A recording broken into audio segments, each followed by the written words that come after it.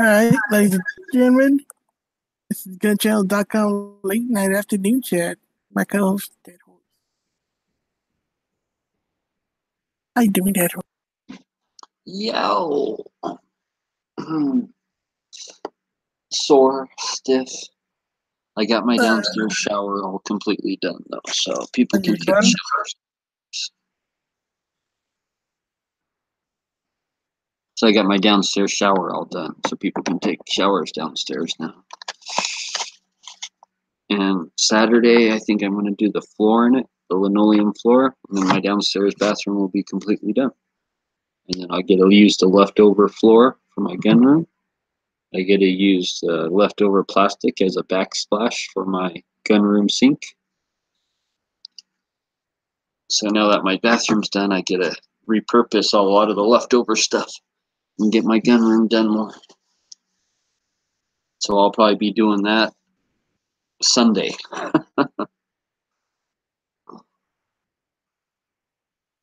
Get back to working on the gun room. You probably have some new ideas. What's that? You'll probably have some new ideas. Oh yeah, no, I already know exactly what I want to do. I just need the money. I don't have the extra money right now, and with Christmas and all coming up and Thanksgiving, and I just don't have the extra cash right now. But hopefully next month I'll be able to afford a couple $100. I'll get my door in for my gun room, and then I won't have to use a blanket. I just got a blanket hanging up right now as my door, just to keep the heat in, right? And it works pretty good. But I want a door. Once I get my door in, it'll be like way quieter and even warmer. And I'll have the linoleum floor in, and because I'm going to do that Sunday, do the backsplash for my sink, and then yeah, I'll be able to. That's pretty much all I'm going to be able to do right now, because that's all the stuff I got. I have to buy more stuff. I need a faucet for my gun room sink, like a utility faucet, and I need some water lines for it, the flexible water lines, and I need pegboard. I need faux brick panels. Faux brick panels I want are $30 each, dude. $30 each. And I need I like that brick. Yeah, dude. I thought it would be something good to look at, right? Like something good to it's not gonna it'll be nice and kind of in there, I think, instead of just plain white walls and shit. Yeah, nobody does them. There's hardly any houses with bricks anymore. Yep. Because shit's expensive, and brick doesn't do good in earthquakes and stuff, so.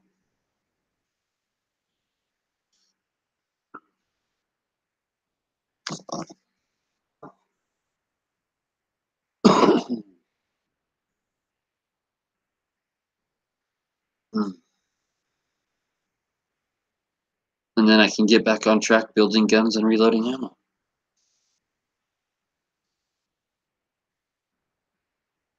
I do have a kit coming tomorrow, a masking kit for AR-15. So when I get that tomorrow, that'll probably get me off my ass to paint my gun maybe this weekend too. And I can put together that 6.5 Grendel, have that done, which will be nice, I think.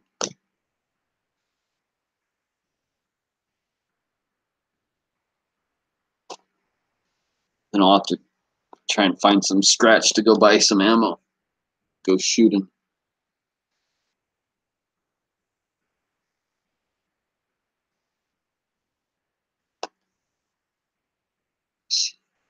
I can't wait to see that master kid, how it turns out.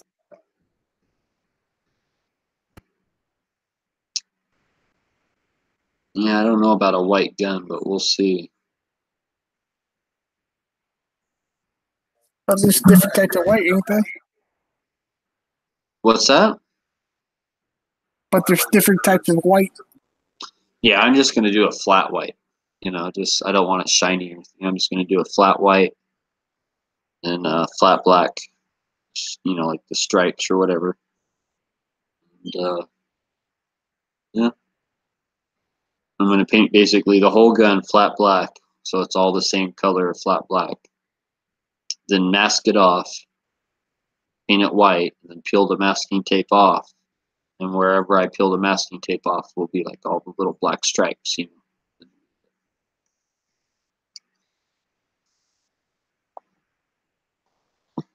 And then I'll have a winter camouflage gun, I guess. I don't even know if that's the gun I want to shoot in the winter or whatever, or if that's even a thing, but maybe. We'll see.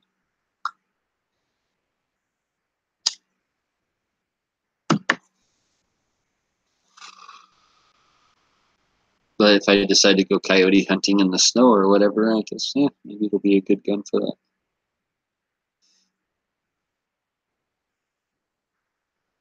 Yo, in Utah, you get money for shooting coyote, right? In my county, yeah.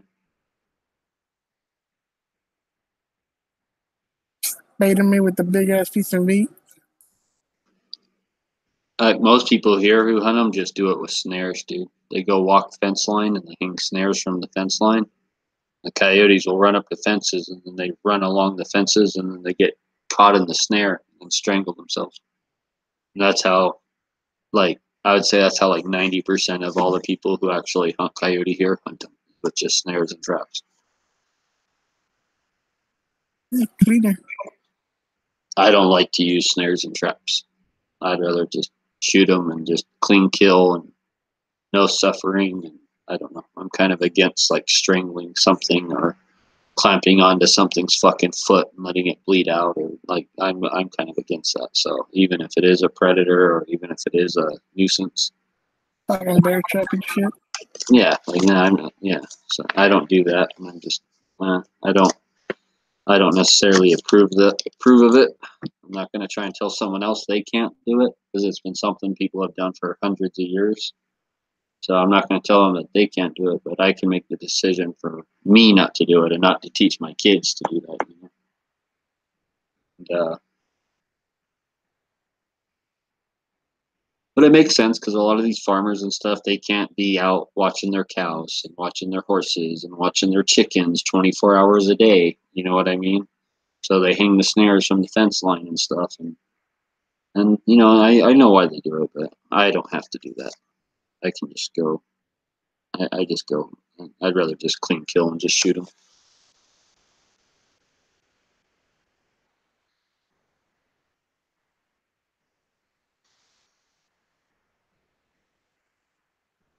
And they are all over this year, man. They really exploded. Yeah, somebody dropped their Viagra pills. That's what happened.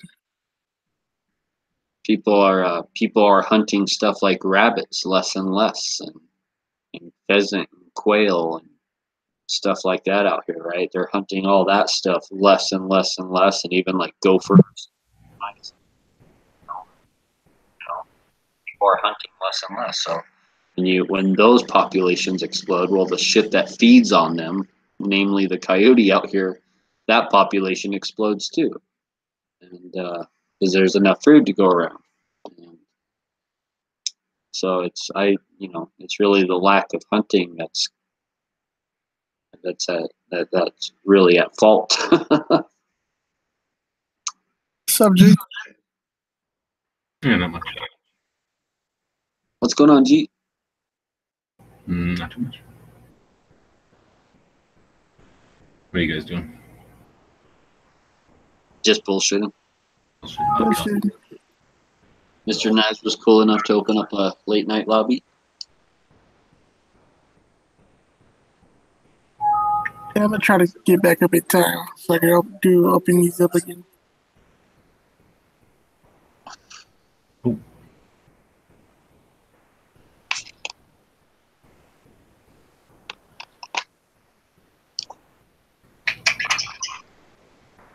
Yo, how much is that fake brick? $30 a sheet. A sheet? Yeah, it's a 4x8 foot sheet, just like sheetrock. And it's $30 a sheet. And I need 4 sheets, so that's $120 just for 4 sheets. Whereas sheetrock, if I was to go buy 4 sheets of sheetrock right now, it'd be like $36. You're talking to make it look like fake bricks? Yeah, inside my gun room. Yeah, you can do applications to make it look like fake bricks.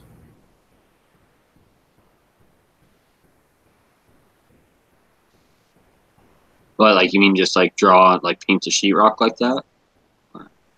I imagine there's a couple different things you could do. Something like drywall mud and a sponge. Can Oh, do like it. a faux finish, yeah. Yeah, exactly. I guess that's what I said. I guess she got sick of this. She said, "Fuck faux finishes," and she left.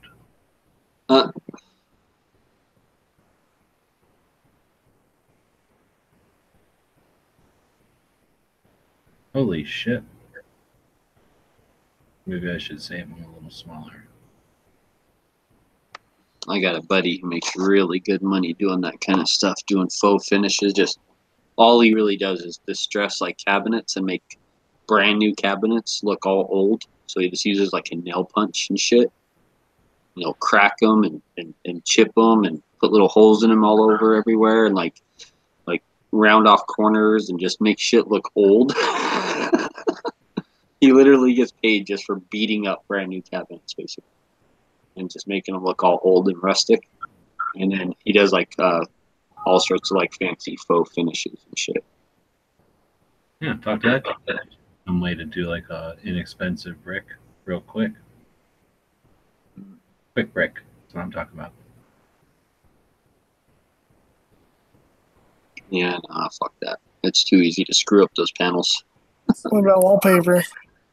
Those, well, see, I don't have sheetrock where I want to put the brick. I don't have sheetrock. It's just plywood on the inside. So that's like, I want to put that faux brick panels right over the plywood and be done. Just a couple screws and boom.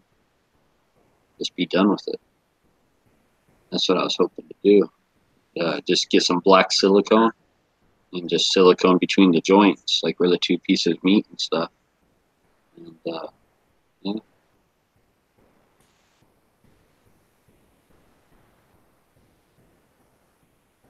That's why they charge so much money for it, not because it costs a lot of money to make that shit. I can buy the cheap wood paneling.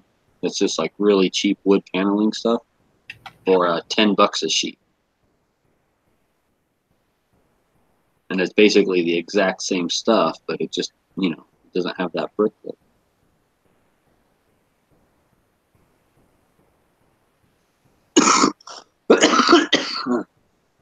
That silicone's kicking my ass. That silicone has like a lot of like VOCs that it puts off in the air. And being in a tight little enclosed space like a bathtub, going all around with that silicone and shit gets you pretty high, man. Gets you lightheaded, and then it gives you a headache. And, yeah. Yeah, I know. It's not good to be breathing that stuff. There's only one thing I suck that putting caulking on edges.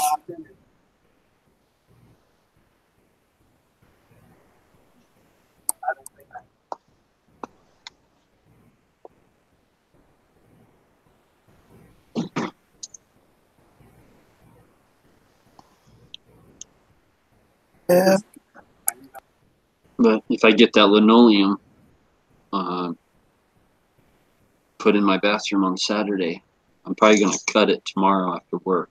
I'll pull it out, I'll cut it, and then I'll put it in the bathroom Saturday. But it sucks because I put it in the bathroom, I have to take out the vanity, take out the washer and dryer, take out the toilet, take all that stuff out, then lay down the linoleum, right?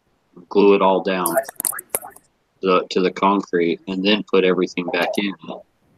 And then I got to do baseboard. I haven't bought the baseboard, but I'm going to buy the PVC baseboard since it's a bathroom, so the stuff doesn't rot. I don't even got to paint it. It's already white. And I'll just glue that in with some construction adhesive. And so I'm not even going to nail it. I'm just going to glue it. I'll put the baseboard in, and then, yeah. Then I get to use all that leftover linoleum for my gunroom floor, and I'll be able to put the floor in my gunroom, and I think that's gonna warm it up a lot. Cause that fucking concrete in there, oh my god, dude, that concrete's so cold, like it sucks the heat right out of your shoes, like right and like like your feet freeze. Like you can't even have your feet on the floor. It just sucks all the heat out of your feet. Since you got a door, From the pneumonia. Go ahead. you got that section of your garage that's for like putting a car in. You can just set a fire there on the ground, and then that heat would distribute over to your area. Like maybe 3 campfires. Yeah. Row down the thing. Have like a fan or something. Smoke out. Also, when you lay down on the linoleum, make sure you wear long sleeves, dude. Long sleeves. Okay. Is that glue pretty fucking nasty? No, that's what is it, like little squares? No, it's a big ass sheet. You roll it all out, and I'm just gonna cut it and put it all in one piece. That's why I got to take everything out of the bathroom.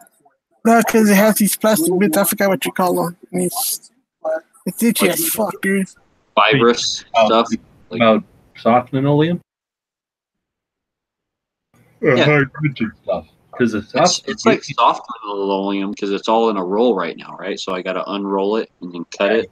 A bunch of paper, and you tape it together, and you make your pattern, and then you go out in the yard or the driveway, and you roll out your linoleum, and then you cut your pattern, and now you got your pattern, and then you take that into the bathroom, and you can pretty much kind of like wedge it in there. I've never had to take everything out. Like kind of wedge it, you bend it in like a horseshoe shape, and then it'll go around the bathtub or whatever call it, the toilet, and then you set that in, and then you kind of bend it a different way, and it goes around whatever corner, and then kind of push down whatever pieces go into whatever corners and stuff. But I don't think you need to take it all apart. Well, I was going to set everything on top of it because, like, I've been like all the old houses I've been in with linoleum. The linoleum always peels up from the edges, right? Yeah. So that's why I was going to set the baseboard. Cut your pattern, make it a little bit bigger, and then just unscrew your toilet, lift it up, put it underneath, and lift it back down. You don't have to. Oh yeah. I don't know. I guess you could remove everything if you want, but it's in your basement and shit.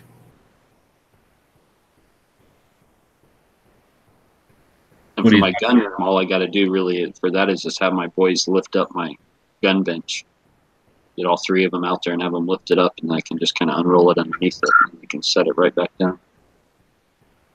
Oh, you're putting that in there? Yeah, I'm going to use all the leftover because I bought a big ass roll, like a lot more than what I needed for the bathroom. Because I was like, I'll just use the leftover for my gun room. So while I'm out, why I have it all spread out, cutting it, might as well cut the gun room at the same time, get it put in there. I think that'll make a big difference as far as the heat in there, because that concrete right now is like I think the coldest thing in there. That's making it cold. Because like it'll be so hot in there with the little heater running, all that, just with the blanket over the door right now. It gets so hot in there, I can be in there with a t-shirt, but my feet are freezing cold, even with the heater blowing right on them, just because of that concrete. Man, it's sucking all the heat like right out of my feet.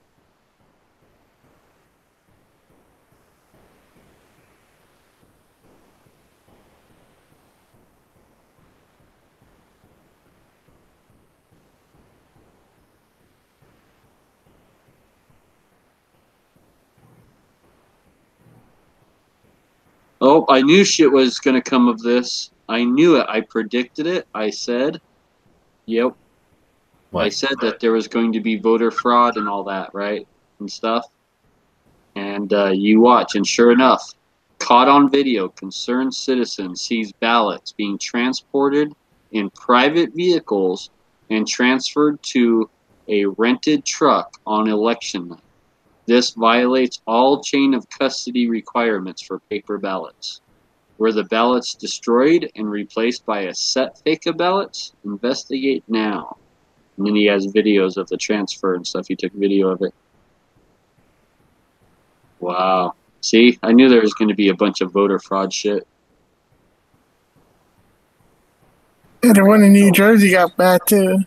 And does anyone put it past these Democrats for all like the stupid shit they've done and like, like all the just look at all the dirty shit Hillary's done, right? I mean, does anyone put it past these Democrats to do shit like that, to like try to pull off the switch like that? I don't put it past them, dude. Not at all. I knew there was going to be some dirty shit that was going to come out of these elections.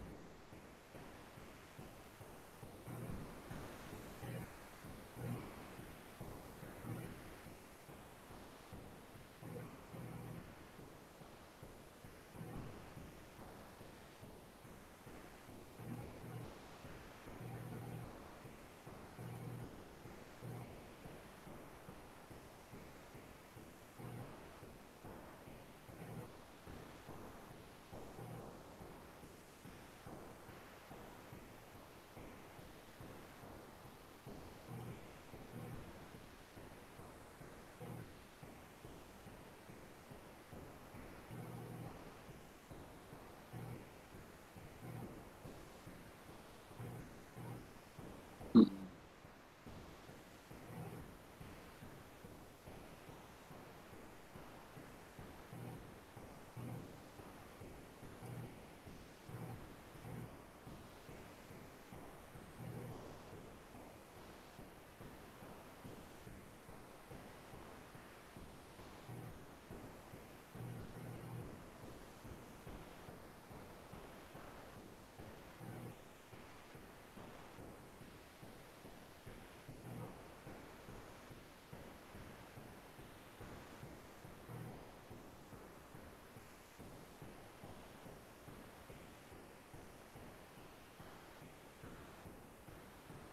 All right, well, I got to jump out and go over to Yankees. Thanks for hosting, though.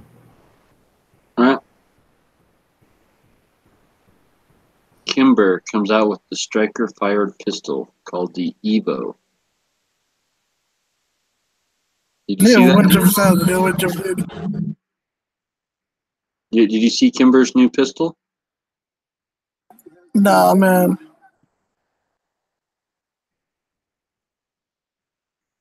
So, dog.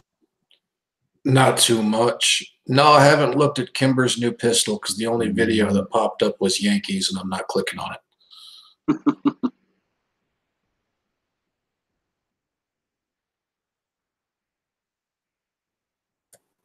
I've been working all day, so I haven't taken time to actually look. Is it nice?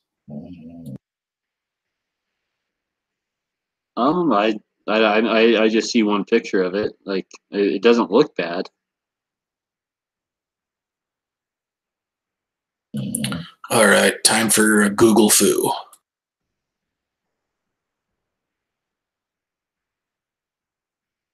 By the way, do either of you guys use BitChute? Nope. No. Awesome platform. They've been super supportive. So for any viewing pleasure you might do that's not necessarily gun related, that you're looking for that wouldn't be on GunStreamer or GunTube, they're a perfect YouTube alternative. Just put that on the front page, right? I just did. All right, good. I'll be right. I gotta go put this toolbox in my closet. Be back in a few.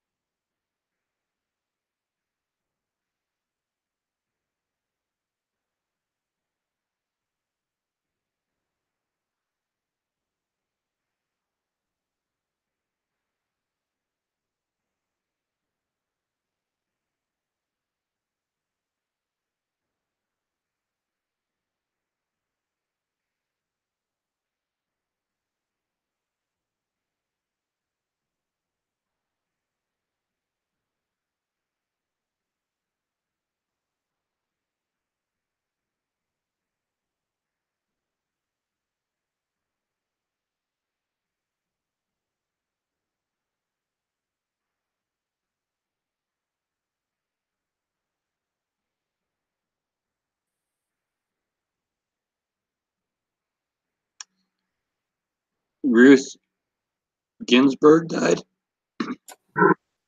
No, did she fucking really? I don't know. I'm reading a thing. Ruth Bader Ginsburg dead at the age of 85. Oh shit, dude! I just heard this morning that she broke a rib. Drudge Report.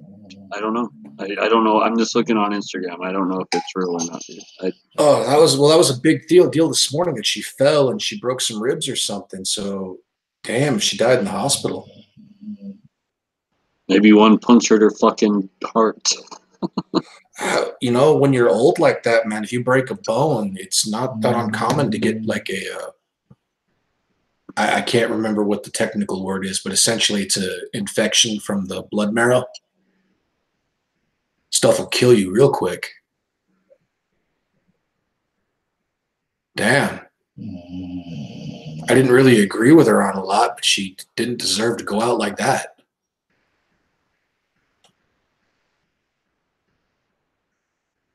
I have zero compassion for enemies of the state. If it was up to me, she would have been hung for treason. Oh, I don't know. Let's see here. And about 20 to 32 years ago or whatever, she would have been hung for treason. So, yeah. Oh, my compassion doesn't come from her, man. My compassion comes for the kids that had nothing to do with it. Regardless of how I feel about people, I hope that their grandkids and stuff don't have to watch them decline in horrible ways.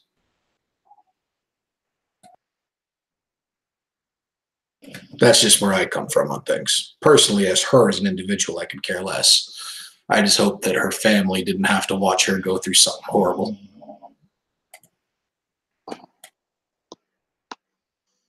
Her family's already had to watch her go through something horrible by like fucking voting against Second Amendment. That's true. Dude, I'm not finding any new guns on Kimber's website. What the hell? And my dog is snoring super loud.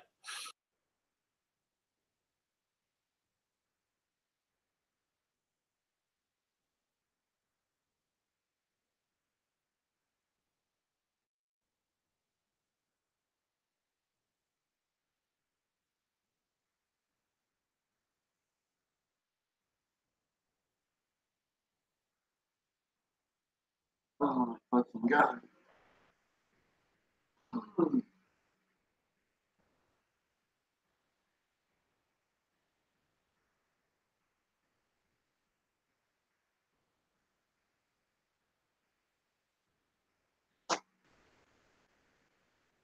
Yeah, their new gun is supposed to be striker fired, right?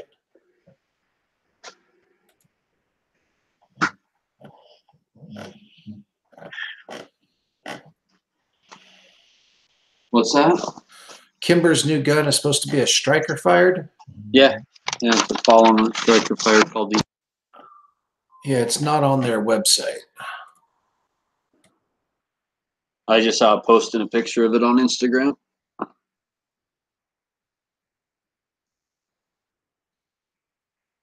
To Instagram I go.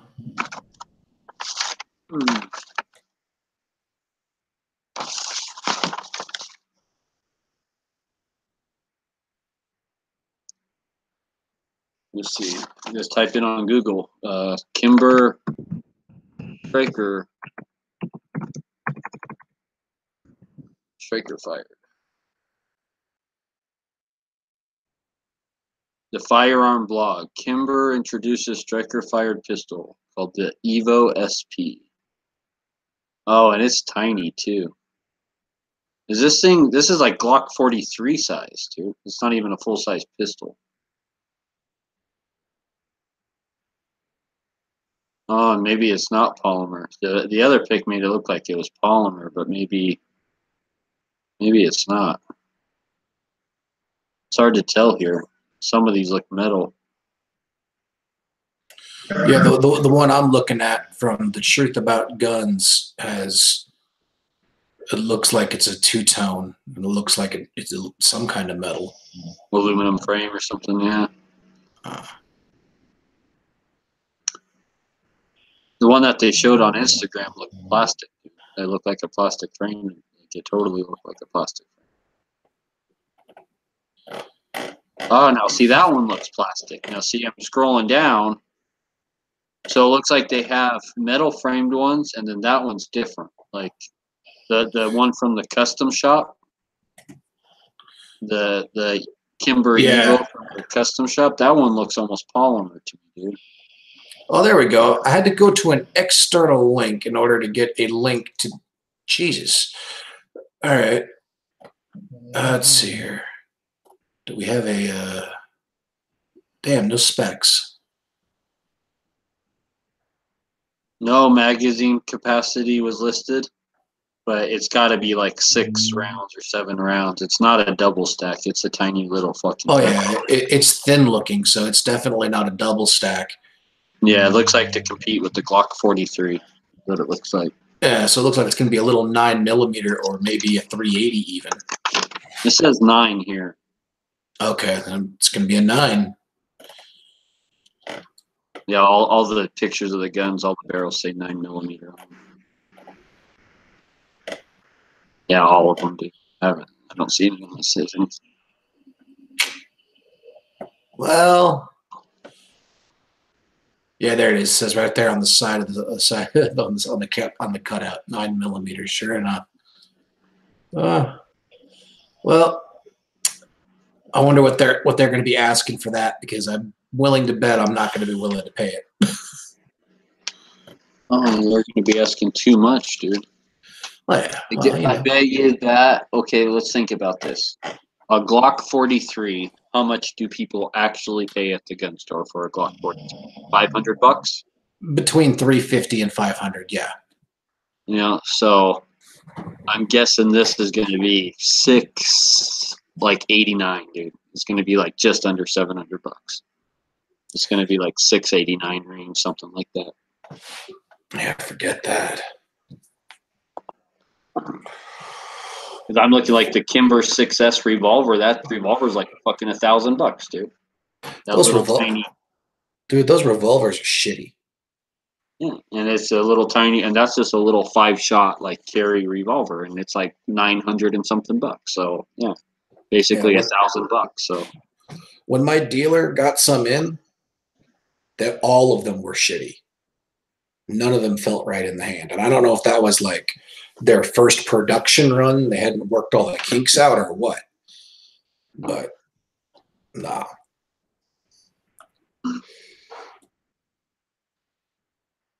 I'm not about it. If I was to ever own a Kimber, it'd just be a full-size 1911. And that's it. I've owned 3 of them. Or maybe one of their bolt actions. I might own one of their bolt actions. I've never owned one of their rifles, but I've owned 3 of their 1911s, and I hated all of them. I have a thing about a gun that doesn't run out of the box that just upsets me. And it could have been that I just got 3 lemons in a row. So, you know, everybody's experience is their own. But for me, it was just 3 bad guns in a row. I wasn't doing it again.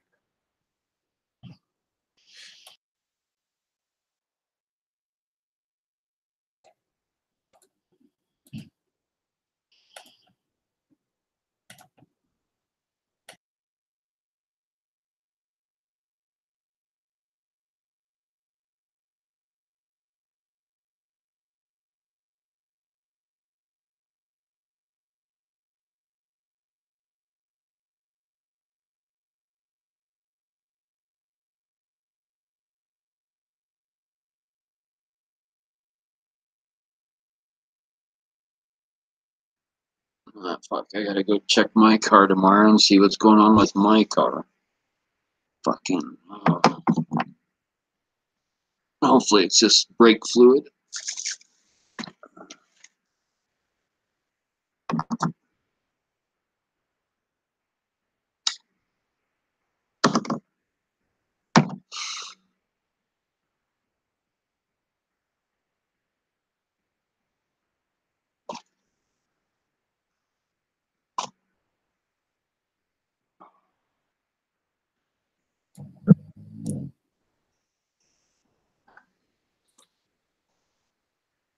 Doggo.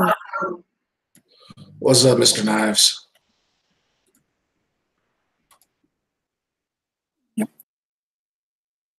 Anything else came out today? Dead Horse was saying apparently Ruth Gator Ginsburg died. Yeah, she was at the hospital. Yeah, I heard this morning she fell and broke a rib, and I guess new news broke. I guess she's passed. Again, I don't know that. That's just what I read on someone's page on Instagram. Like they might have just been like, you know. Well, I'm surfing the news websites right now looking to see if a guy can confirm it. People were offering up their organs to save her. Really? Yeah. Fuck no, dude. No. That's how far they done. That's how far they gone, dude.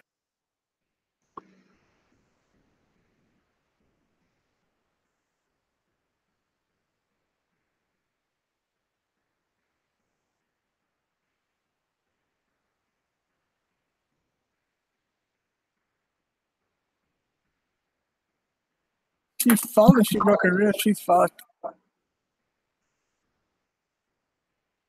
Well, if she can't like do her duty, if she can't appear and all that, right, in like a certain reasonable amount of time and all that, like we can remove her, right? Like Trump can or something, right? There's got to be some kind of process for that.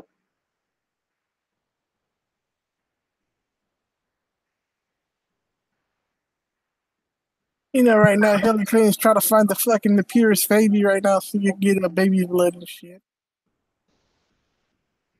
Up to God knows.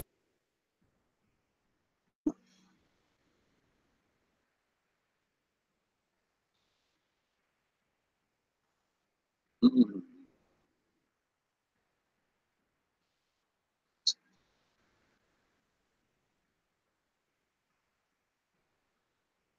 Endomags, $30.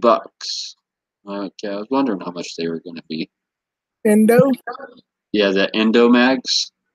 So it's just a magazine that it looks like an AR mag, but it takes 9mm rounds, and then you just stick that in any regular AR lower, and have your 9mm upper on it. Now you're shooting 9mm, but out of your same 5.56 lower. I'm sorry, man, but the Endo mag sound like I expected like a little weed leaf on them and shit. That's how I expected them what they described it to me. Yeah. Well, I think this is the same company that makes that Glock like brace and stock for Glocks, right? So you can put a pistol brace or a stock on just a regular Glock. Yeah, did you see that CMMG came out with the new brace? Uh-uh. I forgot what they called. Hold on, give me a sec.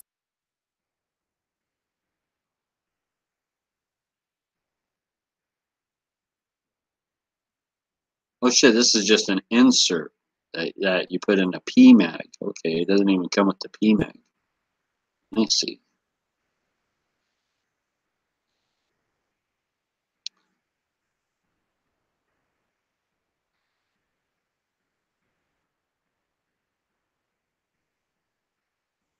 $40 with the PMag, $30 without.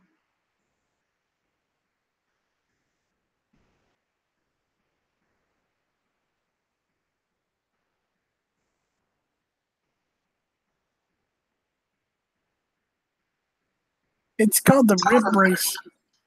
The what? The what brace? Rib brace. RIP and then brace. Okay.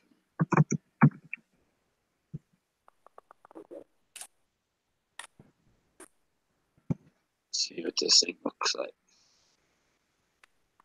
On Google images. Oh, it looks just like the SB. It's made by SB, dude. It's the same exact one as that SB brace. They're just rebranding it. Okay. Yeah, it's the exact same as the SB brace, the SB A3 or whatever.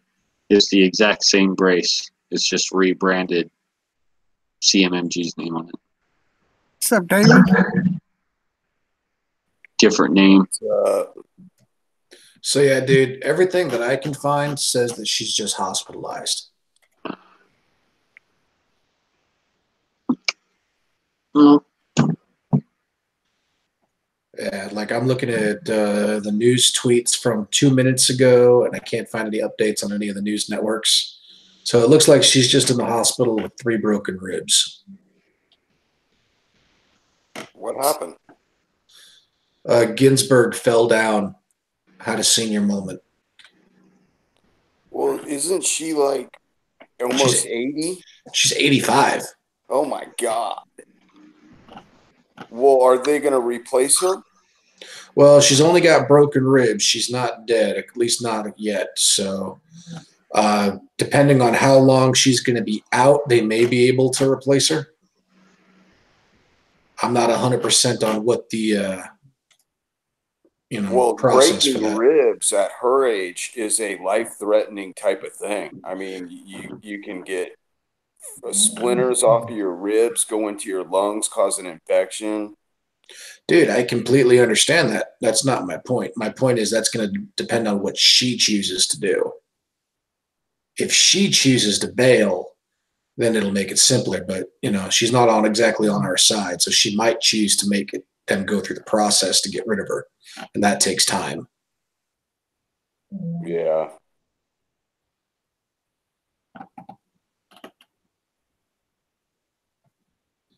So I don't wish harm on anybody, but I mean, I wish that she would kind of just go ahead and take this time to retire. I mean, if you can't walk without falling down and hurting yourself, and then you have a serious injury where you have to be hospitalized, time to call it quits. Yeah, apparently, wow, Jesus Christ, Knives, you weren't kidding. People are asking if they can donate their ribs to her. I don't think people understand how donations work.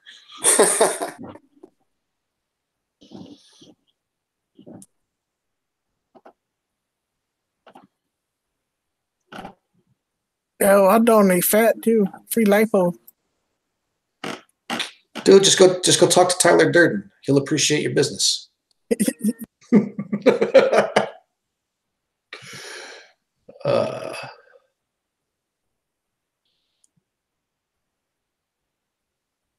So what have you all been up to? I've been working all day, and I've been working on a BitChute all day, trying to get myself caught up on how to use that platform.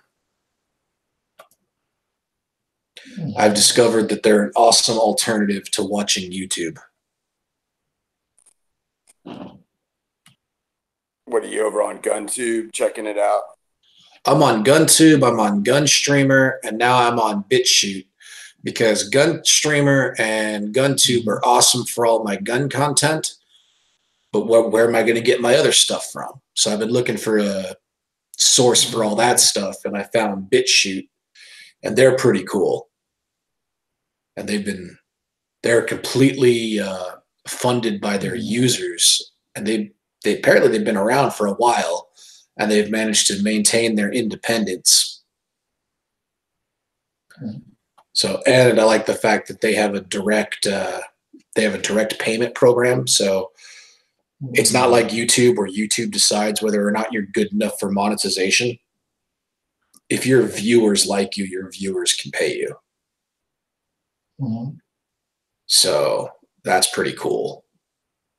Yeah, you should use what Knives is using. What is that Knives you're using? That Bender or Trent? What is that website? Which one? I'm not. I just use YouTube. That's it. Binder or something? Grinder? Grinder. That's what you were using. Isn't that a gay guy app? I don't know, dude. I don't know either, but that's what he was telling me. He was like, yeah, you wouldn't believe how many guys were talking about gun barrels. Oh, who is that? What's his name? I bet they were. Who was that shit? Oh, man. It's on that website. Dude, I forgot who was using it.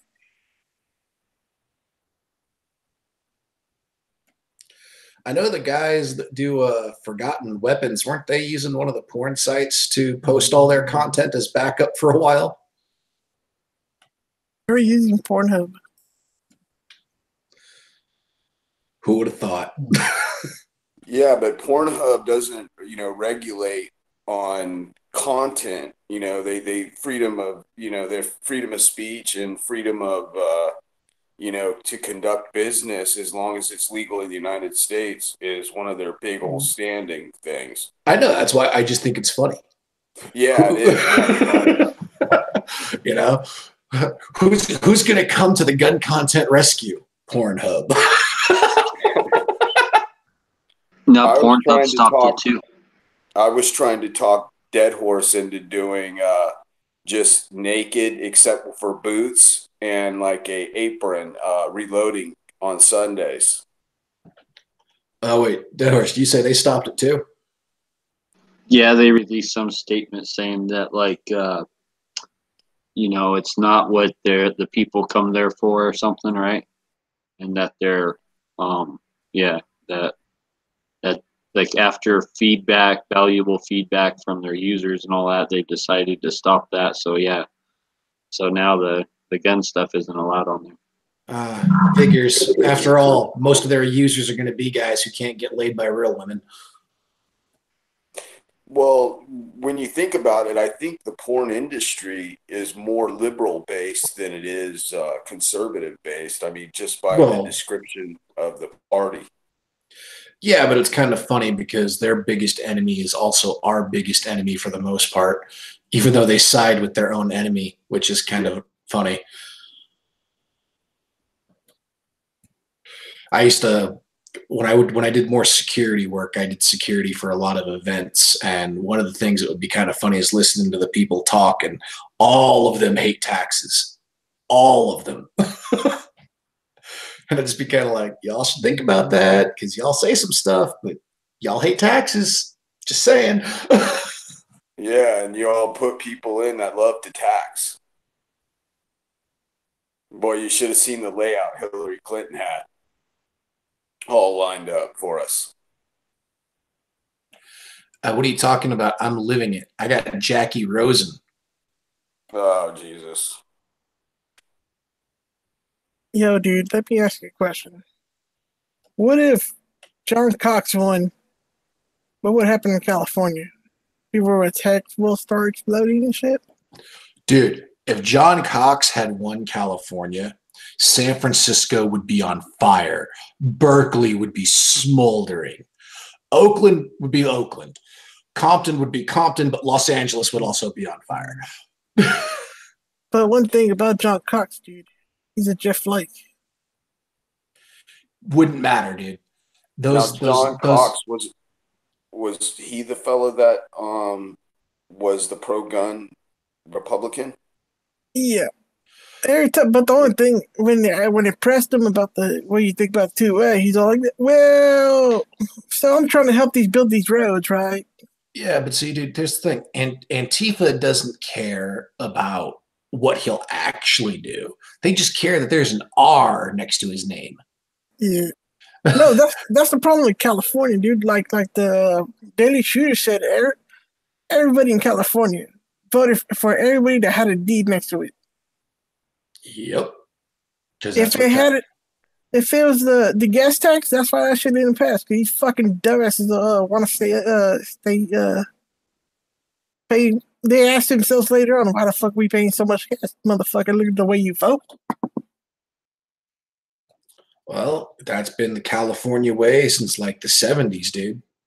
I'm feeling bad for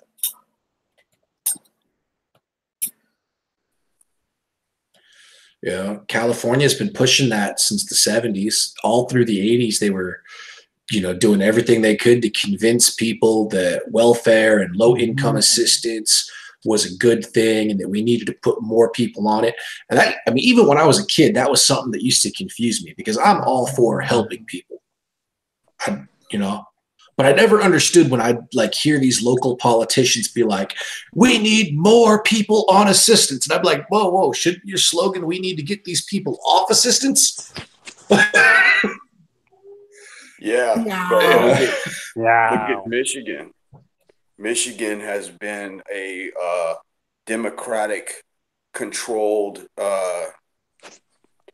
party since 1961, and since they've given out so much money on those assistance programs and had to overtax businesses and all the places that are actually doing things. You can drive around. It's because it's shaped kind of like a wagon wheel from the center of the city out. And basically, you can see like buildings, like there'll be like a really nice house that is like probably like $1 million next to a crack house that's got plywood up on the freaking windows and shit. It's just horrible like that, and because they've done that assistance program, pushing, Planned Parenthood, and you got a bunch of, I think it was 1 out of every 5 ethnic people are married because it's actually it's better for them to be unmarried and be married to the state and it's like a whole like I watched a whole thing on where they described how this type of politics is not good for any type of country or any type of situation. And they went in and they went through it, and they weren't like ragging on Democrats. They were just saying why these kind of systems and these programs, they start out with good intentions sometimes, and they out of control, and before you know it, they cost the taxpayer so much that businesses just pull out. And once the businesses pull out, well, there's your income, because you're supporting a bunch of people. And even Potatoes and Lead said when he has to drive over to one of the other plants that are more in Michigan, like in the city, to do some kind of work or something, he says, dude, usually there's like rats and shit running around in there. He says they're dirt floors and it's nasty. Dude, I remember like works projects used to be the thing, and now those are all dead.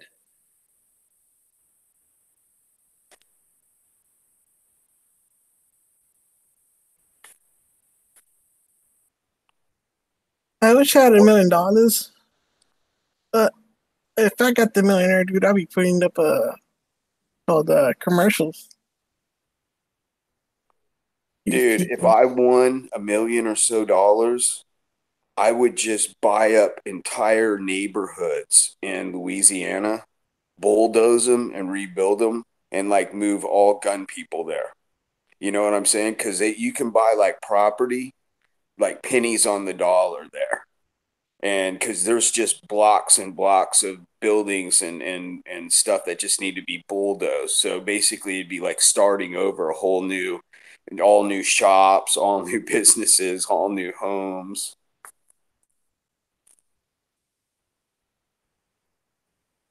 Oh yeah, ladies and gentlemen, hide your kids, hide your wallet. We got Scott in the chat.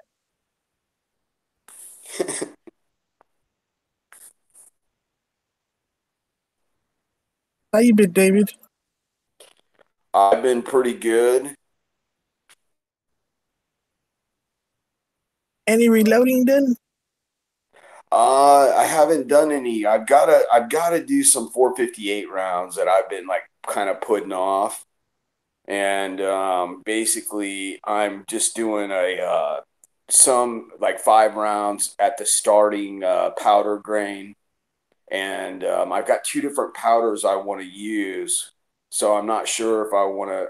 I'm just probably going to do one powder at first, and then work up like 5 different loads. See which one of the 5 bullet loads is more accurate, and kind of write that in my notebook, and then do the other powder. I think instead of taking 2 boxes with 2 different powders and having to write down all this information with my goddamn magnifiers that make me look like I'm crazy, like I'm like some kind of evil scientist.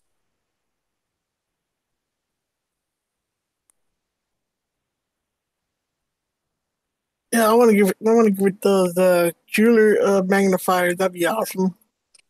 Dude, that's what I got, man. That's what you need, a pair of. And when people look at you, your eyeballs look like the size of freaking saucers.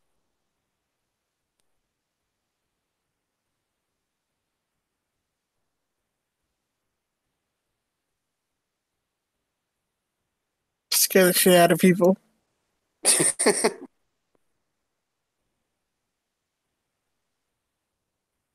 You need to wash your face. I see a lot of blackheads on your nose. A lot of blackheads. No, like when you use those, you see people's faces and shit, what they have. Oh, yeah. You might find like a woman with like a hair coming out of a blackhead on her nose. Yeah. Hey, man, don't laugh, but I was over at a what the hell was it? Where they have pools. It's an apartment complex. I was over at this apartment complex, and I saw this younger girl, probably in her mid to late 20s, got out of the pool, walked by me, and I saw something in shining off her back, and I was like, what the hell is that? I asked my old lady, I said, dude, what's on that girl's back? And she's like, oh my God, she's got a blonde hair that's like 5 inches long coming out of her back. And I was like, oh my God, I just barely could see. I call those wandering hairs, dude, because we all get them. I got a white hair that will grow right out of the middle of my forehead. I got to remember to get.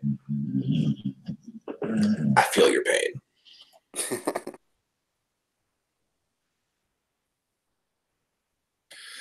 By the way, has anybody else heard this nonsense where apparently you're not supposed to shave in November?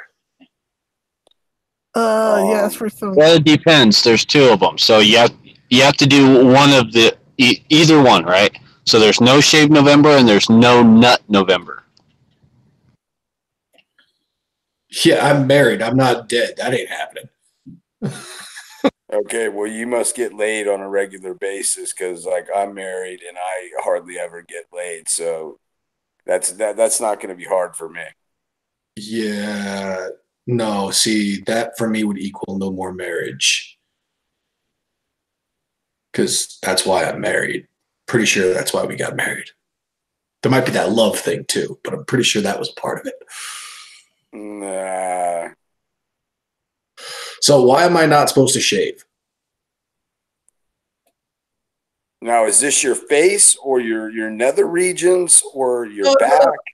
I was gonna shave my beard and my head today, and my nephew's like, "No, you're not supposed to shave. It's no shave November." And I'm like, "What the hell is that?" And he never got back to me.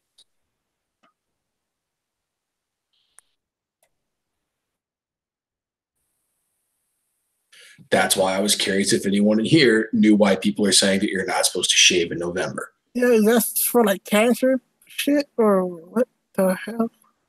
Oh, is it a cancer support thing? I think so. All right. Well, in that case, I guess I won't shave, even though my hair is getting kind of long. Hold on, let me go Google food on this shit. It can take you a minute.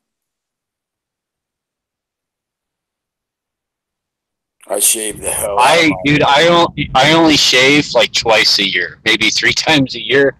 So no shave November. Fuck, I can do that. Like no standing still. Like that's not a thing. Well, see, my face, I don't mind letting my face grow out because I'm just a scruffy looking guy, but I hate having my hair long. So I'm like, I want to shave my head, but my nephew's like, no, that's part of it. So that means I'm like, am I going to have long hair come December? Because that's going to suck. I would just do what you want to do and tell your nephew, be like, I didn't shave my face or my arms. If Mr. Knives comes back and says it's a cancer thing, then I'll just let it grow out because my mother is a cancer survivor. So, and she would be the kind of person who'd be into this kind of shit. So I thought it was for like breast cancer awareness.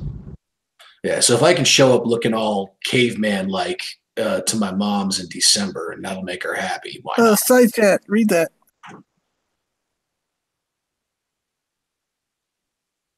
Okay. Oh yeah, so it's definitely a cancer thing. So I'll just let myself get scruffy looking. It says the goal is no shave November to grow awareness by embracing our hair, which many cancer patients lose and letting it grow wild and free. I'm on my phone. I can't see the side chat. What does it say? The goal of No Shave November is to grow awareness by embracing your hair, which many cancer patients lose. Oh, for cancer patients. So yeah, if that's the case, if it's a cancer thing, like I said, I'll show up to my mother's in December looking all scruffy and wild hair. That's fine. Now, are girls not doing this either? Are girls participating in this too? No, it's just a male thing. Like my ex-wife had hair like down to her ass, you know, and then she went to a place and got it all chopped off, and they made 3 wigs out of her hair for cancer people. Oh, 3. That's how long her hair was. That's called Locks for Love. That's awesome. They make those wigs for the kids. I don't know, but they sell it. They have to. Locks for Love makes money off of that shit. Do they? I remember Yeah, dude. I had a girl. I used to date a girl who did that. I didn't know they made money off that. She always said they were wigs for cancer kids. And the ones that sell the hair. Well, what they do is they get the hair for free because people donate it, and then someone sits there and spends the time to make the wig, and then they sell it. Like, you know what I mean? Gotcha. Well, like I said, all right. This isn't some SJW thing. This is a legit thing to show for cancer patients. Like I said, I don't mind getting scruffy for that.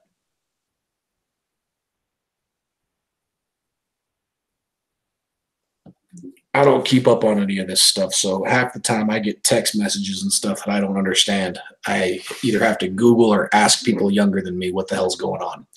Thank you, Mr. Knives. Yeah, I didn't know because I can't grow hairs. I got the shaggy thing going on. Dude, I'm kind of the same way. I don't grow like the big, thick, full, nice-looking beard. I grow the scruffy, vagrant-looking beard. Dude, you don't even know. I couldn't grow a beard for my ass. And like when my facial hair grows in, because I'm Scotch Irish, it's like blotchy. It's like that reddish hair of a redheaded stepchild, and it's blotchy. It's like some of it'll come in on the left side pretty normal, and then it's like looks like somebody took a weed whacker to my face on the right. I feel you. I have those Irish genetics. No, mine looks like Homer Simpson's head. Or got like 3 or 4. There's nothing wrong with that, though. Knives. I mean, you remember all the girls back in elementary school or I guess it wasn't elementary school, but it was probably junior high that had the Simpson lunch boxes? Yeah. See, I don't remember the Simpsons because weren't around when I was in high school. But freaking, yeah, dude. An old Tracy Ullman. Dude, I had the Bud Light lunchbox. Those they give out for free at the liquor store for promotion. Tracy Ullman? No, it had those bags they give you for beer. I see that as the lunchbox and it had Bud Light on it. I got in trouble. I had to pick it up. I had a really cool lunchbox as a kid, but I didn't think it was cool back then. I just thought it showed everybody how poor we were because I had an old ammo can. That lucky lunchbox got made fun of every day for it. Dude, I had the one that had the race car, the Formula One race cars on there, the open wheel racers, like like Grand Prix car looking things. I used to like go to the liquor store and try to buy those 25-cent stickers that I'd stick all over it, try to make mine look cooler because I was a kid and didn't realize an ammo can was actually cool.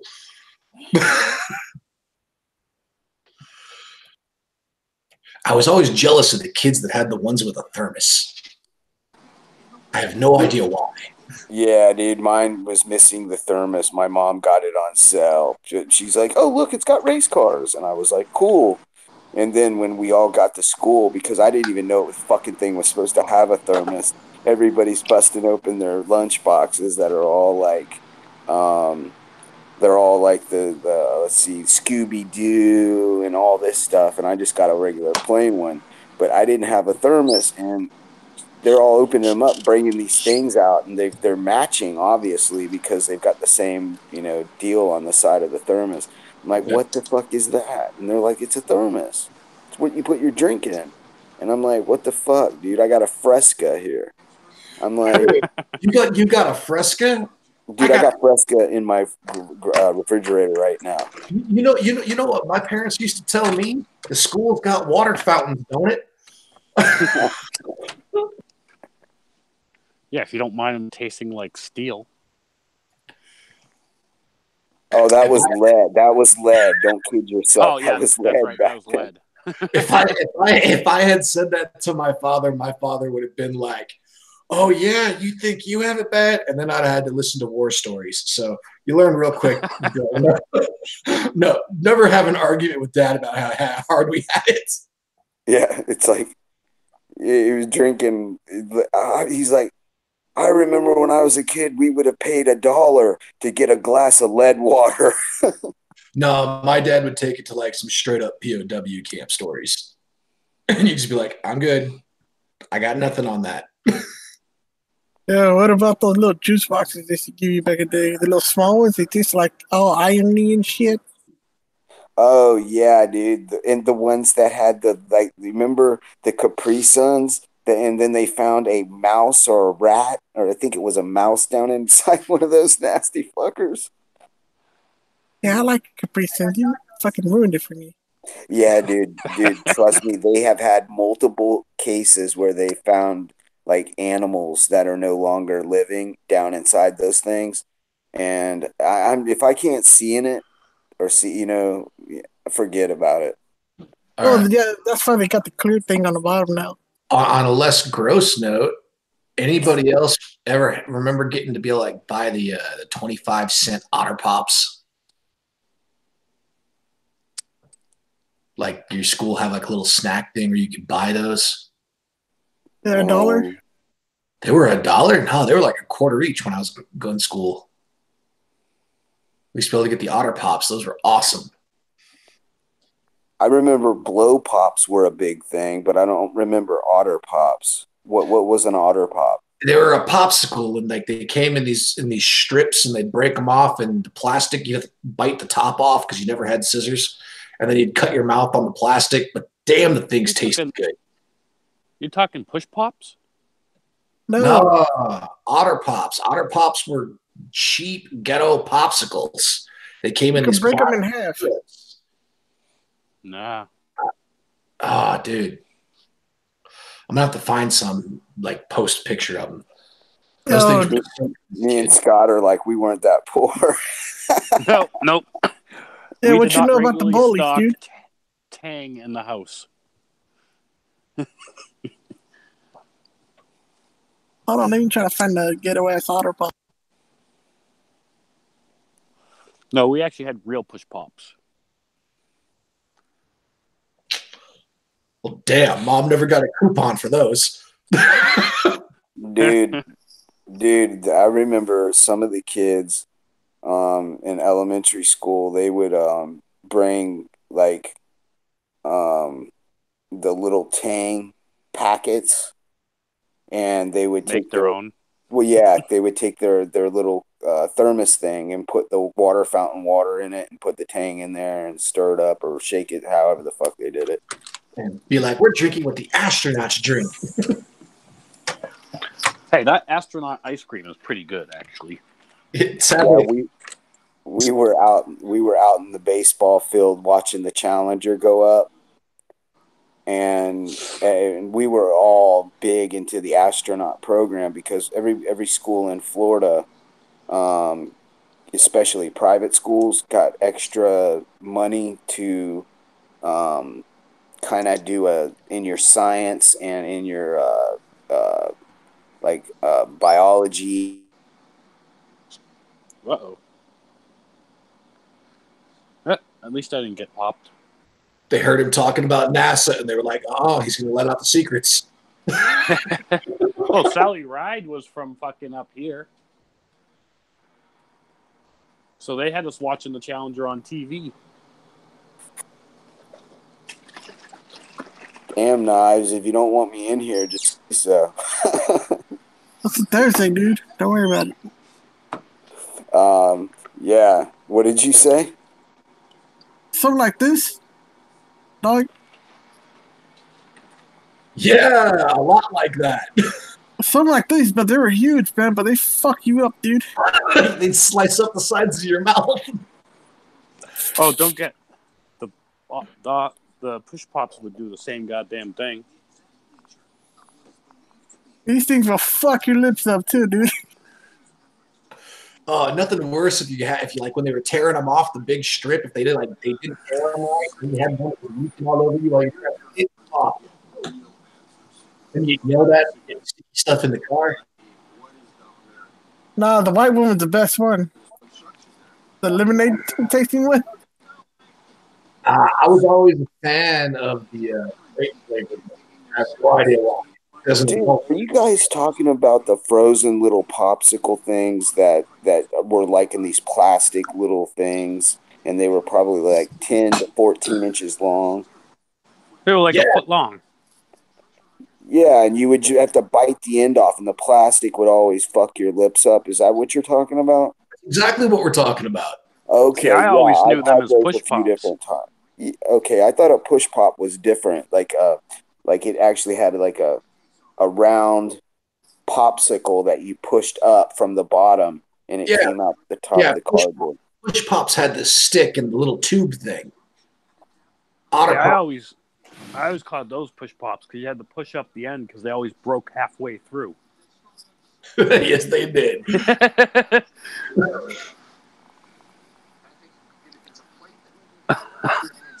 I think they were like 50 cents, dude. I don't remember. Yeah, you could. Shit, I used to just drink those before they froze. Oh yeah, dude! As long as they were ice cold, they were tasty. You could even mix them with vodka, and they were good. How do you think I used to make Jello shots? I used that as a base. Not a bad idea. I used to dissolve a bag of Jolly Ranchers in a bottle of vodka before I'd use them for making Jello shots. There you go. Yeah. Especially if you had some nasty cheap vodka. Let some Jolly Ranchers dissolve in that. Oh, you mean the shit Matt drinks? That's good. Heaven Hill's a good qualifier for a bag of watermelon Jolly Ranchers. See, I learned early. You drink the good shit, you pay less the next day. Ain't that the truth? It's funny. All of my nephews who've reached a drinking age, none of them drink. They were all super excited about it, and then they went and for their 21st birthdays. And none of them have wanted to drink since. I think that qualifies me for an uncle award. Mm-hmm.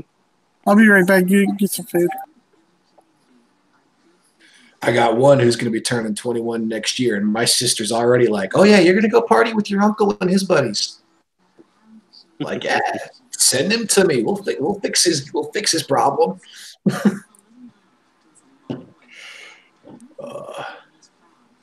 I remember my last nephew, he was like, Uncle, I've been drinking with my friends. I'm all, this isn't drinking a 40 outside of one of your friends' bedrooms. We're starting off with some Everclear, son. Catch up. Oh, you can go blind. Dude, we grew up drinking in that way. When I was a kid, if you had a sneeze or a cough or anything like that, that was my father and my grandfather's answer for everything. Everclear, a spoonful of honey, and a shot of vinegar. Tell you right now. And some Windex. I never remember being sick.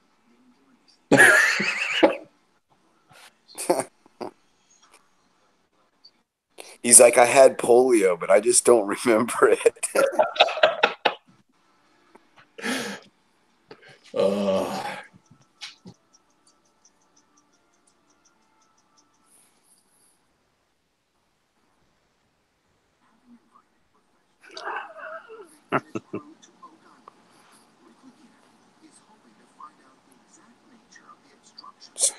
My dog hears me talking about alcohol. He instinctively walks to the door like, are we going to go get some? I want beer. He's like, normally when Dad starts saying the names of alcohol, that means we leave the room.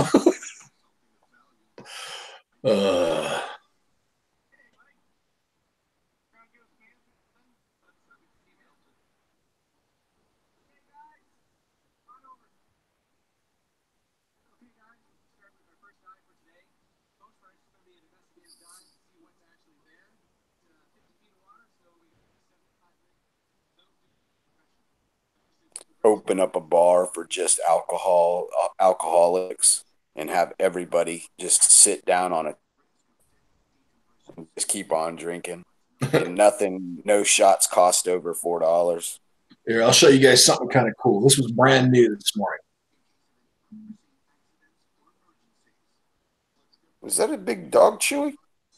This is a bite sleeve. Oh, for your arm? Oh, shit. Yeah. This was a brand new sleeve put on this arm, and it took the dog about 20 minutes to mangle the hell out of it. Aren't those expensive? They're expensive when you first buy them. They're not expensive as long as you take care of the arm skeleton. The arm skeleton is the expensive part. Replacing the sleeve aspect of it is fairly cheap. Oh, okay. So that's kind of designed to be destroyed. Well, it's designed for your dog to latch onto it and attempt to rip your arm off. So, kind of an inevitability. I just put something in the side chat you guys will enjoy. Well, I can't see the side chat, so you're going to have to spill the beans. I'm not saying your side chat, brother. Which side chat are you using? The Hangouts. Yeah, I'm not saying anything from it. Says it posted. We don't have the same chat as you, Scott, if you're on your phone. Oh, yeah, I am on my phone. That explains that. Okay. Well, if anyone is on mobile, you hit that little arrow back button on your mobile, and it will take you to the Hangout side chat. You do At least what? it does on the iPhone. When you're looking at like the main screen where we're all talking here, if you click on it and bring up like you're going to mute yourself, in the upper left-hand corner there's a little arrow. Press that arrow, it brings you like to the Hangout side chat.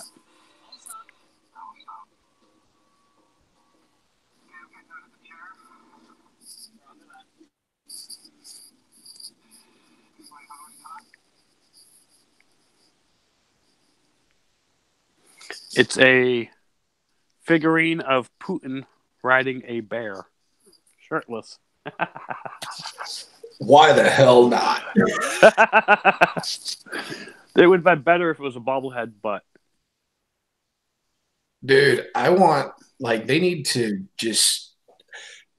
I'm sure when Knives comes back, he'll screen share it for you guys. Yeah, Putin is nuts. Knives, look in the Hangouts side chat. if you're on mobile.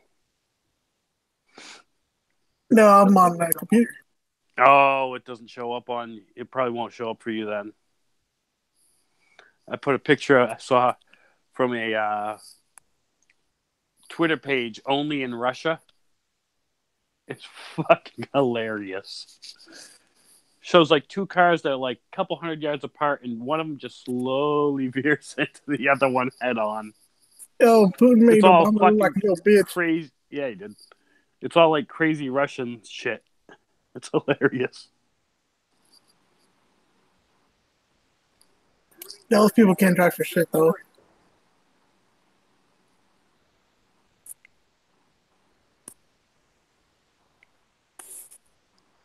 Dead Horse, you still on there? Yeah, I'm here. How did your shop turn out? How did your shop? I haven't really done much to it. Oh, I thought you said that you were getting the drywall up. Well, yeah, I got the drywall up on the outside. That's it. Oh, okay. Oh, the picture you put on Instagram made it look pretty good, man.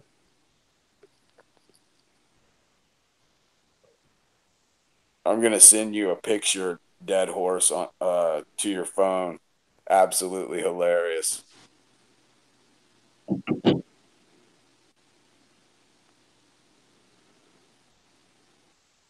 You all remember Andy Griffith, don't you? Yeah. Dude, I've got a hilarious picture of Aunt B and Barney Fight.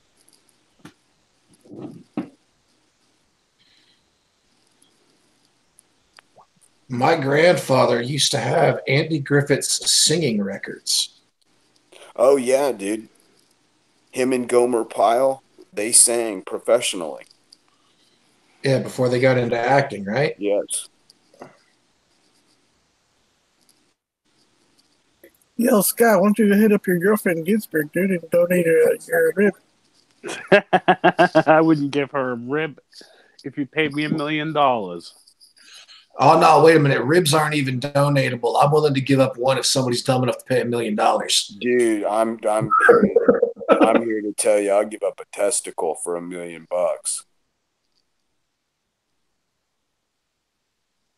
I think if everybody want to give their nuts, man. I'll just give like my little pinky toe, my little nail on my pinky toe. Your pinky toe, that helps with your balance. You might be like falling down the rest of your life. Dude, the little fucking nail I have on my ugly ass pinky toe.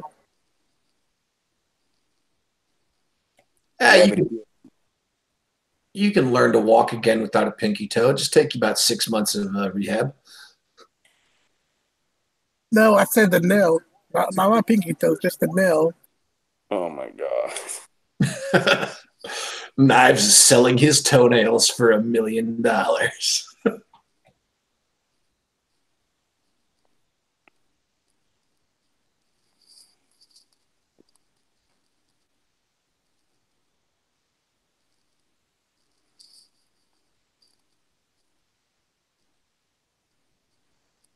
Oh, dead. I ordered a world famous trimmer. I think is what world's best trimmer, maybe? What's it? Don't you have enough fucking trimmers? How many trimmers does one guy need, dude? Dude, I'm gonna start making Christmas tree ornaments out of all the trimmers I have.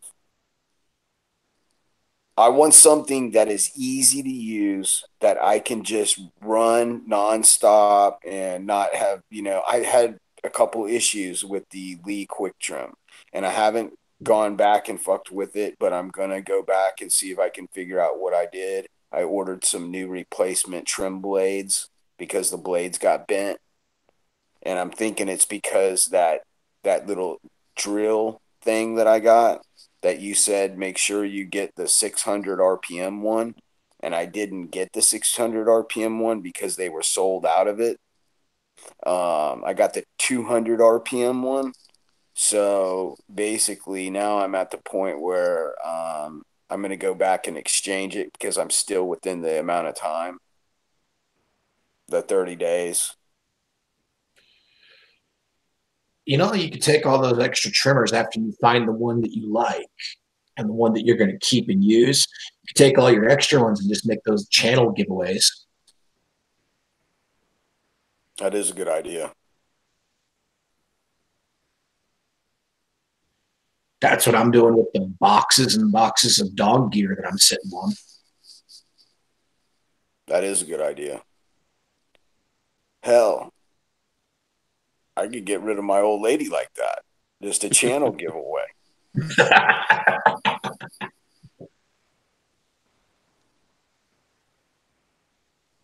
I'm like, I hope you got a big U-Haul because she's got a lot of shoes.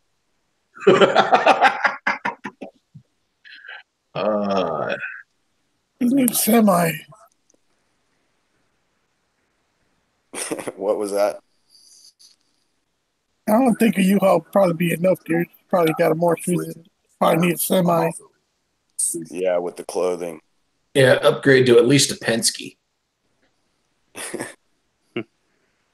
I'm like, yeah, there's no, what do they call that word? No give backs or no bring backs? No, oh, dude, that guy from Black Rifle Coffee, he has a thing. He has a video about that. Yeah. Where they abduct his girlfriend, and the abductors bring her back, and he's like, no, she's all yours. Yeah. And they're like, and she's like, you giving them all kinds of things to do, and they're like, Jesus Christ, get us the hell out of here. Yeah, I've seen that.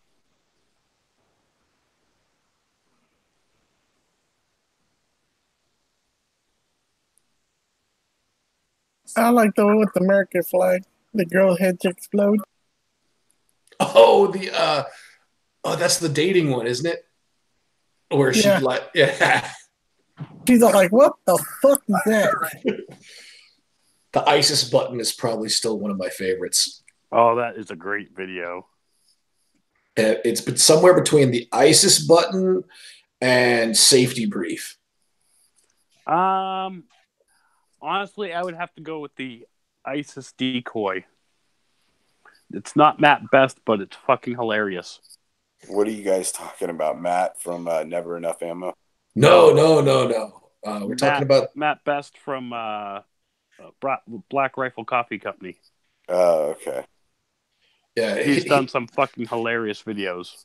His whole crew does funny videos. Like at one point, the song "Safety Brief" that him and his crew did was like my ringtone.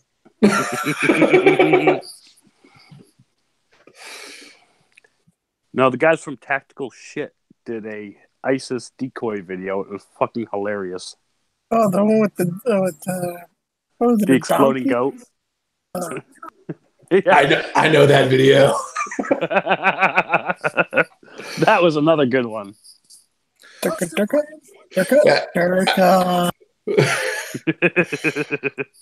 They've done some great videos too. I've sat through corporate meetings where I've had to listen to people talk about morale techniques, and that's why I think the ISIS button, it cracks me up so much.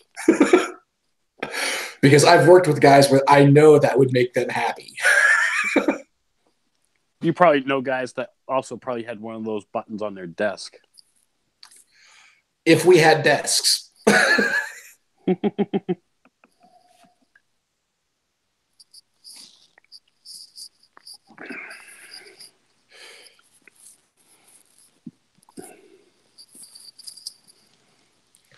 Yeah, when I used to work at this one place where we had a deal worked out with one of the local ranges. They were an indoor range. They used to let us come in after we'd get off work to shoot. And one of the guys I worked with would go to the range every night after work. So like 4 a.m, he's at the range just clearing magazines. And I'm like, dude, why do you go every day? He goes, because I'm not allowed to hit anybody all night.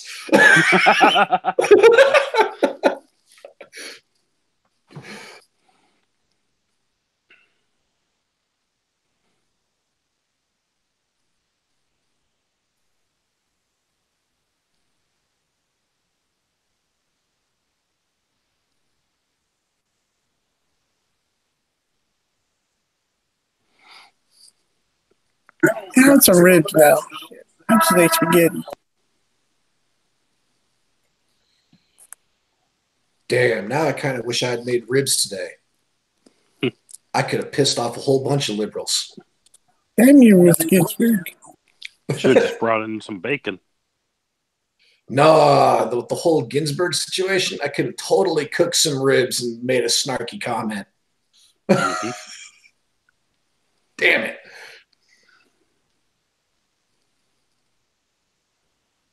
Especially since they're all getting on this hashtag or whatever they're doing, or they're all on Twitter talking about they're willing to donate their organs and ribs.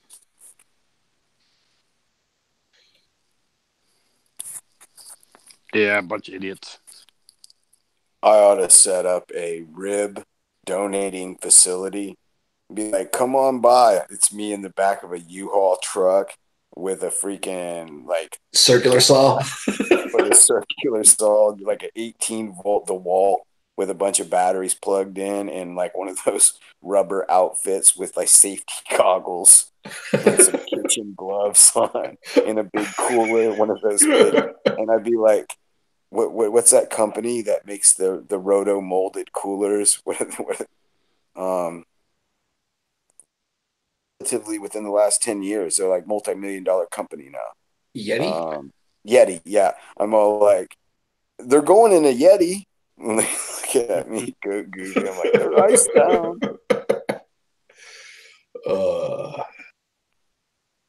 Dude, I always wanted a Yeti, but now after all that bullshit I did, like what, 4 times already? See, I've never been able to bring myself to want a Yeti because I've always seen the price tag and instinctively gone, that's a new gun. But if you buy, there's a knockoff brand that is like half the price of Yeti, and it's made in the same goddamn factory as the Yeti, because Yeti doesn't make anything. No, they're just a brand. Yeah. But these ones are made in the same factory to the same specs, off the same machines. Dude, that's how I buy tons of stuff. Walmart sells them. No, I think these were like the ones from Cabela's and Bass Pro. Yeah. Because I think they called them the Arctic brand or something. Yeah. Did you see the big thing on Yeti where they were asking people not to buy the knockoffs? Mm-hmm. Yeah, I guess. And I guess Yeti as a company is kind of like Black Rifle Coffee.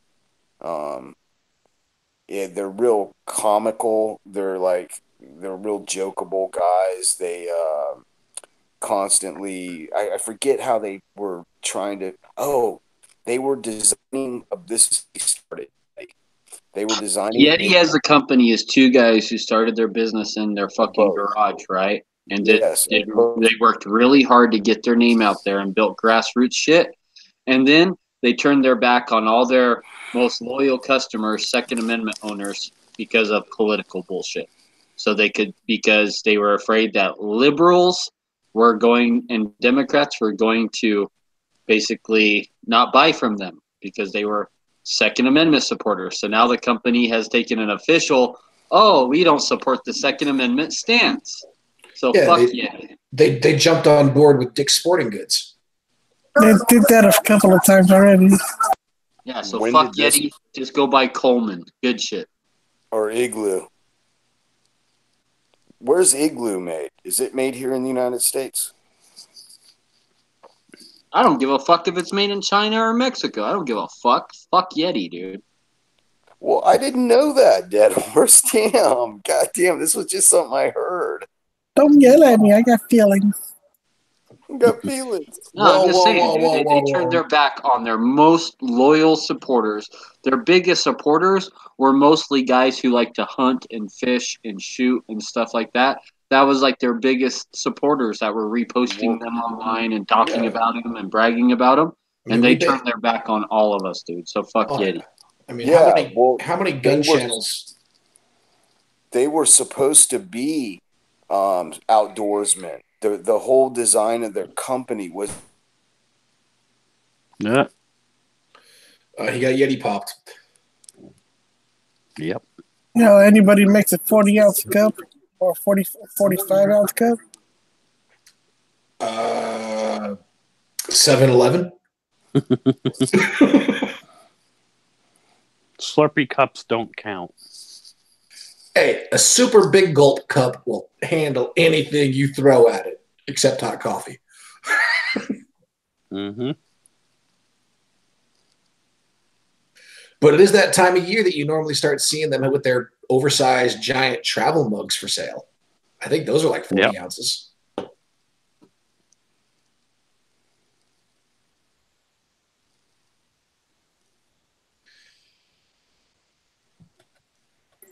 David got Yeti popped.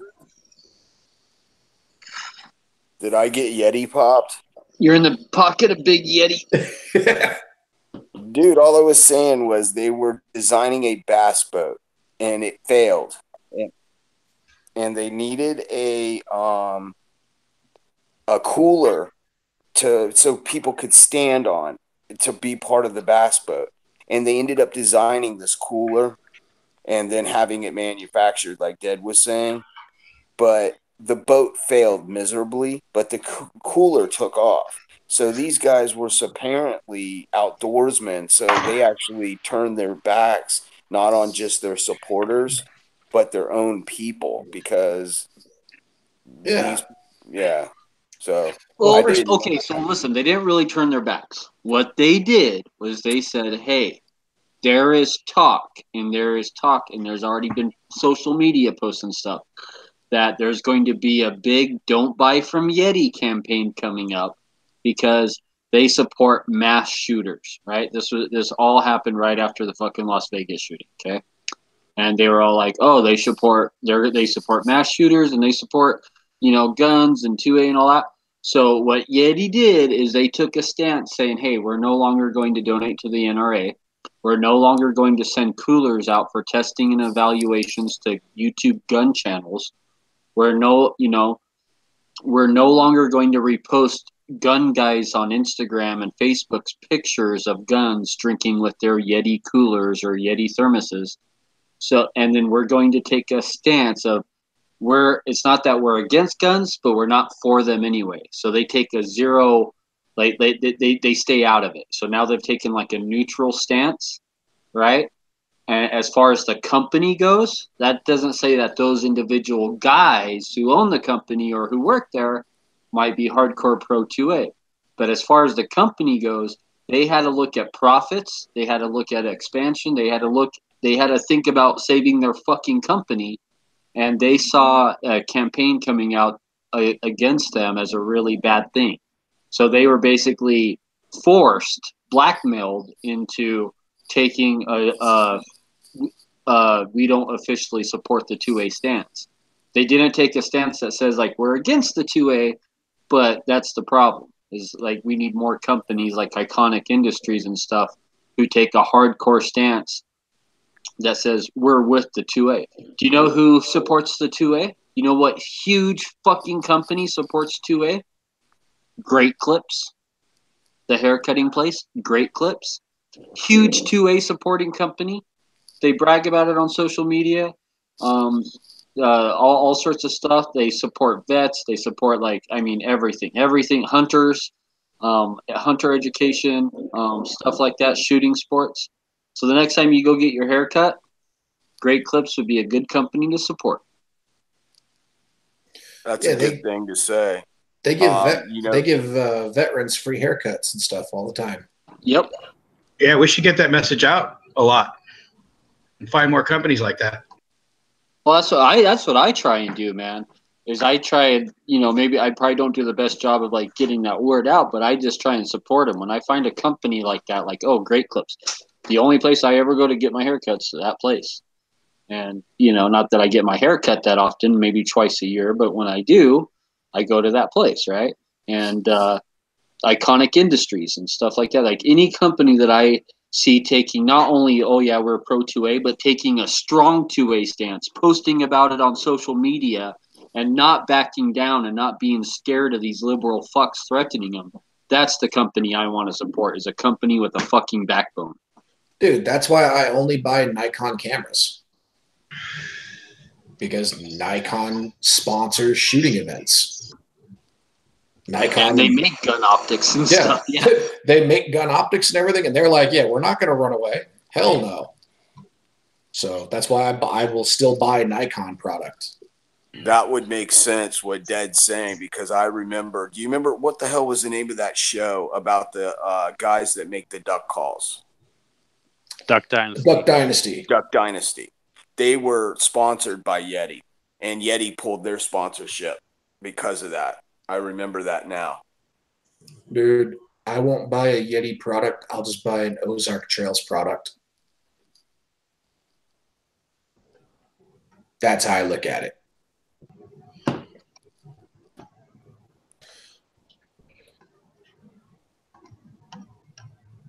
you know, that's one reason a lot of people talk smack about them. A lot of people say it's like yuppie stuff or it's fake stuff. It's like for posers. But I'm still a huge supporter of Magpul and everything they make. They didn't just talk shit. They upped and moved their whole fucking company out of Colorado, not for any other reason, but because of Colorado laws. And they couldn't sit there and support and pay a state tons of tax money for making these unjust laws. It costed them a fucking fortune to pack up and move, right?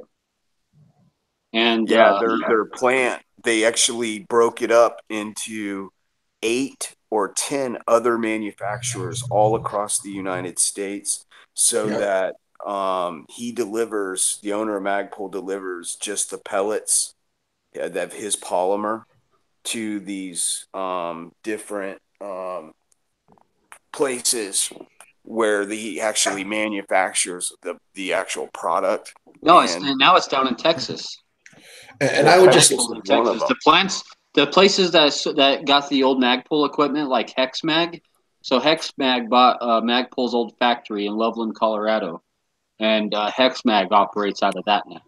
And then that's what happened there. But it's not that Magpul owns HexMag or anything. That's a separate thing. Well, I would like to put it out there that anybody out there who thinks PMags are for, or Magpul stuff is for posers, I will gladly accept all of your donations of your Magpul stuff because I don't mind having all. That's what I'm saying, dude. Like, the only thing that I really don't like that Magpul makes is their bad liver. I think that fucking thing's absolute garbage. Yeah. And other than that, that's a little cool. Their slings, their mags, their stocks, their handguards. I haven't had a problem with anything Magpul. Yeah, everything about Magpul has been great except for that bad lever. I've had 2 of them, and they were both just absolutely fucking junk. I will never put I would never put one of those levers on any of my guns that are meant for like actual working purposes. But I have had one on my long range gun before. And I have to admit, I did kind of like it. I have 2, dude, and when you're shooting super fast, it'll lock the fucking bolt back unintentionally. Yeah. And then you think, oh, I must have accidentally hit it with my finger or something, right? So then you're super careful and you're paying all attention. And nah, it's just that extra swing weight of the gun rocking and recoiling can kick that fucking up. So then you have to pull out your bolt catch spring and stretch it out or put in an extra heavy-duty bolt catch spring. Now see if that bad lever came with a heavy-duty bolt catch spring and they said, hey, you got to replace this because under rapid fire or full auto fire, there's a chance that this might, lock your bolt back, when you don't want it to lock back. Again, I completely agree with you. That's why I said I would never have it on any of my actual working guns. But in terms of my bench rest, shooting long distance marksman gun, I don't mind it because I'm not going to have that problem because I'm not shooting rapid fire. I'm shooting 1, maybe 2 rounds at a time very slowly. It's not an issue on that rifle. That rifle's not moving. If you want one that'll last and won't do that, go to the company Phase 5 and buy one of their levers. It's not a little like toy set screw-on thing. It's actually an aircraft 7075 aluminum part, and they work on full auto guns. They work on semi-auto guns. The only thing is you've got a little bit more real estate out there hanging in the wind, but I haven't had any problems, and I've got probably 10 guns with them on it. I bought the cheap Chinese one from Gun Tech, right? Like made in China one, and that one works. It doesn't lock back. See, I don't like adding anything like that though that changes the operation of my gun. I don't like adding anything like that if it's a gun that I have set aside for actual going to war. Doesn't somebody make a ambi lower? Oh, lots of Where people. it's got POF, LWRC, yeah. Like I have Mega one. arms.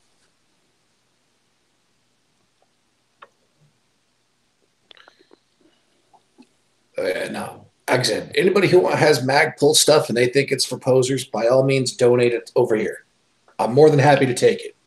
yeah. If the PMags are good enough for the Marines, Dude, I have no issue with their mags. I love it when those mags go on sale. I own probably close to 50 or 60 of those mags. So I got no issues with them. They work. and they're cheap enough. If you break one, what do you care? You buy another one. Oh, especially when you can buy them on sale, like every now and then PSA or one of the other sites will have them on sale, buy them in bulk, you know? Yeah. Especially if you lose one at the range. Lose You're not one worried about it. Well, lose one at the range or catch one on a barricade when you're running a drill and rip the thing out.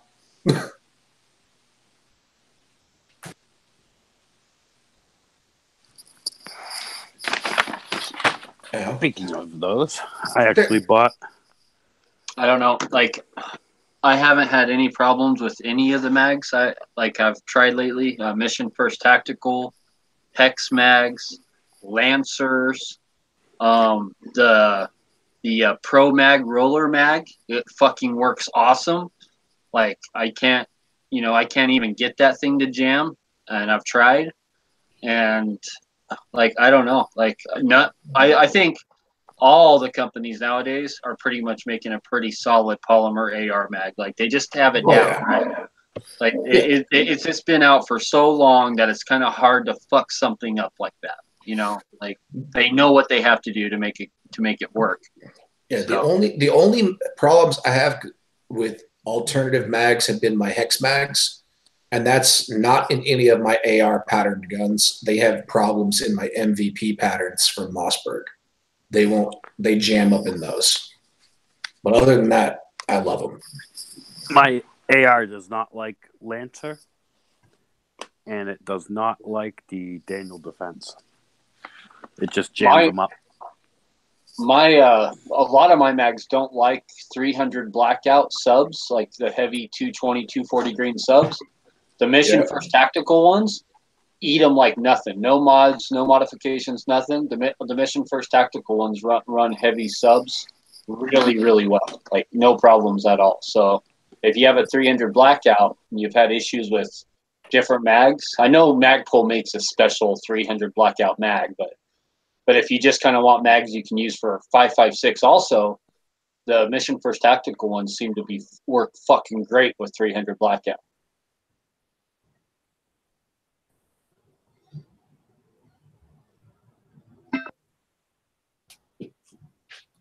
And I've been buying all these like alternate caliber mags, right? The CPD or CDP and the AR Stoner and the oh god, what's the other company? Fucking I can't remember, but like it's the two main companies that make all the 6.5 Grendel or 22 Nosler or 6.8 SPC or the 7.62 by 39 mags that actually work, right? I've been using both those companies' mags, and I've had problems with both of those companies. And those are the two companies everyone's like, oh, you got a 7.62 by 39? You need these mags. Wyndham Weaponry? No. Because they make, or I don't know who makes their mags, but their 7.62 mags run flawless.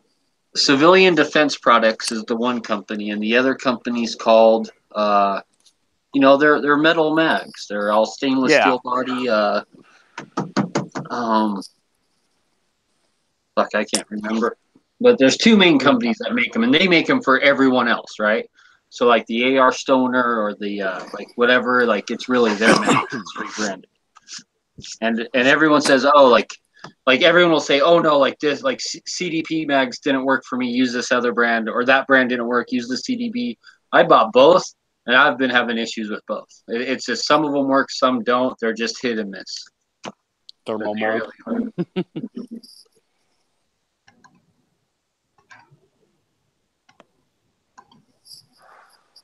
No, if I want metal AR mags, I buy Mako.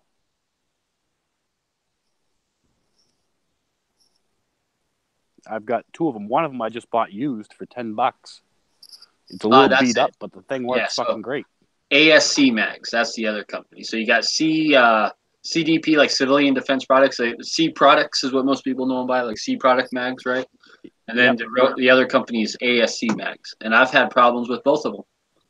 So. Nope, I'll stick with my Israeli mags. Those things are pretty much fucking bulletproof. The Mako mags? Yep. Yeah, I like those. I have some of those. I like the 20-round ones. They're straight and they just work really fucking good. The white follower. Yep, white follower. I got the 2 of the 30-rounders, and I know where to get 40, but I just don't want the to pay older ones for before the white follower. They had a light blue follower, and if you get that one, replace the follower with the white follower. The light blue followers are no good. Yeah, I would just replace it with a Magpul follower. Because Magpul makes a replacement follower for the steel mags to add anti-tilt to them. Oh, do they? Mm-hmm. Yeah. Magpul fucking makes everything, dude. I really want to get one of those Magpul bipods. Are those out yet? Oh, yeah, they're available. They're out. How much are they? $109.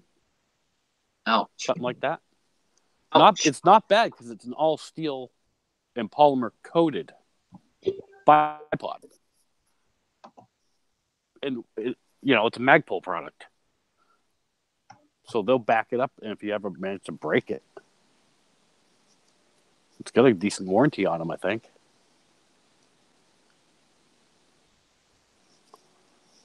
Yeah, I need to buy a Magpul handguard, a mid-length SL handguard. For what? For a rifle. I got a rifle that it has a stock handguard on it that sits all funny and cockeyed. Because it's a mid-length, and it has a round end cap on it. And the handguard I have is meant for a triangular hand cap for mid-length. So I need the Magpul SLs are made just for round end caps for mid-length. So probably going to buy one of those unless I come across one cheaper. I just want something cheap because this is my cheap $250 rifle. I don't want to fucking put a bunch of eBay. And I already looked on eBay. They're all like 30-something bucks. So I'm hoping like this Black Friday I find something. Yeah, Black Friday you'll probably find deals. That's what I'm hoping for. That's what I'm waiting for the Magpul bipod. I'm waiting until I see a sale or they do a discount on Magpul products, and then I'll buy it. So if I can get it for like $80, $90, I'd be happy.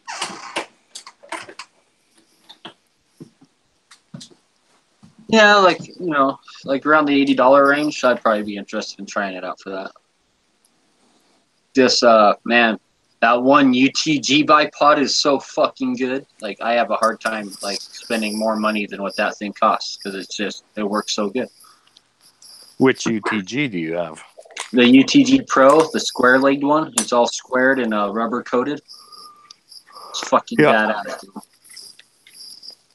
It's the Pro one, so it's made in America.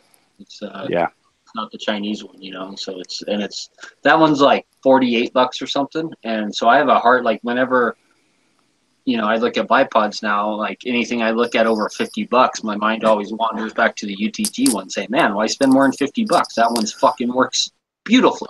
So I have a hard time justifying spending over $50 now on a bipod. UTG. Paul Joy says, "I love that UTG bipod." How much does it go for? Well, they make several different ones. The one I'm talking about is the square-legged one, and it's all rubber armored coated, so it won't scratch any shit up like other guns in your gun safe or anything. And it's quiet, because it's all rubber coated, and it's about $48, I think. And it's just awesome. It's super tight lockup. There's no wiggle.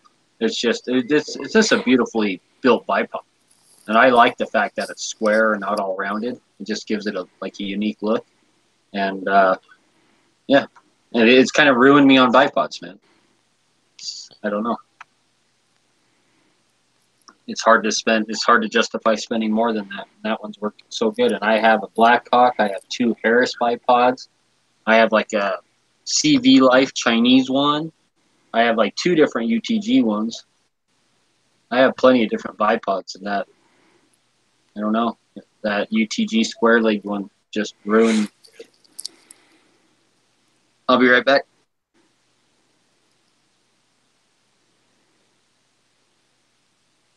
Is there anything for sale, Scott? No, I didn't see any good deals today. Getting that down. It's November. It's about to be Black Friday. The day when everybody gets knocked out at the store. I don't think you're going to see great deals this year. I just can't wait to see the Walmart videos again.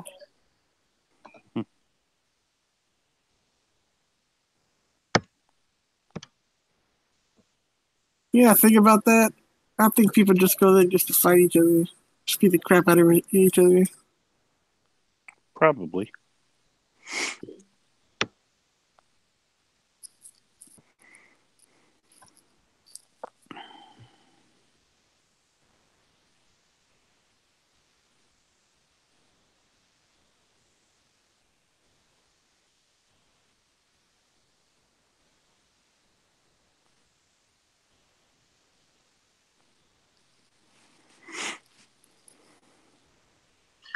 Okay, guys, I have a good dilemma.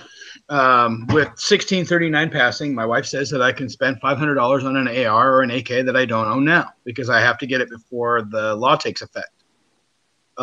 Is there a good AR for under $500? That's a toughie. I'm looking at the Smith & Wesson Sport. If you can find one of those for under $500, yeah, absolutely. I mean, I could go a little over, but there's a difference. Like when I talk to some of the guys on gun channels, they're like, if you got to be $800 or you're gonna get a shitty gun. I'm literally only buying it to shoot it at like twice a year and to tell the governor of Washington to fuck off. Well, if it tells you anything, Nothing Fancy said the Sport 2 is probably the best budget AR you can buy from a manufacturer.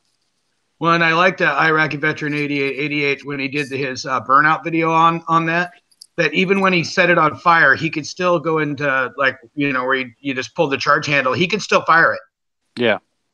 And I was like, that was kind of impressive, So, but that's as low as I should go, right? Other than that, I'm just buying a fucking headache, right?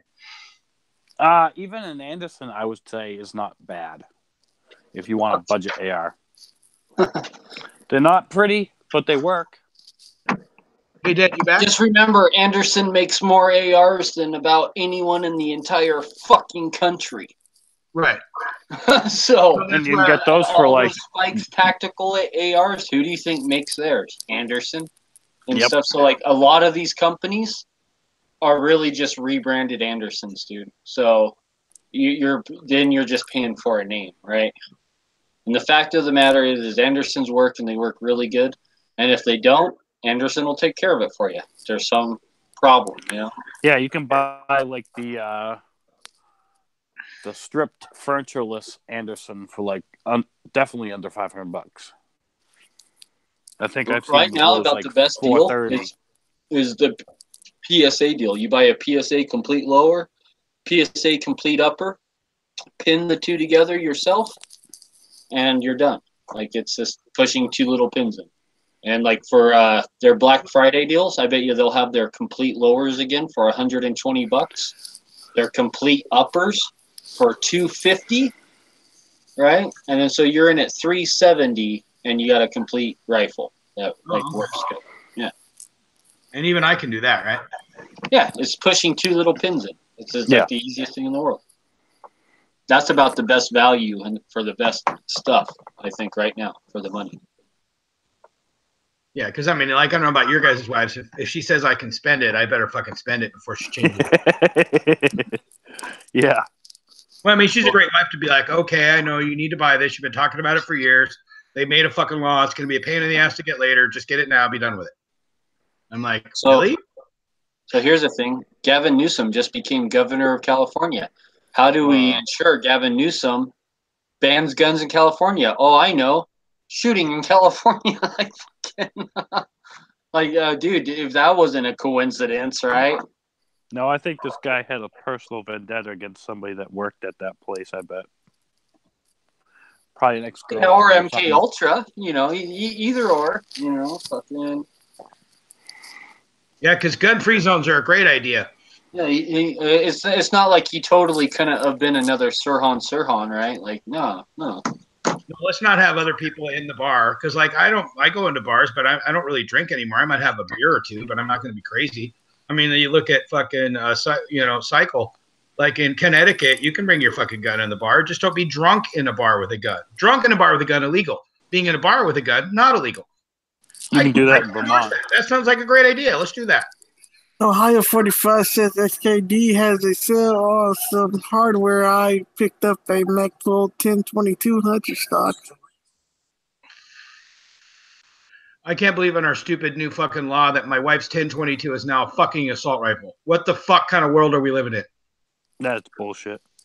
Literally, they fucking said anything that's semi-automatic. Period. Yep. I think G's starting the DGS early tonight, guys. Oh, yeah, with people from Tulsa, huh? Yeah. I'll bounce out. I'll catch y'all later. All right, man. Later. Yep. Are you guys jumping over there? Or are you going to hang out here? I think I'm going to hang out here. Tulsa sounds great, but I'm never going to go there because it's in the middle of the school year every time. So fucking, it sounds. Yeah, like, and I haven't been there. Yeah. That I can never fucking go to. It's like other people telling me about their great Christmas gifts. I'm for them going. Don't get me wrong. I'm fucking for them going. I'm going to watch all their videos and shit, but I don't want to talk about fucking what you need to do when you're there. Yeah. I'm not going to be able to go for like 3 more years until I retire. When I retire, then I'll get to go do some cool shit like that. But what's this word retire that you're talking about? Is that the thing where you don't work anymore? yep, Yeah. Oh yeah, I don't think I get to do that. I get to do it in 3 years. When my youngest stepson, when he turns 18 and I kick him out of the house, that's when I get to do it. And then I'm going to rent out my fucking house and buy an RV, and I'm just going to drive around the country for like a fucking year straight, dude, and just go to all sorts of cool gun matches and competitions and shit, and just, for like a year straight. That's all I'm going to do. Then I'll come back home, relax for a year, and then the next year I'll go out and do it again. And I'll just start doing that like every other year. I'll just take to Well, the when road. you come up to TriggerCon, you and me will go together because I don't want to go by myself. Oh, hell yeah. Like, see, that's, I would totally go to that. No, I went to SHOT Show like 8 years ago or something. And I've never been able to really do anything other than local gun shows since that. Just haven't had time or money or something. Seems like something always comes up. Amen to that. Like the one thing I wanted to do this whole year, dude, the one thing was just to go, and it wasn't even this year, it's been for like the last several years, is go hunt hogs, right? Like I even built a rifle just for it. Oh yeah, and then you had to come back because of the fucking Fire, yeah. So I've been shit on, so like I don't even know, man.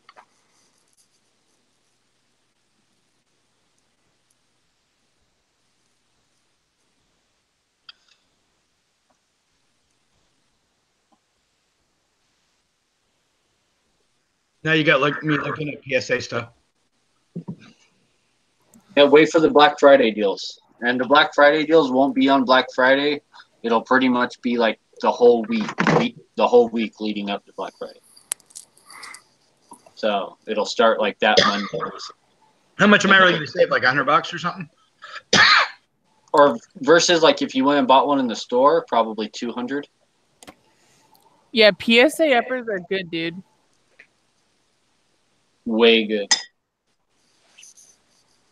And it's not like I don't know. It's not like I haven't bought, about 20 uppers from those guys. So it's not like I don't know or anything. So, I've had one problem with them. They sent me one upper that looked like the fucking guy took a chainsaw to it. It was all scratched up and nicked and fucked up like someone bowled with it on a concrete floor or something, right? And, other than that one, like, I haven't had any issues with any of them. And they took care of me. They're like, oh, yeah, we'll send you a new one. And, or we'll give you like $60 off that one. And I was like, oh, okay, give me the $60 off and I'll buy a can of spray paint. Fuck. Yesterday, Pompeii says Classic also has a loophole for $159.99 if anyone's looking for glass. Is it the Freedom Series, Leopold? I don't know. I was looking at their Freedom Series. They're made in China and shit. And, yeah, I would compare those to, like, the Primary Arms ones, right? Like the name brand Primary Arms ones, which isn't necessarily bad, but it's not necessarily, like, the Leopold that we're used to. I would buy, like, a used Vortex VX3 or something. just because the warranty. Yesterday says it's the VX1 Oh, okay, yeah, that's a good one. So that's a good scope. There you go. for $159.99. Yeah, that's good glass. That's quality glass in that. That's quality South Korean glass. So, yeah. He also says yesterday, Pompeii says I have a Freedom Series loophole as well. How does he like the Freedom Series? I was looking at them at the gun store, and I was not impressed. I was looking at them side by side with Nikons, Vortexes, and just to other, cheap $200 optics, and I was not impressed by the Leopold at all, dude. It was like, honestly, I love Leopold. Like, they're probably my favorite optic, but that Freedom Series was like Bushnell quality, dude. Like, it really was. It seemed like it was Bushnell quality. I would not doubt it at all if Bushnell was really making that fucking scope for Leopold. I would not doubt it one bit.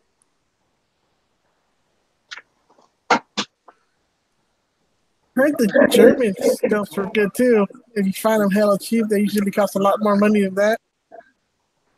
Like a Schmidt Bender or something. Yeah, I heard some dude on what was it? The Utah guy? No, was it the Utah long range bucket challenge or something? The long range shooters, Utah long range shooters. Yeah, they one of the guys said I got this hella cheap and it's like $1,000 scope.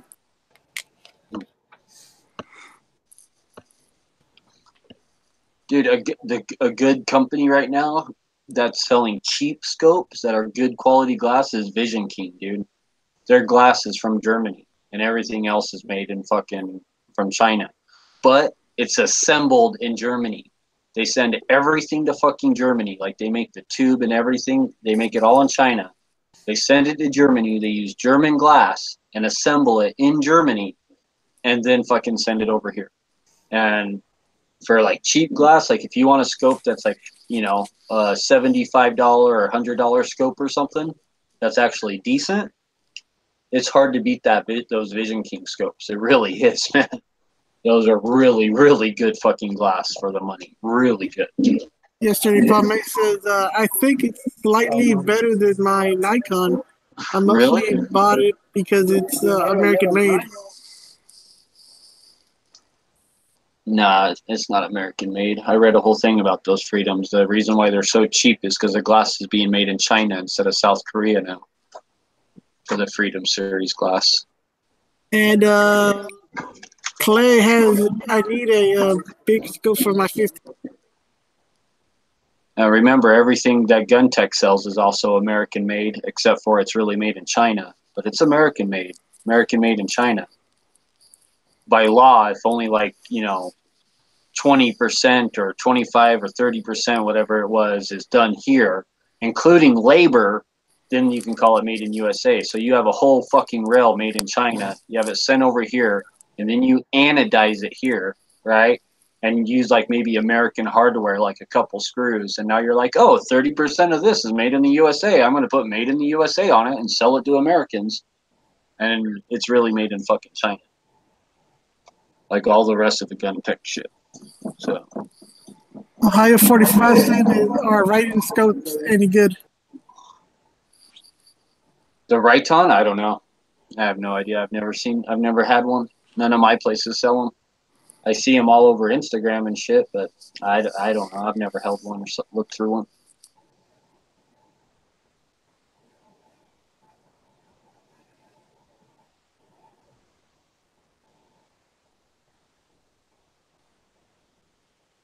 I know the cheap Leopold Redfields now, because Redfield's kind of got redesigned since Leopold bought them, and kind of Leopold's cheap end line now. Redfields are still pretty decent. And I think their glass is made in China now too.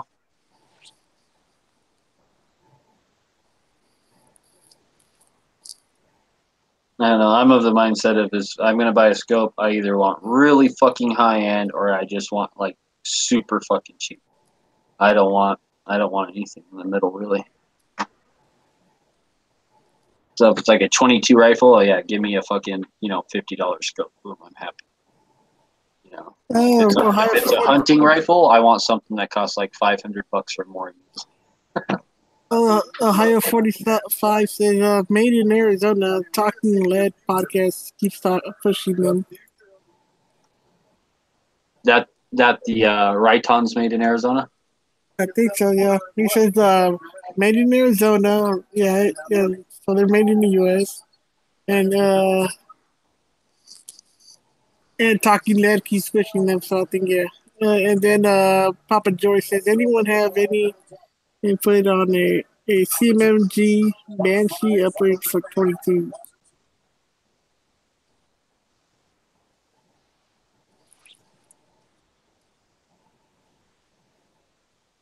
Sorry about my background noise. The game's on.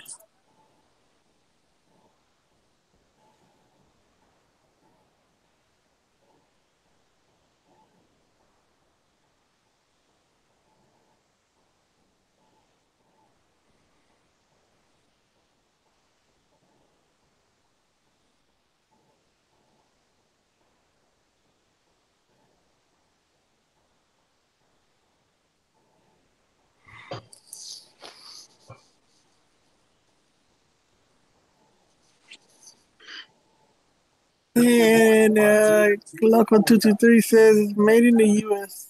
equals U.S. manufacturing costs continue 75% of the manufacturing costs for the product of two. The product was last sustainability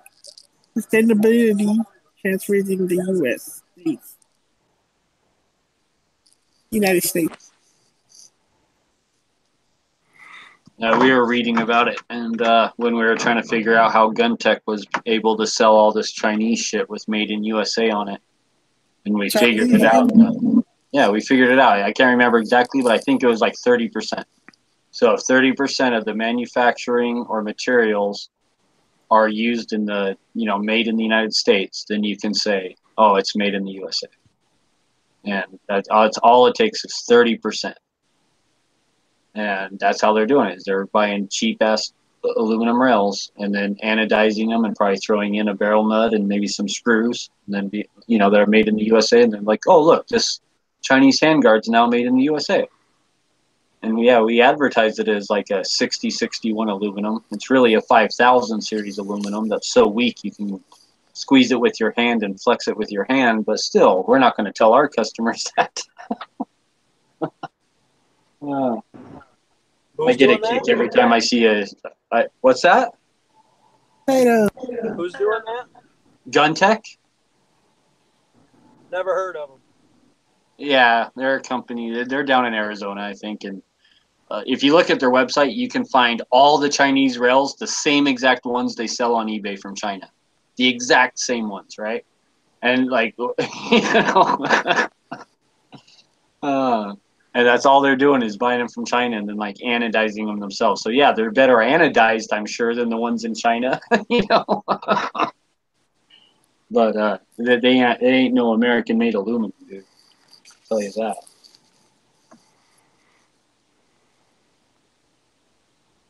They're like everything they sell. They're fucking everything from their like extended pins to their like bolt catch shit. Like everything, dude, is like you can find on eBay that they make on eBay from China.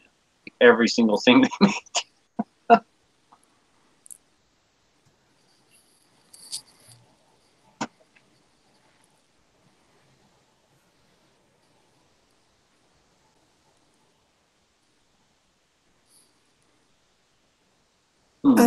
Yesterday, Pave says, my other stuff is not a loophole freedom. It's a loophole American marksman. My bad.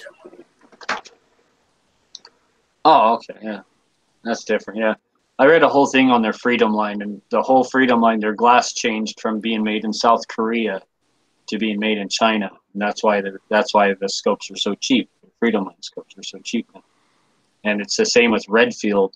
Basically, the Freedom line is like the new Redfield. It was like that's what they did with Redfield first. Is when they bought Redfield, they're like, oh, we're not going to make it so Redfield's like better glass. It's going to be our low end line. And so they cut costs and started having all the glass made in China. And the Redfields still work. I mean, they look good. I mean, the glass seems just fine. I'm sure China's capable of making some sort of decent glass, but you know, China also isn't capable of making a ballpoint pen. So you got to remember that. So I don't know how much I trust a country that can't make a ballpoint pen, but is making my optics for me.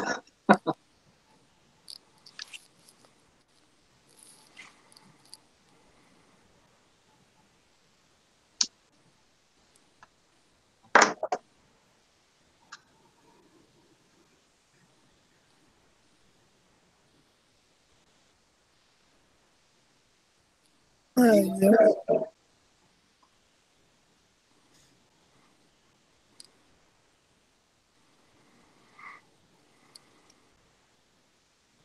I heard those ancient Egyptians made some pretty good glass. Yep. We need to go to the desert, dig up some glass from ancient Egypt. Cast a scope bell out of meteorite Hell yeah. with some ancient Egyptian lenses in it. Like, yeah, like, who was it? King Tut's or whatever? Fucking knife was made out of meteorite. Fucking, they did tests on it and confirmed, like, his fucking knife was made from a meteorite. So, Dude, I was honored to have a meteorite knife, dude. A katana would be nice. dude, a You could buy meteorite. wedding rings. You could buy wedding rings that have a strip of inlaid meteorite around it.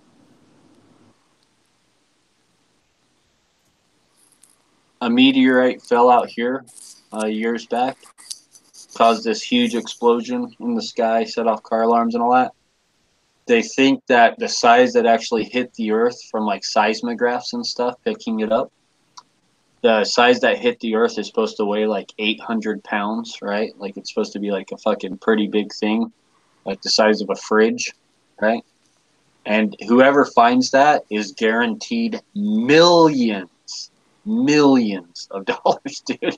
Just for like something that weighs like a pound, it's like $1,000 or something like that. Oh, probably more. I've seen like little small ones, a lot smaller than a pound, sell for that kind of money. But one the size of a fridge is supposed to be worth, like they estimated, I think between $2 and $4 million is how much you're gonna get if you actually find this fucker. So every time we go out shooting, like I'll move to like a different spot. Like, you know, when I go out there, I'll be like, oh, let's go like a mile over this way, you know, and then I'll kind of be looking around and stuff, man. And yeah, because whoever finds that out there, millions of dollars, and it hasn't been found yet. I have a feeling it landed in the mountains and in between like a valley or something, or right on the side of a mountain that someone just hasn't like walked up yet and just found. You know, someone has it in their waterfall, right? In their pool.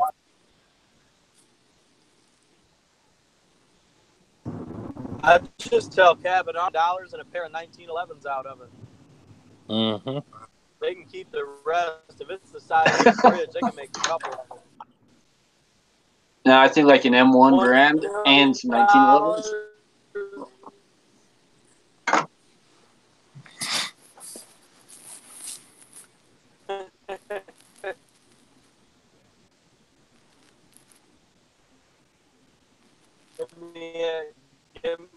Give me $1 million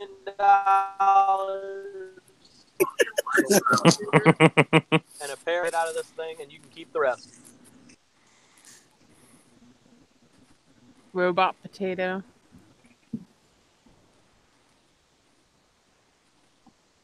That was literally the best use of robot ever.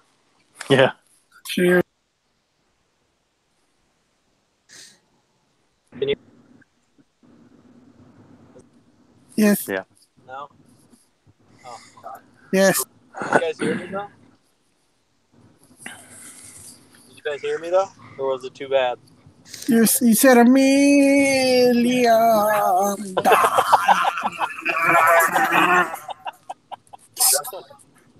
I said, give me $1 million and a pair of 1911s. You can keep the rest.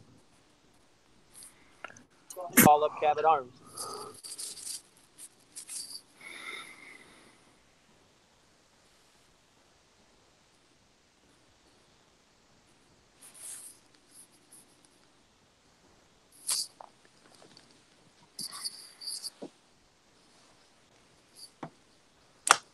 So Angelina, Yes. so did that thing happen by you? Yeah, probably about 10 miles away. I used to go to that bar. Damn. So you being closer, local news usually gets out faster. Like, has there been anything new that we might not have heard come out? The only thing I've really heard is that, like in the local Facebook groups, I guess, is that the cops were going to this guy's house before.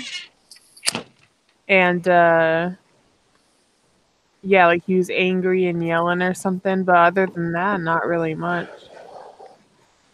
It's weird. Like, I don't know. This, like, you hear about these shootings and it's, I don't want to say it's whatever, like it's shitty, but it's like it's not in my backyard. And now it's like somewhere where it's like I pass that place like all the time. I've been there, like I spend a lot of time there as, not recently, but in my younger days, and like I can only imagine how like fucking horrific it was because it's always like butts to nuts packed in there. And there's like, I don't know, it's like a weird layout. So it's, I don't know. They haven't come out with the motivation for this No, guy's not motive that I've heard. Wasn't he a Marine? Yeah. That's what I'm hearing is that he was a Marine.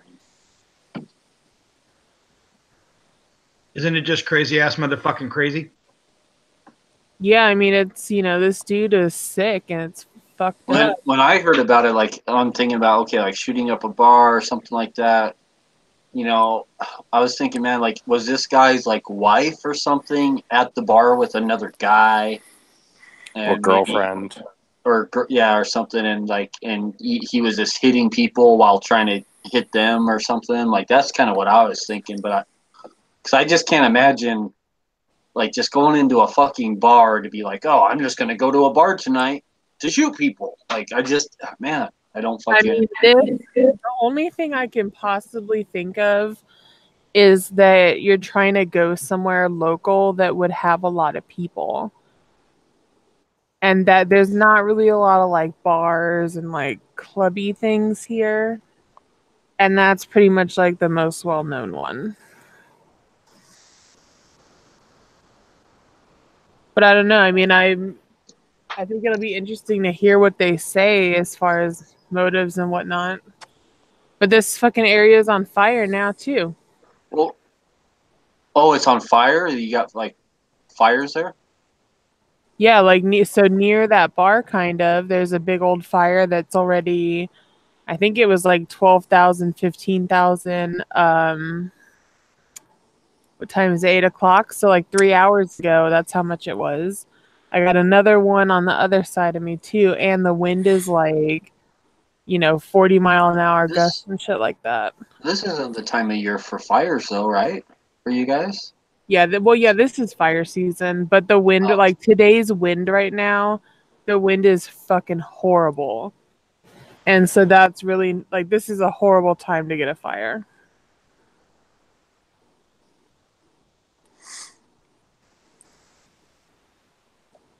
They don't think this guy started some fires too, do they? Or no, I don't think so.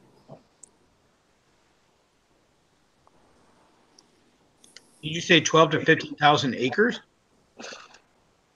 Yeah, 12 to 15.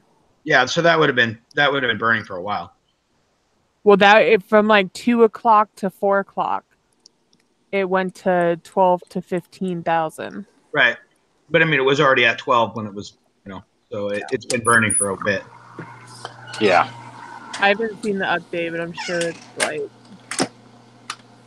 not good. Yeah, fucking chilly out there.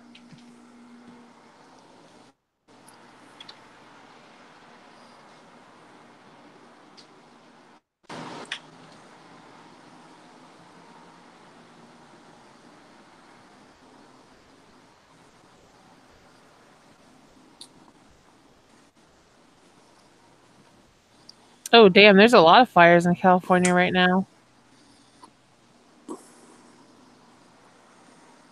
Like 19. did anyone else find it, like, weird that it was right after Newsom gets elected governor that this happens? Yeah, I did think that was more than a coincidence. Like, such a anti-gun guy. Like, all we need is, now that we have such an anti-gun governor, all we need is a good reason to go after guns more. Like, I don't know. He doesn't need a reason. A lot of people rule out that MK Ultra shit, but I'm just saying, like, that's like a real fucking thing, dude. That's a real thing. That's not a conspiracy theory. Like, paper, like, documents have been released through the Freedom of Information Act saying the CIA was totally doing that in the 50s and 60s. Who's to say they fucking stopped? I'm just saying.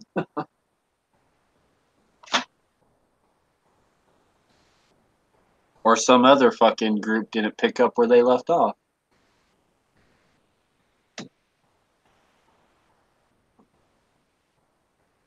Even Ted Kennedy, even Senator old Ted Kennedy, thinks that Saran was like fucking part of MK Ultra, and that the CIA is the one who really killed Bobby Kennedy and killed JFK. That comes from Ted Kennedy, fucking senator. So.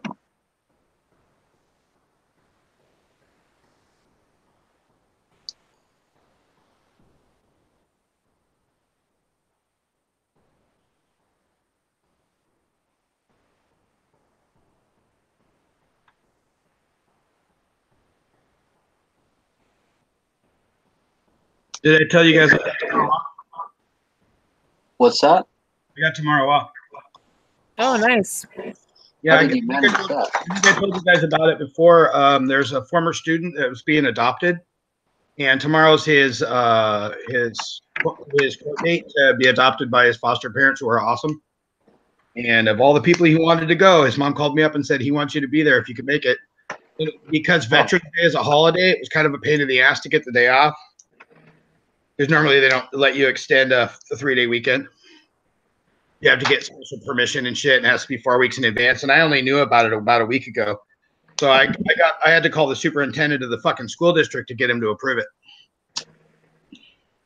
it. That's pretty awesome that he actually did. Well, once I said, hey, this is a former student, and if you're a good teacher, you're their teacher the rest of their lives, and this is a kid that matters to me. So, and he was like, he interrupted me. He's like, I'm interrupt right there. I'm in. Let you get the day off. Go do it. Yes. What kind of better feedback is there to know that you're impacting, someone's life?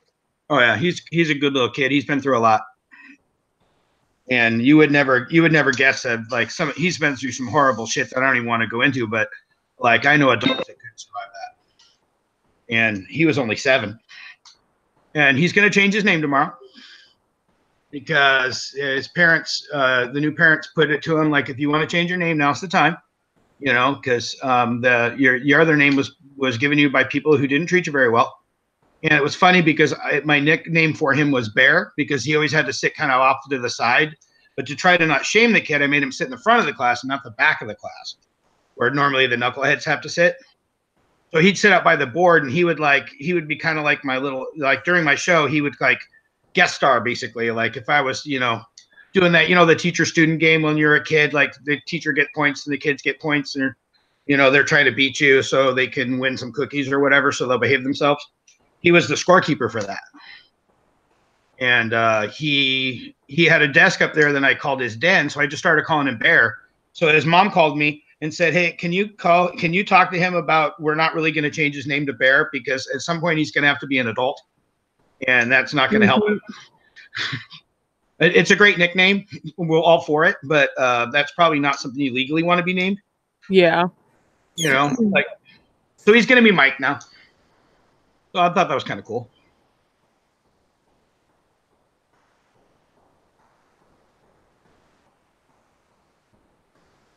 Well, I think that's really cool, man. Because like, how many teachers have a kid who's like later on, you know, that wants them still in their life, and that means that much to them. Yeah, like, you know, that shows what kind of impact you're having. Yeah, I've got about half of the kids that talk to me on a regular basis like that. Like they'll email me how they're doing.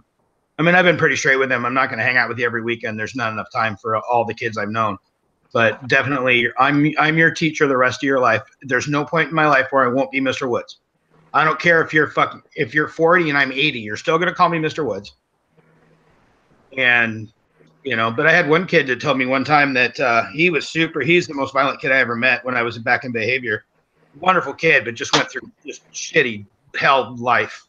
And he told me now he's in high school and he's like, you know, the other day I was doing something and I heard your voice in my head saying, "Really?" right before I was going to do something dumb. So somehow I became the voice of this kid's conscience. I'm his Jiminy Cricket.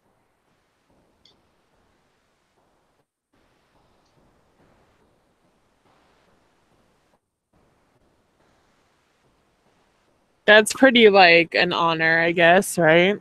Yeah. Sorry to humble brag, but I was kind of proud of it. Yeah.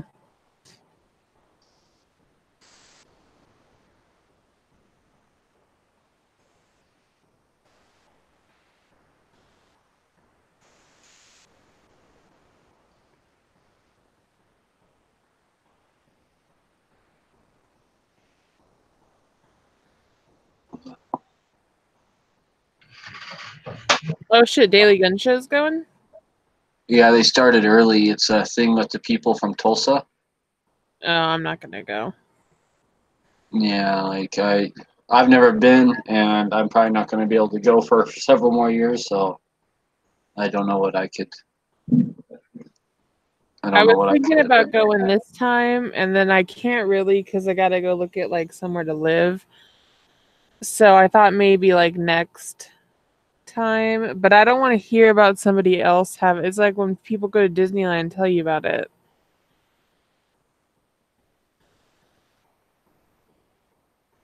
Yeah, and honestly, last time that a whole bunch of people went, I was expecting to see all sorts of cool guns and cool stories about guns and them talking to like these gun sellers and getting their story and all that. Hardly anyone did that. Like almost every channel, it was just like goofball shit and about them messing around and this and that. And there was like everybody hanging out with each other, not videos about shit that was at Tulsa. Yeah, about shit, exactly. I was like, what the fuck? And There's a that's lot what of it seemed like. romances going on. Yeah, that's exactly what it was. It was like bromance and stuff, and there was like no real gun content. And I just kind of tuned most of it out because it just wasn't. There was like no cool pictures of guns and cool guns. Like there was a couple people doing it, but out of like the 30 people that went, there was like I think like maybe 2 people that actually cared about the guns, and everyone else just cared about like the party with each other, and look, we're doing karaoke and You know, which like necessarily isn't a bad thing, but that's not why I tune in. You know, that's not what I want to watch. I've seen too many drunk people already sing karaoke. Like it was funny the first time. Like not anymore. Yeah. I feel yeah.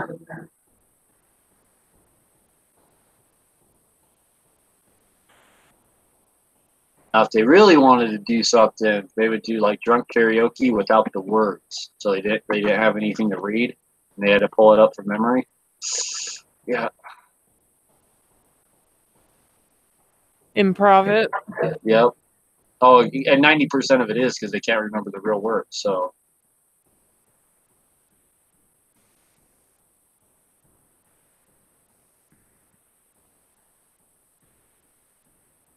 Did Knives leave?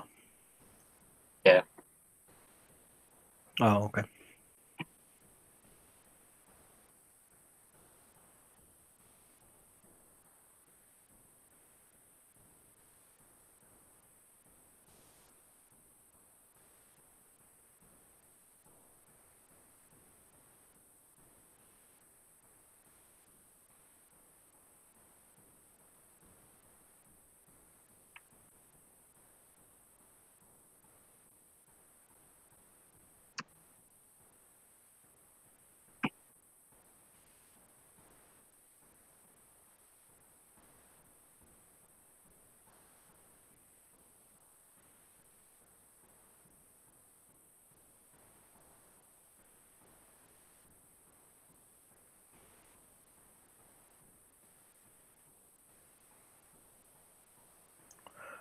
What are some of the different, really, really, really good, kind of like higher end, lower parts kits you guys like to use?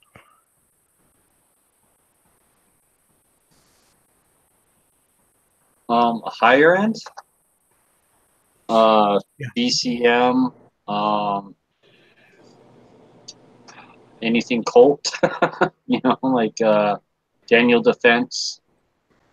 Strike Industries. I don't know if people consider them high end, but I do. I haven't had a single issue, and their triggers, their mil spec triggers, are phenomenal. Let's see who else. I haven't had good luck with CMMG. I thought their lower parts kits were kind of shitty, actually. Let's see who else has made it really. What was good. wrong with them? Because 2 people just told me CMMG. Their roll pins were out of spec. They're way too fat for the lower. They weren't rolled properly. And I want to say that their face of their trigger was pretty shitty, if I remember right. It wasn't machined very well. There was tons of machining marks, and it was pretty gritty. That's one of the main things I look for in any lower parts kit, is if that trigger and the hammer notches, if they aren't machined cleanly, like fuck. See, I got a CMMG kit, but I'm running a BCM enhanced nickel Teflon trigger. Yeah, Scott, I've got one of those. It's sweet. I've got an ALG trigger that's the nickel that's who made the Teflon or BCM. whatever. Very, very similar to the Bravo company trigger. Actually, they used to make them for Bravo, and they just rebranded them. Okay. From my understanding.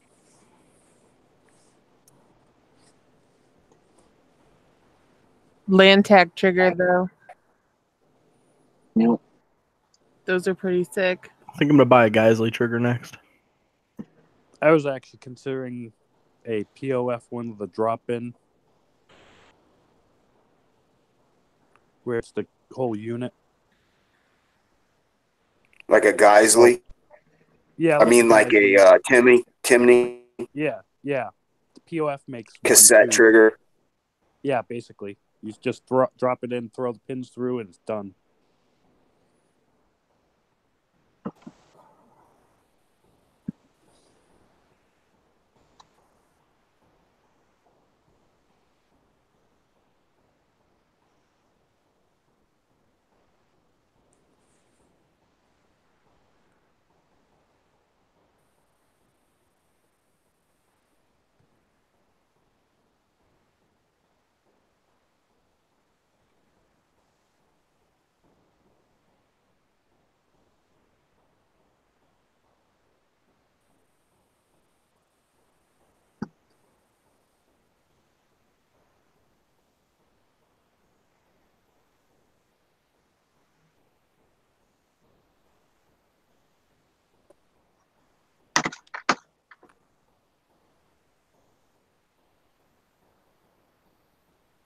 So I'm just gonna put $350 aside and wait for a Hodge upper and lower receiver set to go on sale again.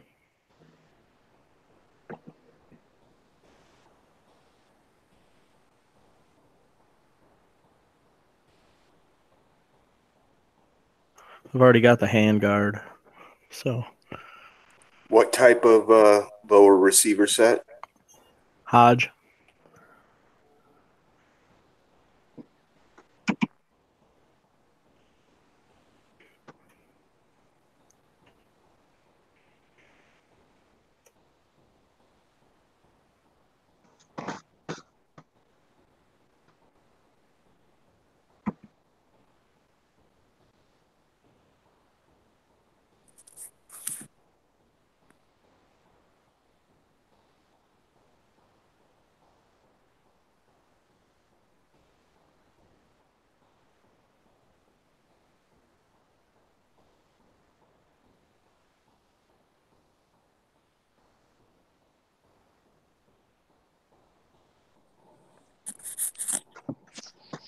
Well, I'm gonna pass out, so I'll talk to you guys later.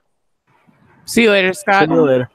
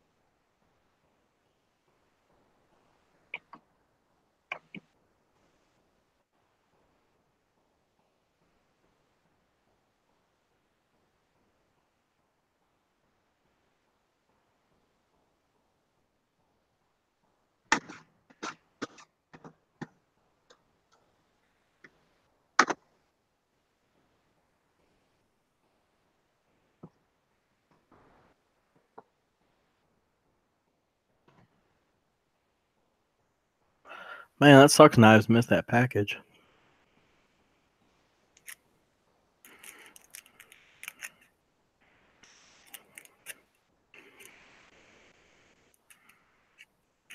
Tomorrow.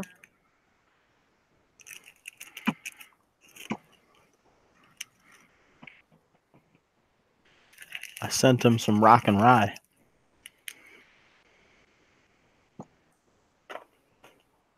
What's that? It's a pop they make in Detroit. Oh. It's really good. They call it rock and rye cola, but it's not cola. It's weird. It's like a cola. It's kind of like cola. It's kind of like cream soda, and it's also strawberry flavored. I don't know. It's weird. Oh, strawberry flavored. That sounds interesting. Yeah, but it's cola, but it's like they call it cream cola, and it's also strawberry flavored. So I don't know. It's weird. I've never had anything like it from anybody else. You know, usually like whatever it is, like there's always like 2 or 3 companies that have the same kind of thing. I've never seen anything like this anywhere else.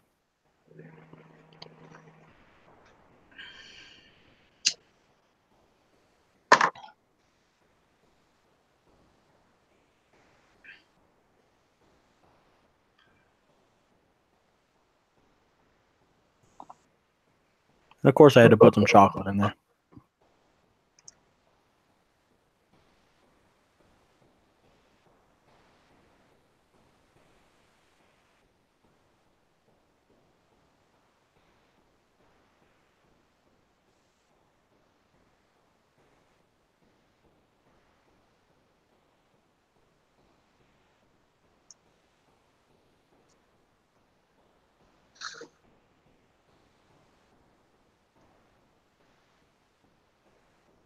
Are you off work? Tater? Yeah, I just got home a couple minutes ago.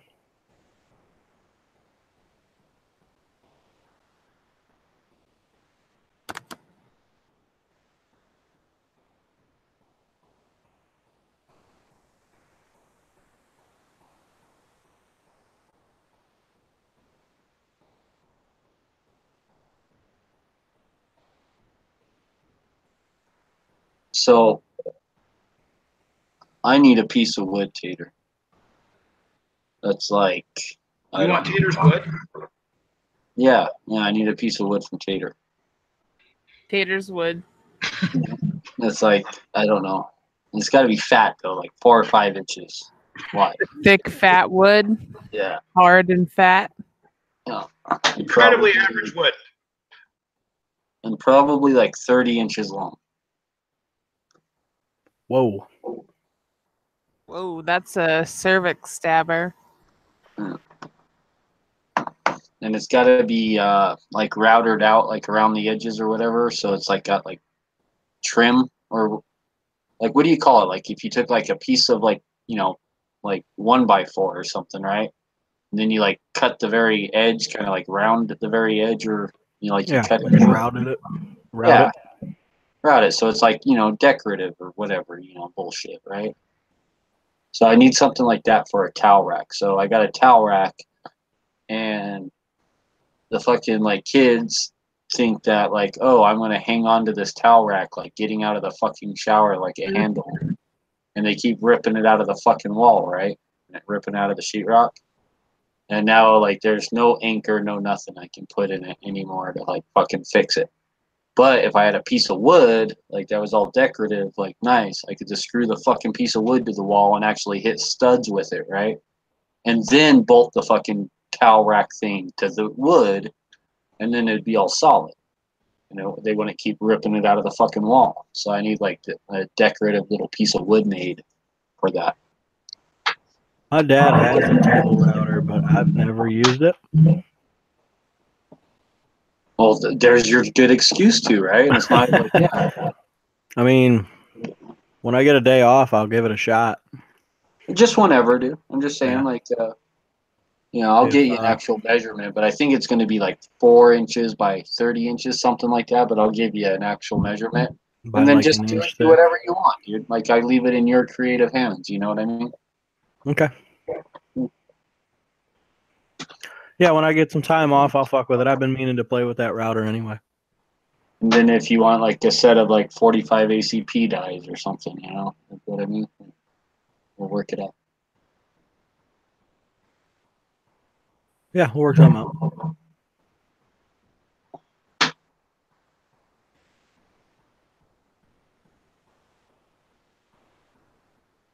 I'll have a set of 45 ACP dice sent to you, and then I'll call Amazon and be like, you motherfuckers didn't like leave them at the door. You better send another one.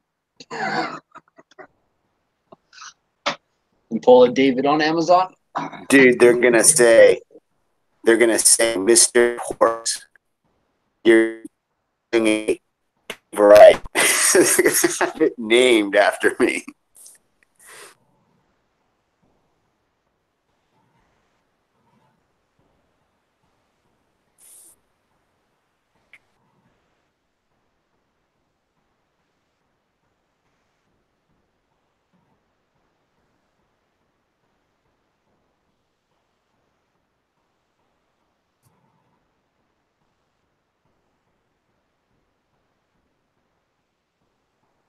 Okay, screen share. Bam. You see this, David? See this?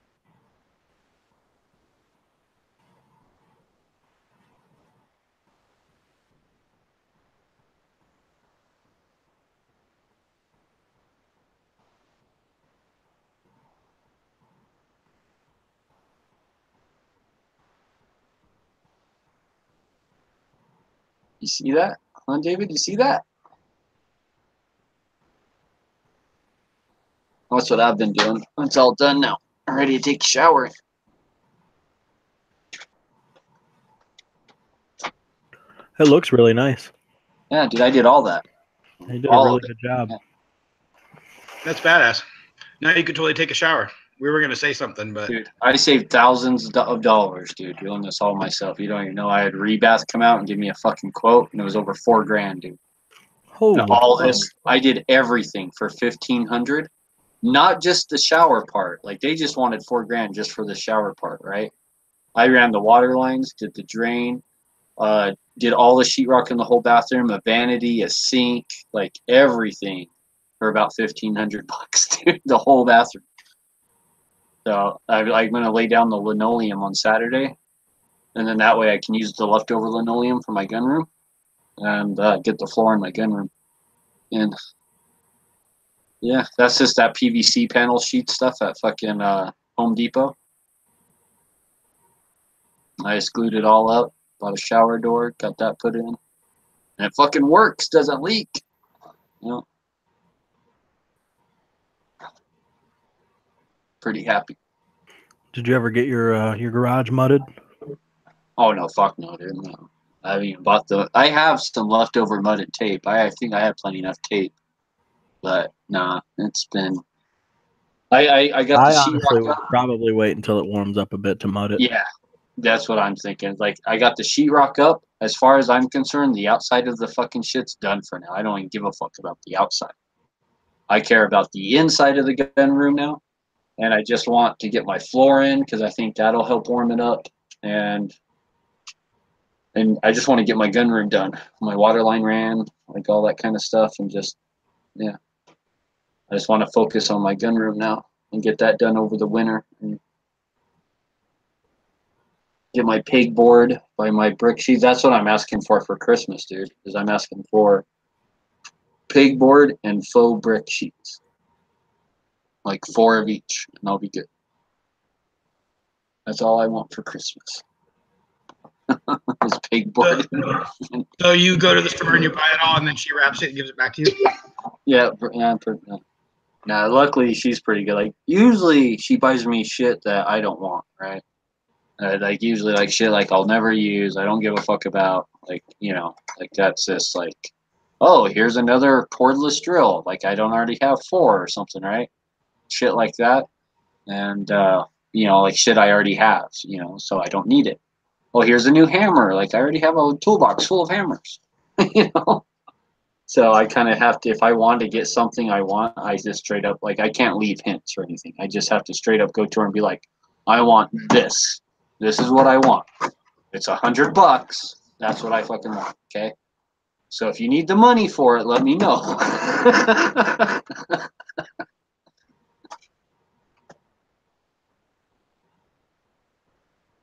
And I already know what I'm getting my kids for Christmas. They're getting gun parts to help them finish their guns.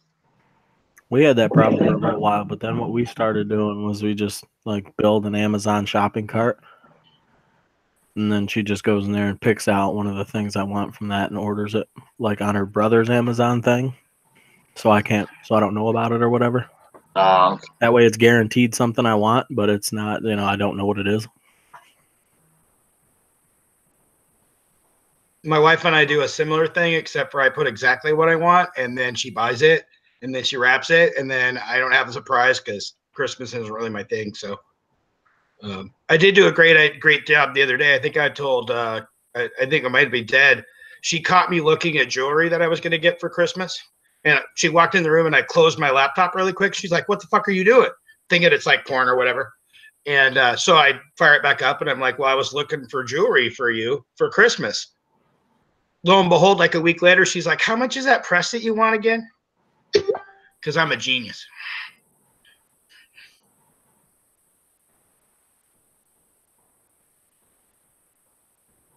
And then what you do is you decide that you thought she would rather have a blender and a vacuum cleaner to match. Oh, God, yeah. She did explicitly say no more guns or knives for Christmas, at least this Christmas. I was like, That's why you go find a gun that you really, really want and you buy it for her for Christmas.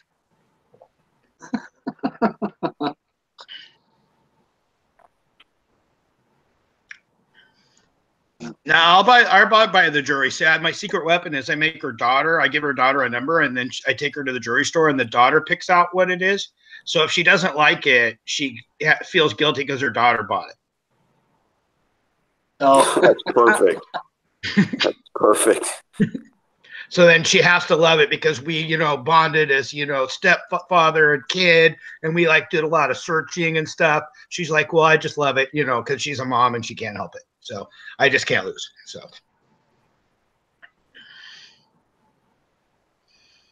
Is anybody in here buy their wives things like I got my wife for her birthday last year a hot water heater, but I bought a top of the line water heater for the house, and I got her a sink, and I'm not a cheap sink, like a $1,500 fucking sink with a $300 spigot, nothing cheap. She just doesn't like jewelry. Her ears aren't even pierced.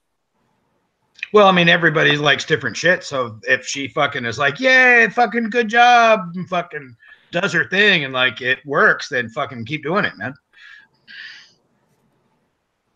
Last year for Christmas, I got my wife 4 new tires for her car, slippers, and something else, some other small thing. I can't remember now what it was. Well, I already bought my wife a Kindle Fire, and she reads more than anybody I've ever met by a lot. Shit, right now she's in the couch, not watching TV. She's reading something.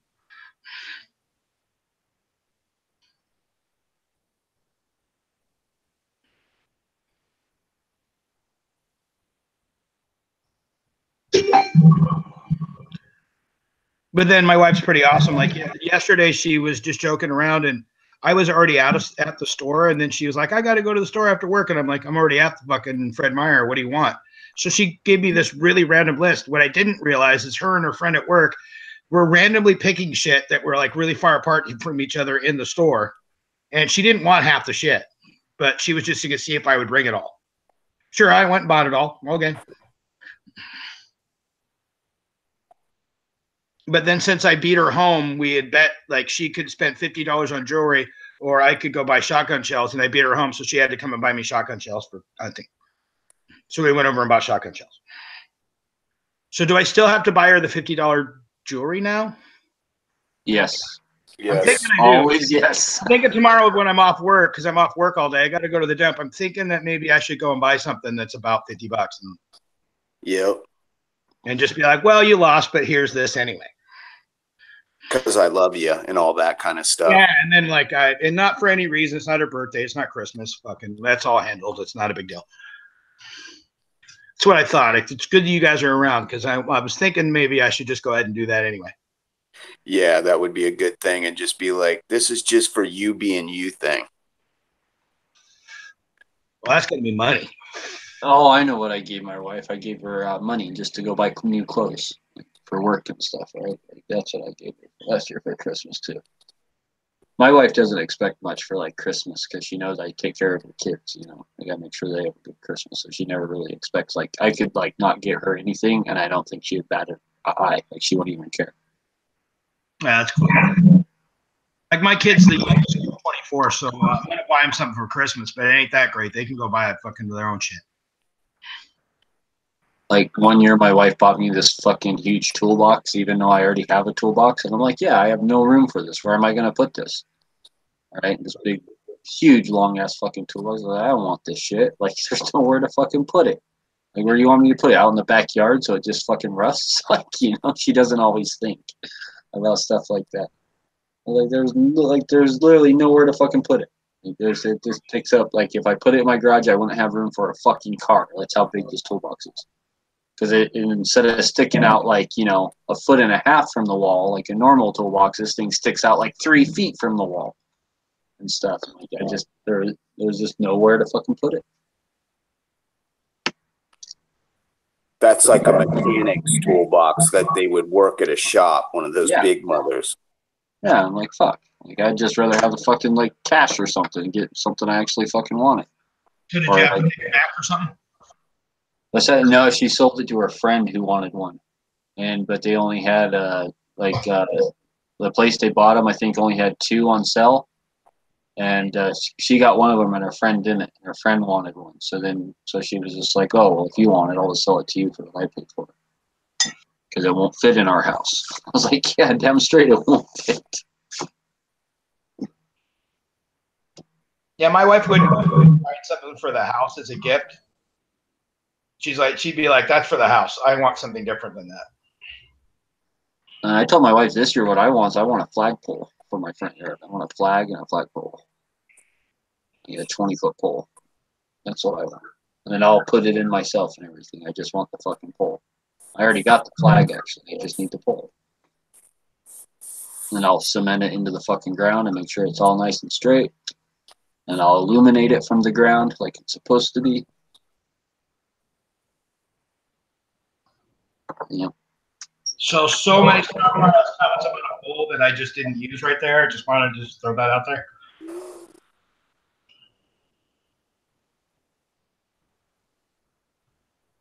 What was that, Pian? So many different comments about a poll that I did not use there. That's my credit for my restraint.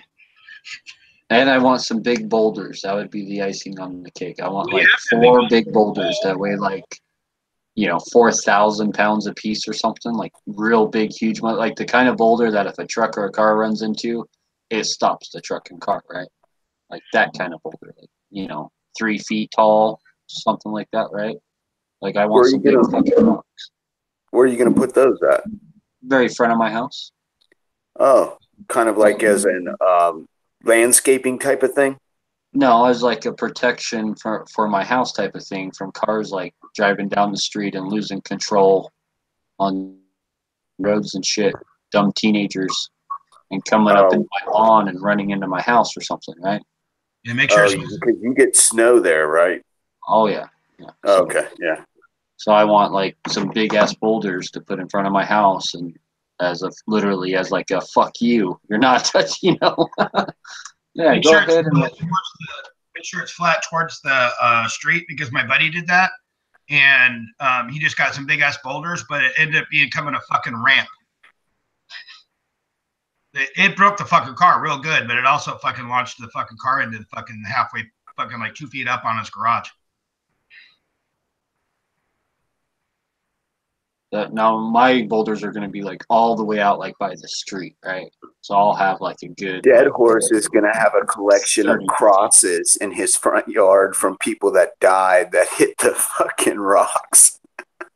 I don't give a fuck, dude. They're not coming to my house. I've already had one dumbass kid, because there's like a turn by my house, right? And it turns and it goes downhill, right?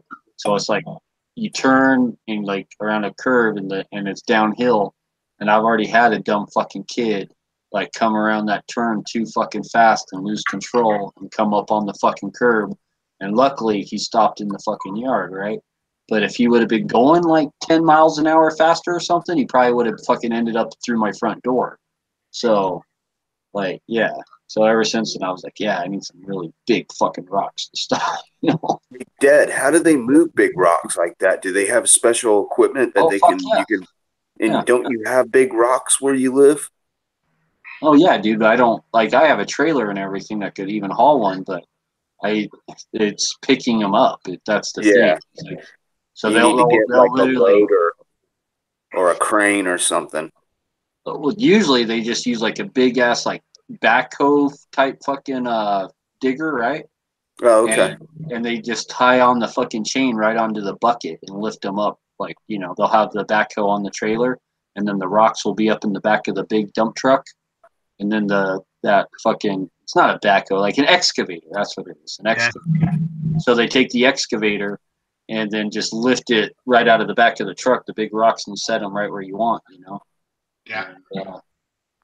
How much does a rocks like that cost, dude? Are they expensive because of the size and weight? For the size and weight I want, the ones I'm looking at are between like $300 and $400 each. Yeah. So. Okay, is that delivered, or is that just for the rock? That's delivered. Okay. I think if you go pick them up yourself, they're only like $80, $100 or something. If you had your own tractor and shit to do that. But there's just no way. Like, it kind of sucks because like I'm all into ancient Egypt, and these motherfuckers moved entire fucking huge ass, basically rocks, right? Just cut shaped like blocks, but they moved these things all by hand and shit back then. It's like, fuck, I got a trailer. I got to figure out how these motherfuckers built the pyramids. No, that was aliens. You're gonna need a lot of slaves. A lot. Yeah, see, I've heard so many conspiracy theories about aliens building the pyramids and stuff. Now, you know what? I say fuck that. Humans are fucking awesome. We are awesome. We built that shit. Because we're fucking awesome, right? I have no doubt that there are we may not somewhere. understand it today, but yeah. I have no doubt that somewhere out there are aliens, but I do not think any of them have ever even come close to getting here. Yeah. I agree. The distances involved are kind of mind-boggling on how far away everything is outside of our solar system. Like, it's really, really, really, really fucking far. They can just swim across that river.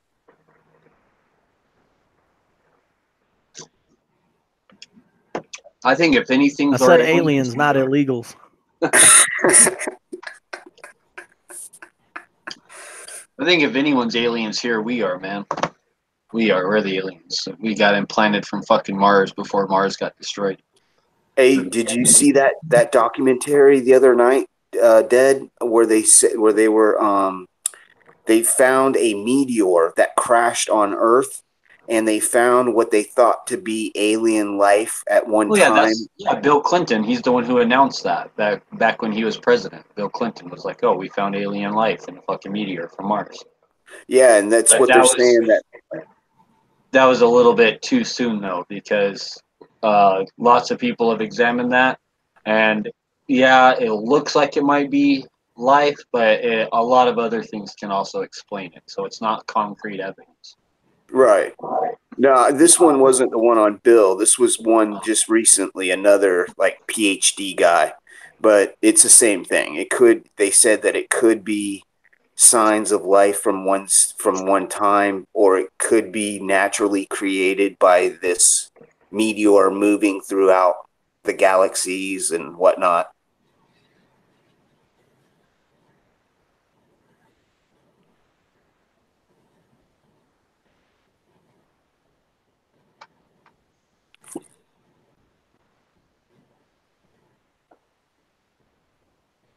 What is it called? The Miocene explosion, where there was and all of a sudden an explosion of life on Earth, and it's kind of not really explained very well. They don't have an explanation of how life all of a sudden just blew the fuck up here, and that I think Mars being destroyed and meteors from Mars hitting us that carried life could have been, the start of life here.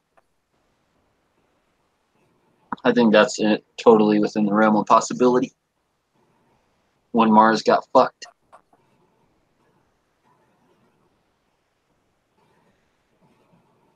Or that Saturn was really a sun at one time. It had a luminescence and glowed in the sky. Is that why they think that the clouds of that vapor are around it? Because it was once solid. Yeah, the rings.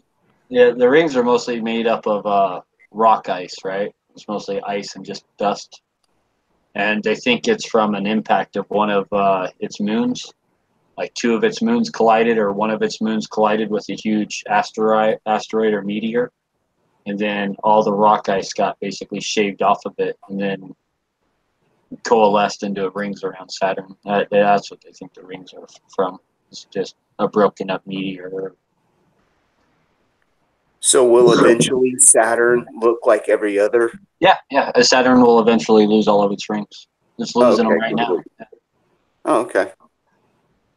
That's kind of cool. But a lot of evidence is showing that Saturn may have been like a fucking sun at one point in time, and we might have had two suns in our sky. And that's why tons of ancient cultures refer to there being two suns in the sky, including ancient Egypt, Sumeria, Babylonians, like just all sorts, even cave and rock art drawings from fucking cavemen will predict two stars in the sky, like two suns, right? And they talk about an epic battle in heaven between the two suns and stuff, right? And they referred to them as gods and stuff, but but Saturn may have actually been luminescent and like glowed bright like a dim lit sun. I think And, they were talking about the moon and the sun. No, Yeah, 'cause a lot of them, they what- document the moon there too, right? They'll Yeah. document the moon there too. Oh, really? Yeah, so they can't explain it with like, oh, it's the moon, like the sun's like the moon's a sun too, just like it did. No, it wasn't that, because they'll have the moon there too. And Yeah, that was on the hieroglyphics where it showed 3 different deals in the sky in like a time period where they had 2 moons in the sky, and I saw it, and then it showed 1 moon in the sky, and then that must have been nighttime, and they were showing like in the daytime there was 2, but the second sun wasn't as bright, and it looked like a dim glowing bulb. But Saturn very possibly could have been luminescent, and that explains, because if Saturn was really as it was just formed like a regular gas giant planet, it wouldn't be near as hot as it is today. After being in our solar system for 13 billion years, it would be like way fucking cooler. And Saturn's so hot that it actually releases more energy than what it receives from the sun. And it's the only planet in our solar system that does that. Like, not even Earth is that hot where we release more energy than what we receive from the sun. And even though we have a molten core, we're not even that hot. But Saturn does. And yeah. And basically what happened is and Saturn might not have even have formed in the solar system.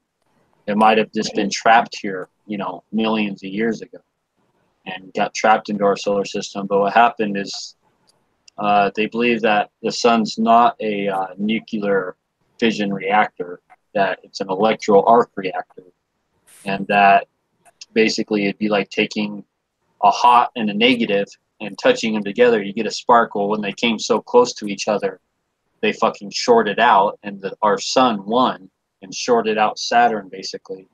And Mars might have got caught in that conflict. And that's what fucked up Mars. And yeah. There's lots of good evidence for that right now. Lots of good evidence. I saw this thing, and it said, what if Mars has water on it because we used to live there, but we fucked it up so bad we had to come here, and the capsule that brought us here is the meteorite that took out the dinosaurs.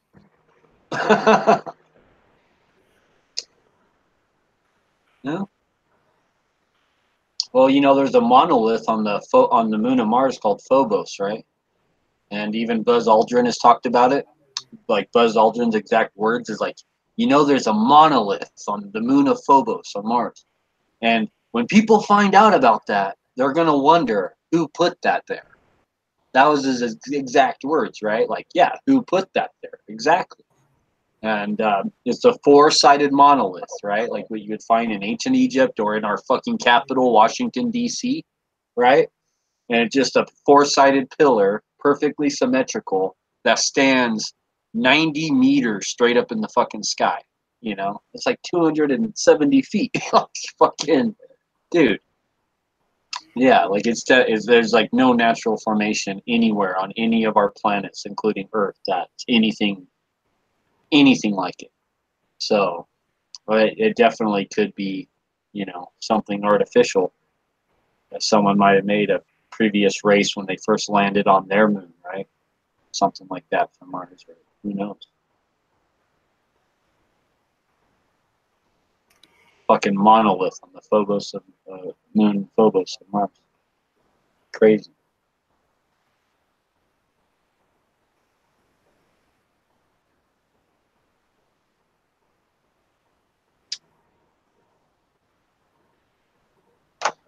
That's what we should be investigating. That's where our tax money dollars should be going. It's like, oh, let's go see what the fuck this is. Let's send a little robot. and send a little robot to it and prove once and for all, like, oh no, this is just some really fucked up natural formation, or oh no, they're like, look, this thing's artificial, it has writing on it, it's, you know.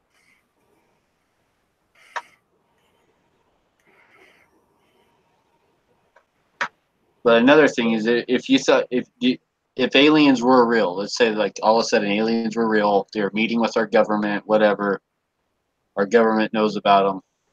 Would our government tell us? Would fucking Trump come out on stage and be like, all right, guys, want you to know the aliens came to the White House yesterday, talked to them, negotiated a great deal. It's going to be great for all humankind. Like, do you think they would really come out and just fucking tell us that? Fine trade deal, perhaps the best trade deal maybe ever. It's huge. Yeah. I'm just saying, what our government tell us, dude. Very fine people. Very fine people. And no, I don't think they would. Yeah. Unless there was like beyond a shadow of a doubt proof. Then they'd be like, all right, some shit happened. We ain't telling you what. The government paid for that report back in like the 40s or 50s or whatever that did a study to see how humans would react, right? And they found that we'd react very, very badly. Like a lot of people, especially a lot of religious people, would just flip the fuck out. So I think that's the main reason why, dude. Like, I'm not saying they are visiting us, but if they ever did, I wouldn't necessarily expect my government to be all truthful about it. Or any other government for that matter. You guys saw the documentary Men in Black, right? Oh yeah, of course. It's the same reason why governments don't put down religion, because if people thought that there was nothing after death and the government stood up and said, yeah, that's the truth, if science was able to prove it, like basically they have, I mean, they've proven that like Jesus Christ was a person that will actually walk the face of the earth, but you know, who knows whether or not we interpreted things back then the same way we would today, knowing all the things that we know, you know, about science and whatever. So it would cause a massive panic, and that's what they're trying to avoid. I mean, could you imagine like an entire state trying to run into another state? I mean, like when we have hurricanes in Florida, they have people that, you know, evacuate the state and stuff like that. And we have major traffic jams and people die of heart attacks while in cars and shit. I mean, could you just imagine like if like half the country was trying to move? Well, what did that documentary say? Wasn't it like 1,500 years ago, everybody knew the Earth was the center of the universe? 500 years ago, everybody knew the Earth was flat. And 15 minutes ago, you knew that humans were alone on this planet. Imagine what you'll know tomorrow. True that.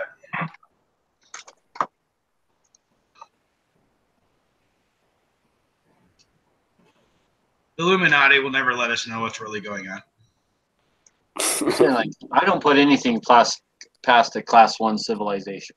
So if there was a class 1 civilization out there, I totally think that they could, you know, class 1 civilization harnesses the power of their whole galaxy, okay? Their whole fucking galaxy. So if there was a class 1 civilization out there, yeah, like we're not even a class 3. Like we're getting close to being a class 3. But a class 1, like, you see, class 3, harvest all the energy from their planet, right? Like they use all the energy from their planet.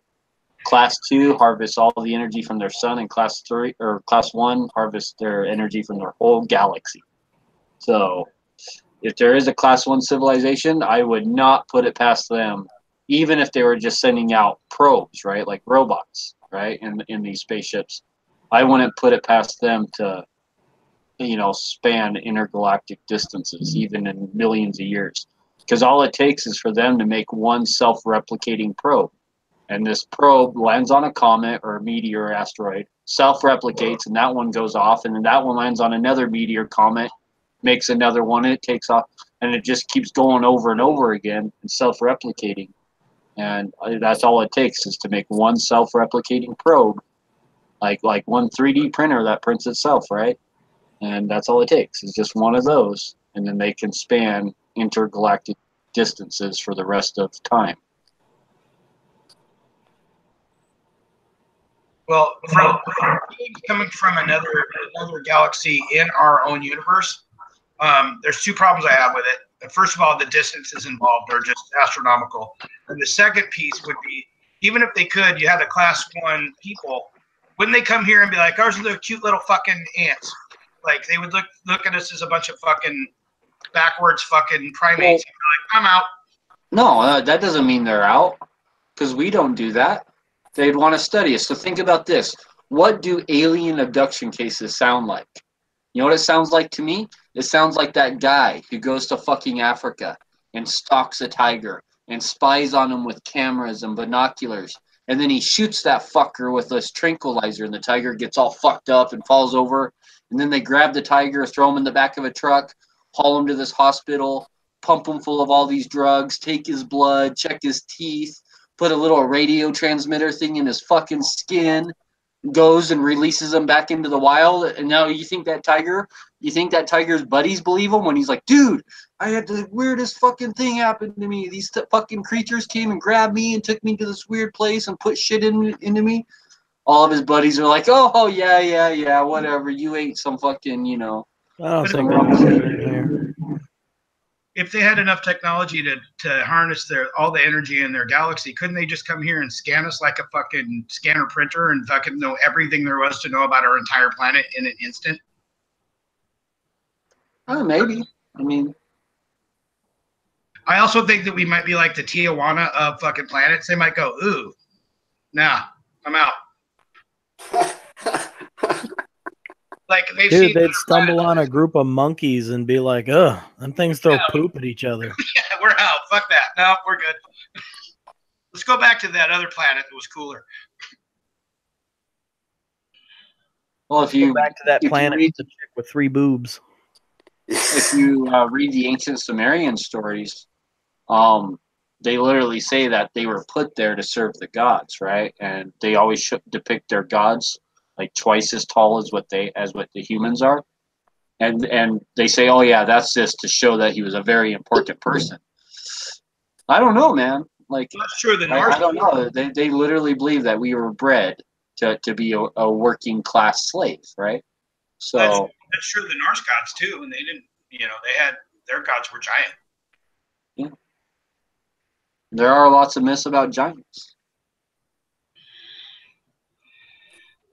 I think more likely is extra-dimensional travel, because, like, if you look up string theory, which the limited amount I know is there's an infinity amount of universes. We're just one of them.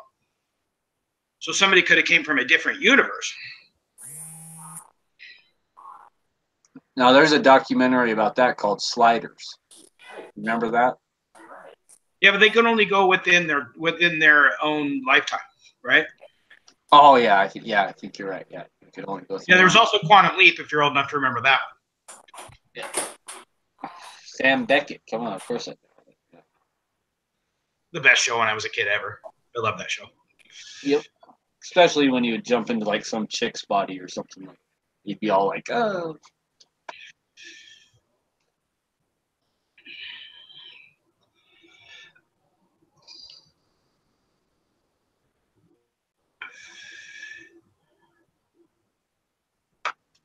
Old Quantum Leap.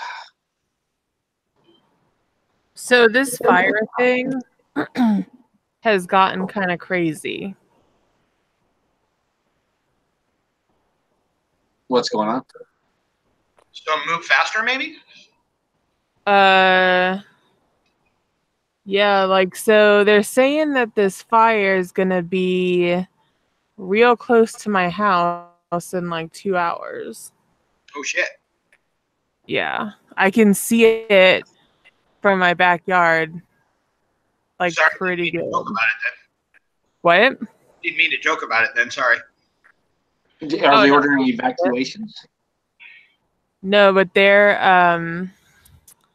let me show you on this fucking map. So this map right here, this fire's like right here. It's like all over here. And in 2 hours, it's going to be like here. And I live like here.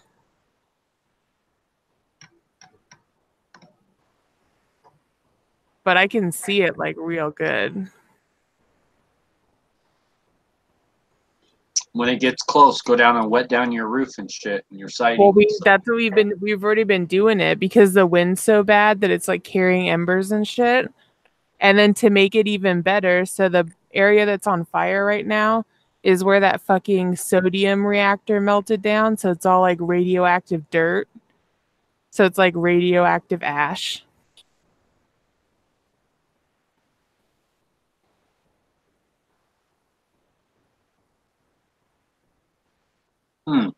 So I'm I'd just definitely be throwing it out staying there, like, inside. a hotel might be a good idea. Just get the fuck out of there. Is the rest of the stuff? I mean, we'll see how it goes. I mean, it was supposed to be going the other way, like towards the ocean, but they said that the conditions have changed and in 2 hours it's going to be like, right over there.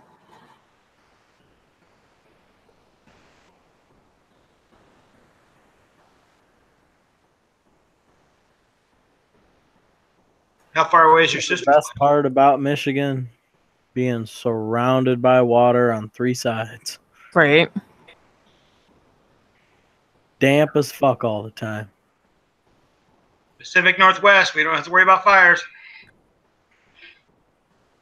It's going to rain today. It rained tomorrow. It's going to rain the next day. We did have basically a field of wooden pallets catch on fire in my at my job. It was pretty funny. I guess somebody flicked a cigarette or something, and my buddy was going on lunch, and he got on his bike, and he goes to ride out and seen a bunch of smoke, and then looked, and like a bunch of our pallets were on fire. So he went and got the fire extinguisher and put them out. He got it before it got real bad, but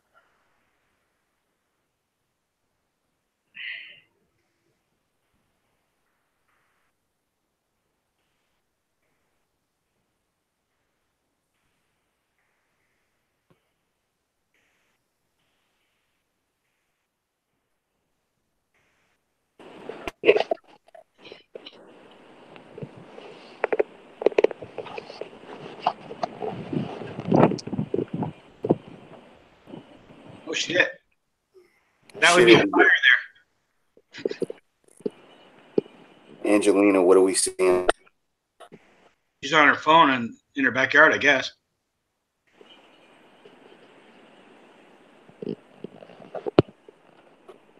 I think knives started the fire. Oh yeah, I see the fire. Oh fuck yeah, I can see it. That's crazy. That's just like how it was at my house, man. Yeah. I think knives did it.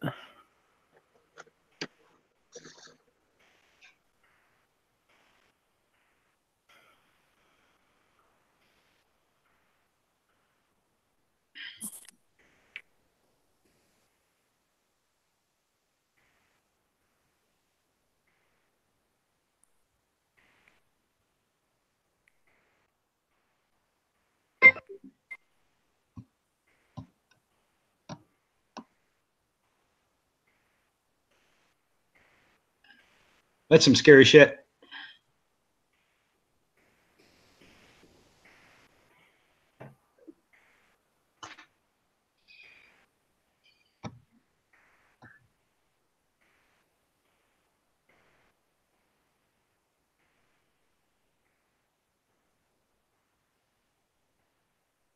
You know, I don't fuck around with fires or floods.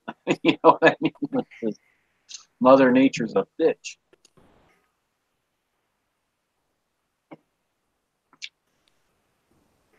There's a reason why every culture and country and shit has flood myths, and it's not because of Noah's Ark.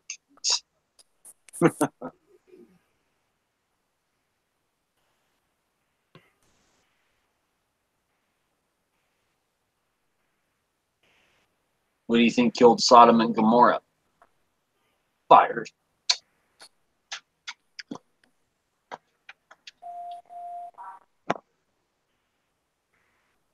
I would just tell everyone in California that to take that as a sign from God that he's not happy about the elections, that they need to vote in Republican. The alien isn't happy. You know, obviously it's a sign from God, I think. Saying vote Republican. Would God be okay with libertarian? Yeah, probably. I think you'd be okay with that. As long as they didn't try and fuck with your gun rights. I think you'd be okay. Yeah, because I went for Johnson.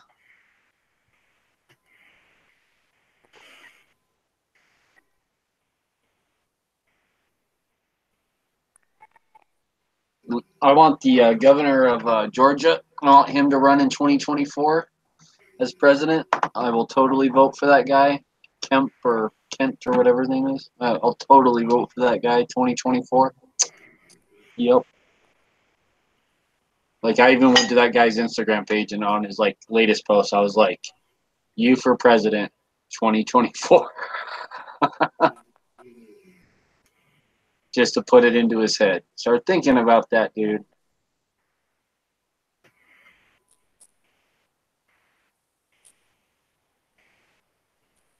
I don't know anything about him. I'm assuming he's pro 2A. Oh yeah, like very, very, very pro 2A. Like super. He busted. What airline was it? It was the big one. He cost them millions of dollars.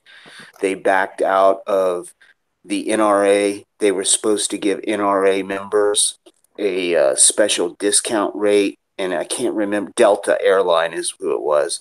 And since Delta is based out of Georgia, basically they backed out of doing that for NRA members. They said no longer on seats or was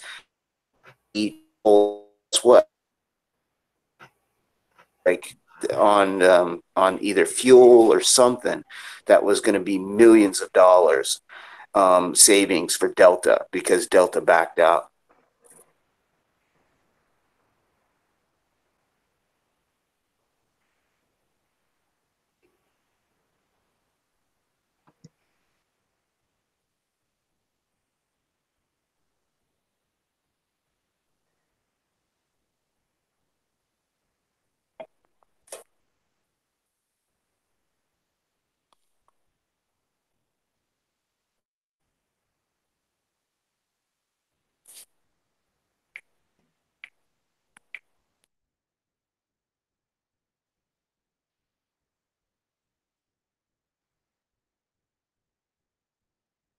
I know what you're going through, Angelina. Fire, I've had a couple fire things in the last couple years.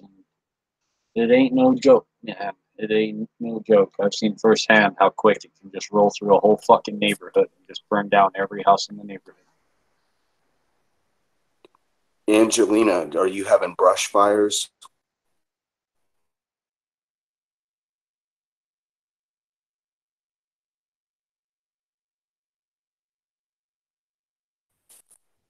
I think that's what it probably was a couple brush fires that just got out of control because of high winds and shit.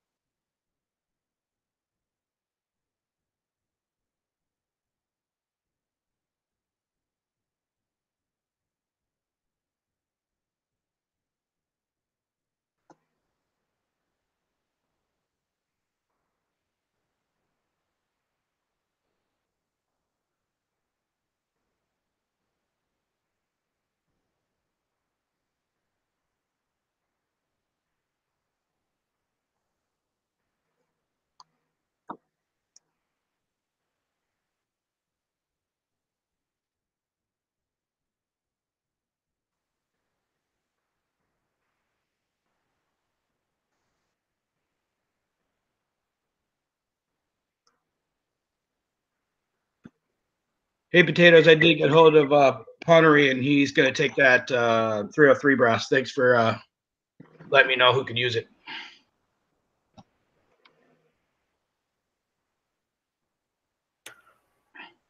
Yeah. Cool. And I got this. I texted him and was like, yo, check your messages. I think you got one waiting for you. Well, I mean, I didn't think he knew me that well. I've been in chats with him, but shit, how many fucking people are in these chats that fucking he, barely knows. So yeah, no, Ponner he's good people. He's really cool. Yeah, he seems like a really nice dude. So I literally text him like almost every day, whether we talk on gun channels or not. I'm supposed to get it.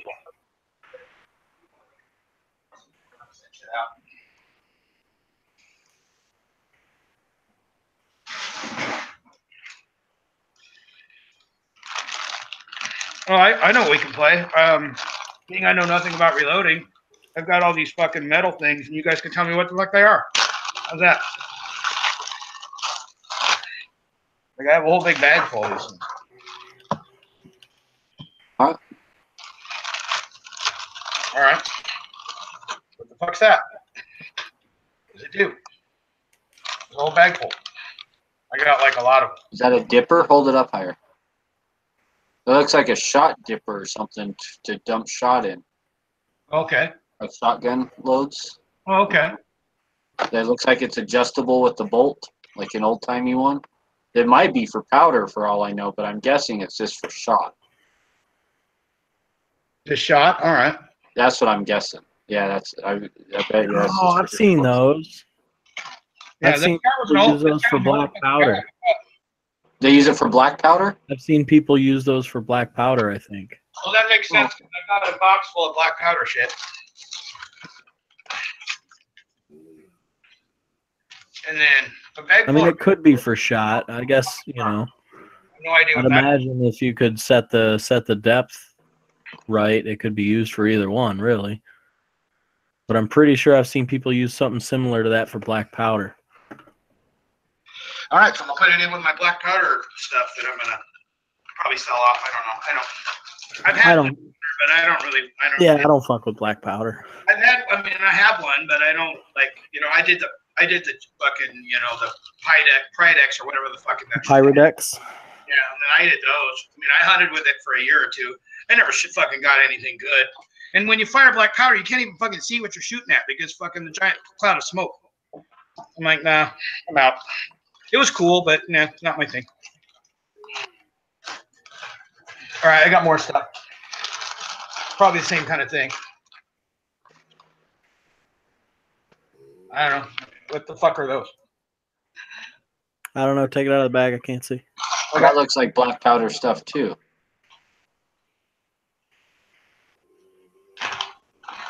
That looked like it almost looked like a black powder flask. There's this metally thing. Okay. You need a handle of something. Probably a handle for a brass rod. Yeah. Does that have a chuck on it for a drill, Woods? No. No, just the only hole in it is in the end here. Okay. Probably a handle for a brass rod. People buy big weighted handles to make it easier to seat that ball. Okay, that makes sense. Or sabot, whatever, sabot or whatever they're shooting. And then these things are brass too, but there's like 3 of these things. I don't know what the fuck this is. Oh, that's if you got a stuck. That's if either your black powder rifle didn't go off, or if you need to unload it without shooting it. It's like got like a drill bit on the end of it, right? Right. Yeah. Like that one's probably. That's for removing. That's for removing the ball or the bolt, the sabot or the wad. For getting all that shit out of there without firing it, or if you fired it and for some reason it didn't go off. Or for the most common case that you forget to put black powder in it and then you put a ball down in there. Yeah. Yep. Yeah, there's a shit ton of those things. Fair point. Fair point.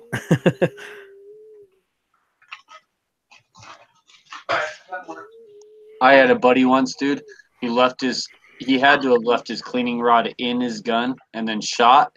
Oh my God. And then we couldn't find the cleaning rod and it just disappeared off the table. And the only thing we could think of is that he shot it out of the gun. And we looked for that thing for hours and never found it, dude. Never found it. It So just like all disintegrated. these would go together, right? Oh, yep, there's some brass rod. There should be a lot longer pieces than that somewhere. Unless that's a little stubby one just for pistols. A little fast. Yeah, that's true. Yeah, if it's for pistols. Yeah. I've got let me grab it. There's a shit ton of fucking this. Yep. 4 of these.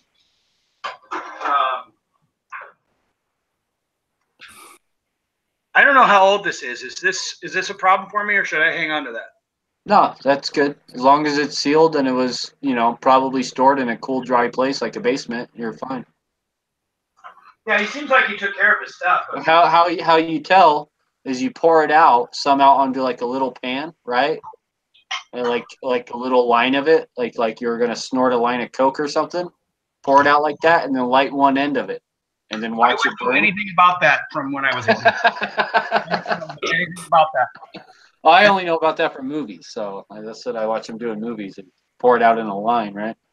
But if you light the end of it and just watch how it burns. So, And then, yeah, because that makes sense, because that would go with these things. oh These yeah. are 58 caliber, and then Dang, 58. yeah, and then a bunch of balls. Where's his gun? Where's that I old used black to- powder? I used to have a 54 caliber. I used to shoot 45 caliber sabots out of it. Well, apparently Whatever the fuck you say it. his sons have his guns, but his sons are in Seattle, and they asked me at the time, was I interested in buying any of the guns? But I've never heard back from my friend, like whether her brothers want to sell any of the guns. I'm like, I'm not rich, but we could make a deal. If they don't want, if they just have some guns they don't want, okay. Like, back in the day how the guys would have a ball and they'd have their powder and patch and everything in a little bag and it'd be wrapped up so every charge was separated, already pre-measured, and they would just have them in little bags, right? What's today's equivalent like that? Like if I wanted to pre-weigh my charges, right? Like on my scale and not by volume. If I wanted to pre-weigh all my black powder charges and then I wanted a way to carry like 10 of those on me, like what's the best way to I've seen people use film containers for that. Oh, that's a good idea. The old 35 millimeter film containers. Yep. Or I've seen people, those little tiny plastic jars. Never mind. So are you saying stealing things from your kids' toys? Is that where we're going? Yeah. Uh-huh.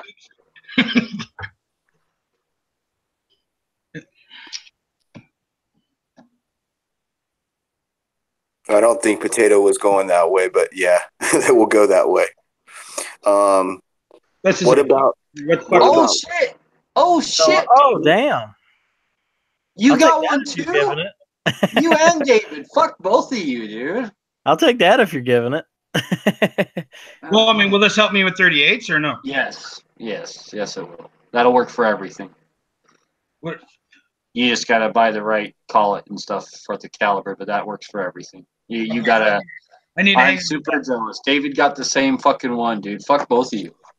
I've wanted one of those forever, dude. Like, I think that's the best. I think that's about the best trimmer there is that one. So I'm gonna eBay Dead Horse one just so he'll stop bitching about it. What brand is it? It's a Forester. Oh, okay. Top of the How much line, does it top run? view. About $100 just for the thing, and then you gotta buy the pilots and the collets. Are you guys ready for the price of this thing marked on here? $17.99.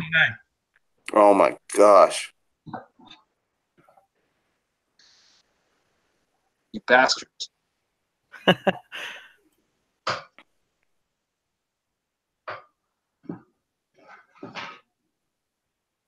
Yeah, Woods, you definitely lucked out. I'm surprised. You need to ask him. So, what did he do with his guns? Like, he had some black powder stuff in there. I was saying, I asked, and the apparently one of the sons has all the guns, but I'm going to wait a bit when I have some more money, and I'm going to start bugging his granddaughter, my coworker, Hey, how are we doing? Did any of those guns? Like, Yeah, I know he doesn't want those old black powder guns. He ain't gonna shoot those. Yeah. I'm like, hey, oh, dude, I would do it sooner or later because Christmas is coming up. That motherfucker be like, oh, I might sell these because for Christmas money. I would do it like here in the next couple weeks, dude. At least let them know that hey, you want first dibs, Yeah, well, I mean, the old guy asked me when he was, his wife asked me, and I'm like, yeah, I mean, we're certainly willing to. She was kind of pushing the sale more than he wanted to, because he was going kind of crazy. So they took all his guns, and because he was like going nuts in the middle of the night and shit. Super bad kind of stuff. That must be horrible to live to an age that you lose your fucking mind. No, dude, I just shoot myself. It's all good. Yeah, you don't want to do that though for your children and your wife and all that. No, you don't want to do that because now you become a gun statistic. What the fuck's this? What's this do? What is it? Oh, that's a powder trickler, dude. Powder trickler. Yep, powder trickler. Yeah, this guy definitely was into metallic cartridges. So, does that go with the rock chucker or no? Yes, with the rock chucker and the Forester. Right, let me see the inside of it. Oh man, I bet you that's for black powder. You could use it with the regular gunpowder, but that's made for black powder. How do you know, Dad? I just know because it's all solid brass, that big, that heavy duty. Yeah, it's big as fuck. It's made for black powder. Yeah, it's big. You use a lot more powder for black powder. Okay. So I should put it with the black powder stuff? Oh, no, you could totally use it. You can use it for regular. You can use it for regular powder. It's just not going to be as precise as the small ones because it's made to throw out a lot of black powder. Yeah. Okay, so I keep this. Yep. Oh, fuck yeah. Fuck yeah.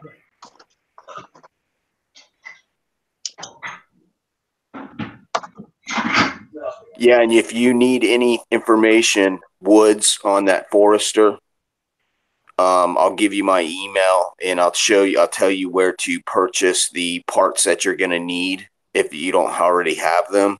Midway USA is the place you're going to have to go to get the cheap parts. If you go to Forester directly, they're going to charge you a fortune because that's where I went first. And each pilot was like $15. And that's the little piece that actually sits on the front of the cutter that aligns the cartridge mouth to the cutter. Sure. And I think at Midway they were like $10 or $12. So it's a piece that goes here?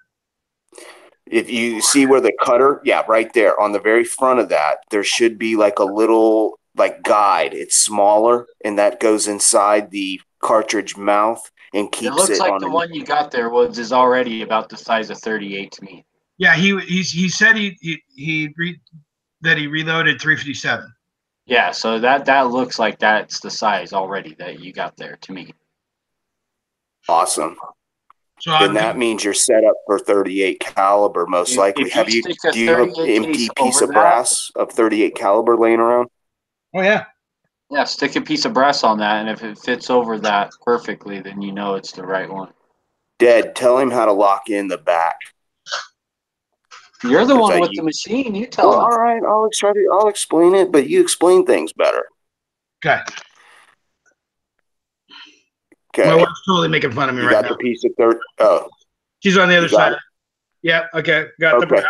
It's a Starline. It doesn't need a press or anything, right? No, it doesn't need anything.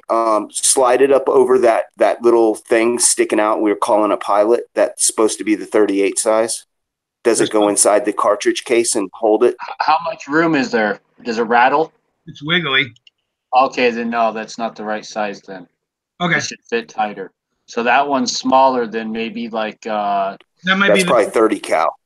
It's the 300 Win Mag one then? Probably. Yeah, probably 30 cal. I need to use this little thing and take that little part out. Yep. Yeah, you see the little Allen screw on the side of that cutter. If you turn it, you'll see it. It'll be there. If you loosen that pilot will come out. and you can replace it with a 38 caliber, 9mm, whatever cartridge you're reloading, and that will index it correctly to the cutting blade. Do you need one of those? If I take this off, can I send it to you, David? I don't need a 30 cal. I've got one. You may need one though if you ever want to reload 308 Winchester or a 30-06.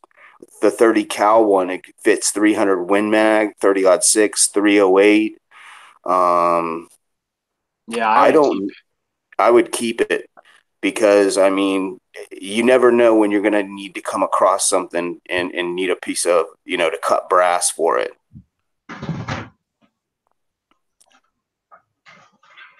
The only suggestion that I have is that you mount that down either to your reloading bench or to a piece of wood that makes it a little bit more stable. And you can, either C-clamp that wood to a table or just set the wood up and trim the brass. There's not much force. Brass is pretty soft. Okay. Well, thanks, Kev. Appreciate that. Yeah, but I'll show you. And even Forester has the directions for that on their website that you can download a PDF, I think is what it's called. Hold on a second. I found shit in the box that might help us here. Sorry to interrupt you. So there's in this little baggie in the box, there's these fucking things. Is that fucking the deal? What are these? Is it a little paper bag? Is it a little paper pouch? Yeah. Oh, hold on. I can't really read it. I mean, I'll read it to you guys, but my eyesight. Your right hand, that like a collet? Is it cut where it's open? This one's. Oh, that looks like a huge ass. What is that? I see if that fits in the 38. Yeah, see if that fits in the 38. Yeah, it fits nice in the 38, kind of. Okay, and it sits on there, and that's probably the pilot for the 38. Yeah, because I mean, there you go. All right. Now, what's this thing? Now that's the collet. That's what holds the back of the cartridge. If you're holding your Forester trimmer right now, pick it up in your hand, the whole trimmer. Okay, hold on. What did I fucking do it? All right, I've got it. Okay, put your hand on the right there on that little turn knob thing. Yes, now turn that left counterclockwise. On the turn right on the right there, counterclockwise that, and it'll come out the back. The one with the T handle on it. Oh, this thing. Okay. Yes, counterclockwise that out, and be careful when you pull it out. It'll bring that collet out, and it'll have a number on it. Okay, hold on a second. I'm trying to be careful. Not really good at careful usually.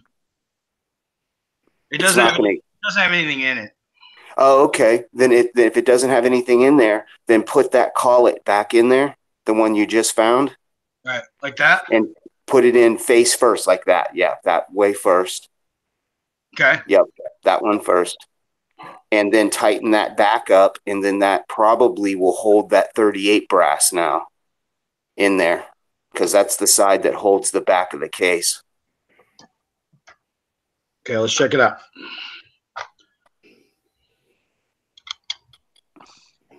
And as you tighten that T handle, it tightens that collet, and it will grab the back of the case.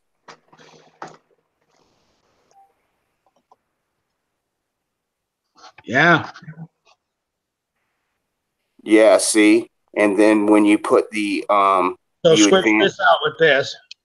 Yes. Okay. And then basically when you first put that in, Woods, you will advance the cutter till it goes inside the mouth of the case, and then that'll help stabilize the front of the brass and keep it level as you push the back into that little gripper and tighten up on it. Yeah, there you go. I love this old guy. And there's another bunch of shit in this thing. Oh yeah, in that little paper pouch. Yeah. Yeah, that paper pouch will say what size collet or Pilot is in there. Those are what the Pilots come in from Forester in those little paper brown baggies. Oh, it's like printed like old Ditto kind of thing. Says 35. I know I can get that off of it. Might be for 35 Remington. I think he did say something about 35 Remington. I'll have to get my eyes. I'm too old. My eyes are too bad to fucking really read it. I won't try to make you guys read it because I can't read it from here. But like you'd be surprised at how hold good it up a little bit higher. Okay, hold on, 35. Hold it a hair farther away. Case trimmer says 35 case trimmer Forster. So yeah, that's got to be 35 caliber. Anybody need it? I know I'm definitely not. Trust me. Listen, for stuff like that, you don't know. You do not know that you might buy some Old West single action revolver or something. Like, you don't know.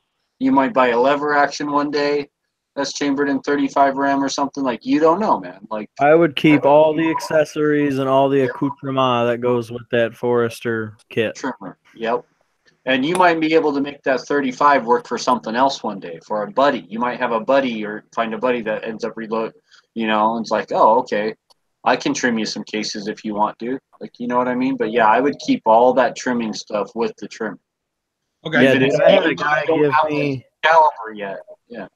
I had a guy give me a giant ass bag of brass.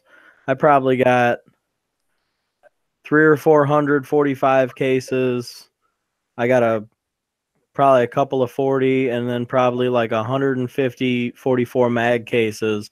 And all he wanted me to do was knock the primers out of the stuff that he used, which was 300 Win Mag, 300 Remington Ultra Mag, and 308. He just wanted me to knock the primers out, stick them in the ultrasonic cleaner, and clean the primer pockets out and give them back. So, like, you never know what kind of deal you might be able to work out. Somebody might say, hey, if you trim 50 of these 35 Remington cases for me, I'll give you all this brass, or I'll give you components or whatever, So anything that stays with that, anything that goes with your equipment that you have, I would keep it like that, for especially stuff like case trimming and shit like that. And anything that you look like that, yeah, there you go. Boom, there it is. Now you see how the cartridge is. So what does this do? Thank you for not making fun of my not knowledge of any of this. It doesn't go with it. It should go all the way in, right? Yes, it should, as long as you have the Allen screw loose enough.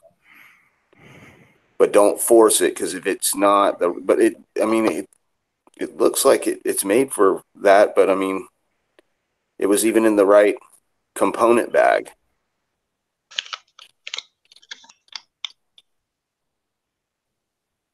Maybe you guys can read that. I don't know. You guys did a good job reading the other thing I couldn't read. Back it off about 3 inches. 30 cal. Oh, that's why it doesn't work then, huh? Yeah. Okay. But 30 cal will be one. Did it go back? Did it go in all the way? No. I mean, into the cutter. Yeah, I went and cutter fine. Oh, okay. Yeah. Then that's a 30 cal. Then that'll do any of your 30-06, 300 Win Mag, 308, anything like that. Even your 300 Blackout. Okay. So I need the 38 version of whatever the fuck this thing is. Yeah. Yeah, it's called a Pilot. You need a Forester 38 caliber Pilot. Cool. Now, what does this thing do? Like, when it smooshes it, it just makes it bigger so I can get the round in there better? What it does is it holds the front of the case flush against the cutting blades, so it doesn't cut it on a wompy angle. It cuts it flush and straight. So even though that blade is cutting and causing that face to want to move up, down, and around in a circle as it cuts, that Pilot will keep it straight and keep it cutting on a 90-degree angle so that the face of it's square. Cool. Well, then I did good with my $100. Oh, yeah. Just that machine by itself is $100. Nice.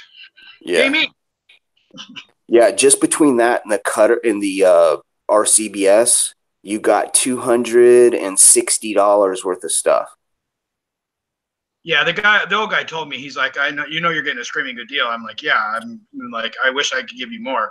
But his wife was like, I'm just good with, we're just glad it's going to somebody nice. And, my granddaughter says great things about you. You've really helped her at school because she's the PBIS. So positive behavior intervention supports teacher. And sometimes when kids are getting knuckleheady, they send them to my room just for a place to cool down. And so I was like, all right. All right, so that's cool. Yeah, you came out doing really good. Once you get your press, you'll be set. Well, I'm still getting the Lee press too. Yeah. Like 2 presses is okay, right? I'm thinking that's not a bad thing. No, I've got 3. Me Dead and David Horse has both got run 3 press setups. Yeah. Now, here's a question. 357 and 38 are different, would be set up differently, correct? Just the over depth. the length. Yeah, just the length. So when I get my Lee press, I can do 357 or 38 on the same fucking thing? On the same die set. You'll have to adjust it every time you switch from one to the other, but yeah. So then I have a redundant press. That's great.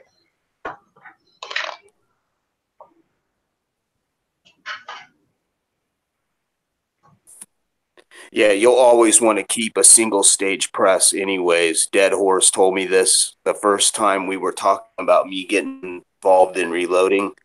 And I was like, yeah, this is coming from the guy that's got all this shit in his garage, all these gadgets and stuff. And then come to find out, he's very much right. You will want to do things on a single stage. Maybe if you're doing some rifle ammunition in a very small batch, you don't want to set up 4 dies for it. You just want to go through and maybe do it in a couple stages. Or you're doing something dirty and you don't want to get it all over your semi-progressive press. So you'll do it on your single stage. So you just wipe it off with a rag and get None of the guys I know that shoot precision load on any kind of progressive press. None of them. And in fact, a lot of them don't even use a single stage press to reload. They use an arbor press to do all their reloading, their bullet seating and all that. And which is basically like a single stage press, but like more inline and more precision, even. And but yeah, none of the guys I know that are actually like real serious, like guys who actually win competitions and take home trophies and shit. None of those guys are loading on like progressive presses or anything. They're match ammunition. When you want to load 9mm or 38 to plink with and all that, oh yeah, but like progressive's great for that shit. But when you want to load like precision ammunition, like everyone I know does it on single stage presses or an arbor press. Yeah, there was a guy I was talking to at my local gun club that I belong to. He has a rail gun that mounts to the table, and it's built on a Remington 700 Action, but it's got a crazy like 1.5 inch thick barrel, and then this crazy muzzle device on it with all these fucking plugs, and you can take plugs out and add or remove sand from not just like to make the end heavier or lighter, but to adjust the barrel harmonics. You can add sand to there's like 6 different chambers on this thing that you can add or remove sand from. And the whole thing's probably like 3.5 inches round on the end as a muzzle device. And then he took a target, and you know how you got like the bullseye and then like all the 1-inch squares around it, like all across the whole paper, like a grid?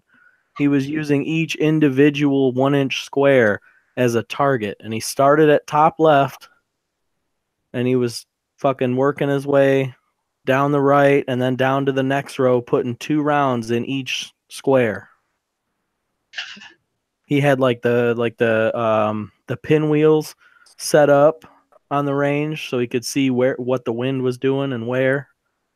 It was crazy. And then he was reloading with a single stage press. He was reloading like the same like 10 cases. He had like a really big, giant ass digital scale set up. He'd wait for the wind to stop blowing before he'd start messing with his scale.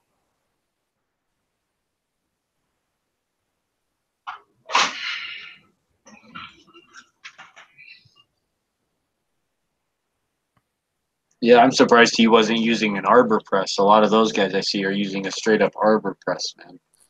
And What the hell is an arbor press, Dad? you would just have to look it up. I don't know how to describe it. It's just here. I'll like screen share a picture here. But it's just a more precision up and down press, right? Okay, like so it pressing doesn't something flex up as and much. down, whether like it's just a more of a precision instrument than what most reloading presses are. So a lot of guys will buy, like, there's some that you can buy like already set up for reloading, basically, right, where you just use shell plate holders and all that. But then some guys completely customize arbor press that's like a 2-ton arbor press or something made for a completely different fucking thing, right? For like button pressing or something, right? And it's made for a completely different job, but then they convert it to reload and to seat their bullets with and to size with and all that, because it's just like, because it's just so oversized and heavy duty commercial grade that it just gives some of them are like really small and like they don't look heavy duty, but they're just way more precision, a way more precision vertical up and down movement, right? And so guys swear that they get better concentricity and stuff after bullet seating and stuff with these arbor presses. And I can see that, like, so a lot of people swear by it, like that if you take a gauge to it, that that you'll get better concentricity with an arbor press. So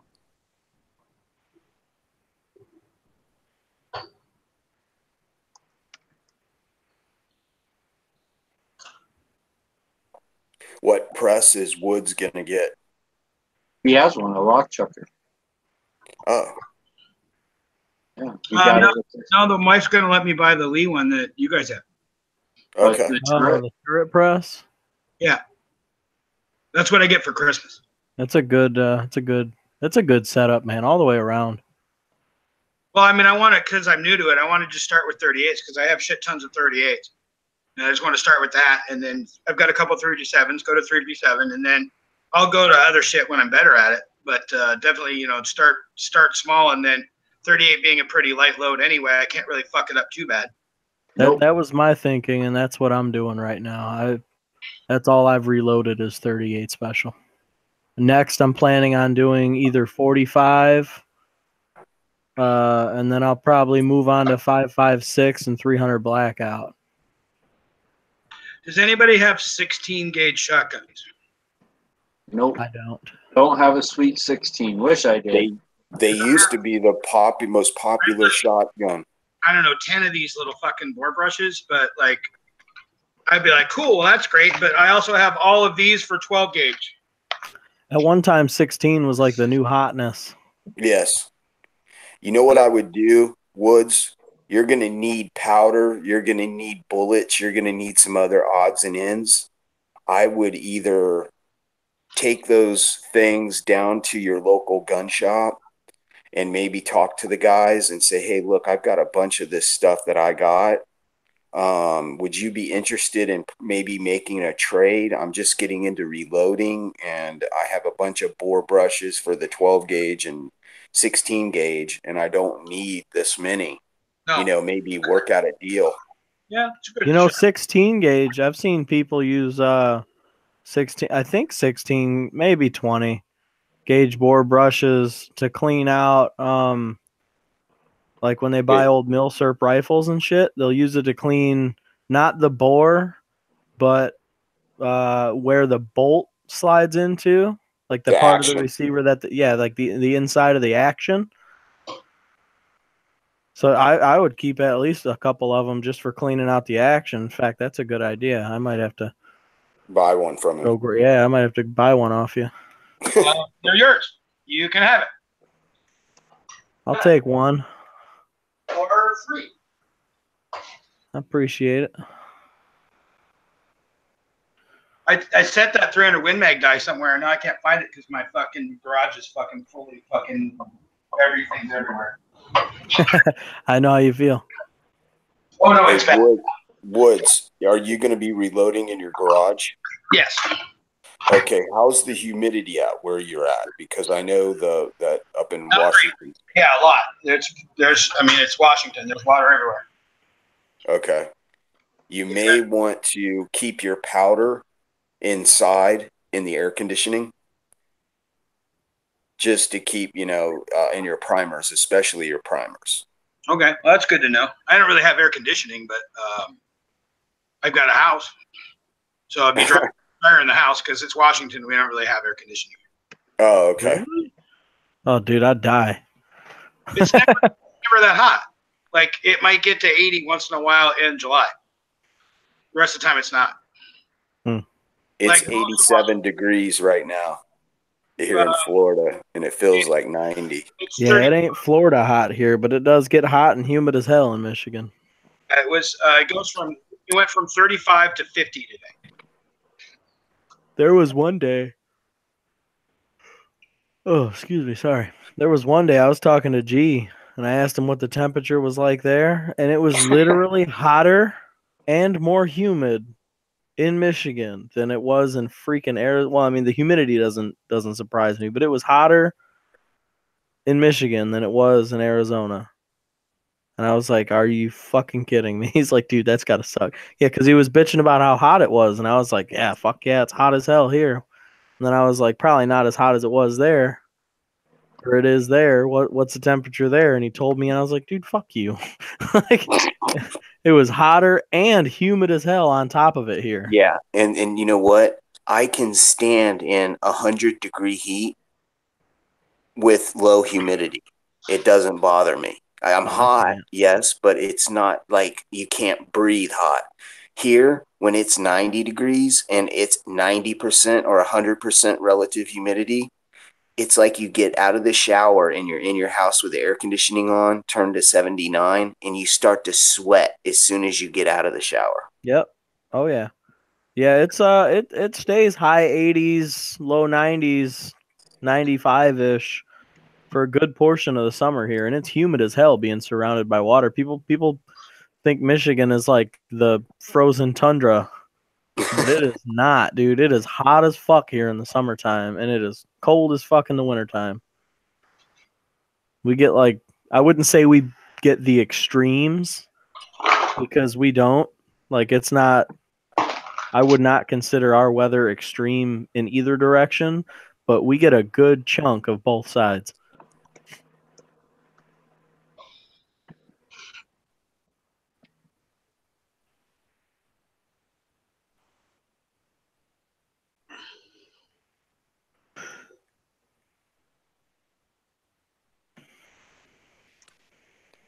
Damn, Potato, it looks like I'm going to be going maybe this weekend to go shoot some 458 that I reloaded. Hell yeah.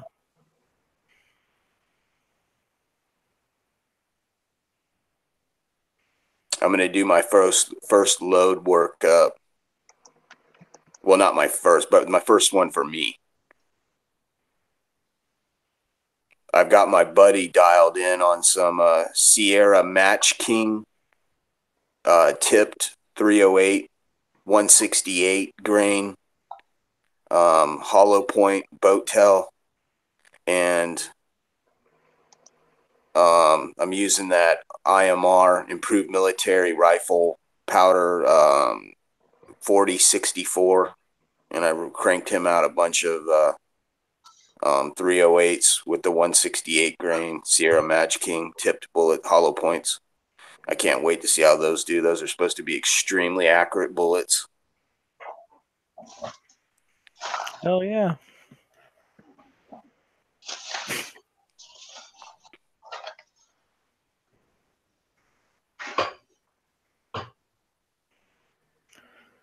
Oh man.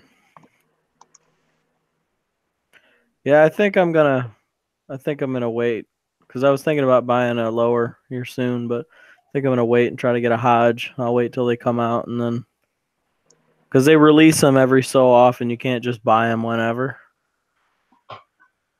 So like they go on sale and then they sell out like really quick. Because I've already got the handguard. I really like the finish on them, on the handguard, and it would match perfect. And plus, it's it would be all Hodge. I think I want to do that, and that's the one I'm gonna SBR. I've been waiting and deciding what I was gonna SBR for a while. I think I'm gonna wait and do that. Popping my gun. I'm doing it. Yeah. Not soon, but like, yeah, that's going to be like January. I'm going to like, fuck it. Let's do it. Right. Drop the $200 and then just forget about it. And then you just forget about it. Yeah. And then I love the gun anyway. So it's not like it's a fucking problem. And then you guys will show me how to cut it right so I don't fuck it up. Oh, you're thinking about cutting your own barrel? Well, should I have somebody do it for me then? I would have a machinist. Well, listen, usually you want it cut and threaded is the thing. So yes, go to a professional gunsmith if you want it threaded. If you don't want it threaded for some reason, which is really rare, then you can definitely cut it and crown it yourself. That's not hard. But so he's just cutting down a shotgun. Yeah, it's just a shot. Oh, a shotgun. Oh, I thought you were talking about a rifle. No, I'm just cutting down a shotgun. A $200 tax stamp and usually like SBR. Like, oh, okay. No, he wants to SBS a coach gun. Oh yeah, totally cut that shit down yourself. Yeah, so like a bandsaw is the best way to cut that square. And you want to get a, it's called a brass lap for it, a big brass lap. So 12 gauge or whatever it is, look for a 12 gauge lap. And that's how you'll lap the very end of the barrel after you cut it. And that's it. So you need one tool other than just a fucking hacksaw. A hacksaw and a miter box will cut it down just fine. Right there. Yeah. Yeah, a hacksaw and a miter box will cut it down just fine. Yeah. I'd like to do that one of these days. Because I already love the gun, so like if it takes forever to get the fucking tax stamp back, okay, whatever. We're all good. Like what I would do, okay, if I was you, let's say you want that barrel 12 inches long, okay? If you want it 12 inches long, cut it to 15 inches. Practice. Cut it, practice the cutting, the lapping, everything, then cut it again. You know what I mean? And, yeah. That way you get a couple tries in before you're the one, because once you can't go any shorter, then you're like, fuck, I fucked this one up. Yeah, once it goes below that handguard, you're fucked, right? So I there's nothing wrong with, go ahead and put your tax stamp in for like a 12-inch barrel because they're going to want the barrel length, right? Potato? Yeah, so go ahead and put the tax stamp in for your final length that you're going to come at, and it's not like it's going to be 15 inches forever. You're going to cut it 15 inches, practice it. An hour later, you have it cut down to the final dimension that you're going at, but there's nothing wrong with cutting it longer and practicing. Yeah, you cut it longer, you fucked it up. Yeah. Okay, now you know what to do to not fuck it up this time. Get it down to your desired barrel length in, 2, 3, 4 cuts. I like it. Hey, that's just my advice. From a guy who's cut his own barrels before, that's my advice, dude. It's just practice a little longer. You said you use a miter box and like a hacksaw? Fuck yeah. God damn. You cut straight as fuck, dude. I can't cut with a hacksaw. See, it's not the cut that you're getting straight. You prep after that. You square it with the block after that. Okay. So the cut doesn't have to be perfectly straight. Okay. So, yeah, I don't understand why somebody doesn't make like a Shockwave type side-by-side shotgun. That'd be fucking awesome, dude. It'd be like a fucking double barrel sawed-off. Dude, Mossberg had, listen to this. Mossberg had an under-over instead of a side-by-side, and it was awesome except for the fact that it was made in their Mexico plant by Maverick, and they had a bunch of them that went off like when people closed the barrels. The shells went off in the chambers when they just closed them. and they discontinued the shotgun really quickly. But Mossberg used to have an under-over that was a they used one of those weird ways that they can get away with, like, what do they call it? Any other weapon or an AOW. Yeah. However they got away with the Shockwave was the same thing. And if you look it up, it was an under-over tactical shotgun, and it came with the black plastic furniture, and it had no external ears. It had when you cocked it open to load it, it cocked both hammers. And I want to say it had 2 triggers on it, like a traditional under-over would. But it's the fastest firing 2 shots in the world. I mean, you can literally fire both, at the same time or in succession. Yeah, dude, I want basically a Shockwave type shotgun, except a side-by-side with wood furniture, and I wouldn't even need to SBS a damn shotgun. Like, it'd be a little bit too long, because it's still got to be over 26 inches long. But, I mean, at that point, I'd be like, yeah, fuck it. Good, close enough, right? Hell yeah. I still want to see a picture of that damn Shockwave you did. You haven't seen it? No, never seen that. Fuck. Give me 2 seconds. I'll send it to you. Okay. I didn't know you hadn't seen it. I'll fucking text it to you right now. Okay. I want to see it. Yeah, you saw it, didn't you, Woods?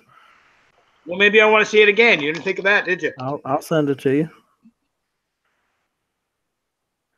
I ain't stingy with the gun porn. I'll share. Hey, it was funny tonight when I left here, or I got popped over here. I went over to check out what G was doing on his show, the Daily Gun Show, and he had some guy on there called what the heck was his name? Something Pete. What the hell was it? It was Call Me Again, Pete. Or no. Was that the guy that got kicked out of Yankees chat? What? Is that the same guy that you were talking with that got kicked out of Yankees chat? Yeah, I don't know about that. No, that was me. Yeah. I think that's the same guy. Is it the same guy? I just got about that. Yeah, I thought that was funny and shit. And he's a Patreon supporter. Well, his dad was talking to him, yeah. Why did he get kicked out of Yankees chat? He got banned from Yankees chat just for disagreeing with Yankee. And he's a Patreon member. Dude, too many of these fucking people just can't take somebody who doesn't agree with them, or can't take somebody like fucking Yeager's a prick. Yankee's a douchebag. Like, he does a lot of good shit, but he's a real fucking prick about it. I support him on Patreon and shit because I think he does a lot of good, but damn, I would not like to hang out with that guy.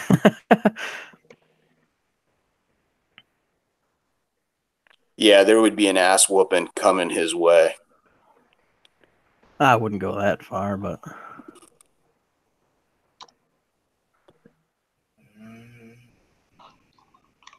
what is this over here?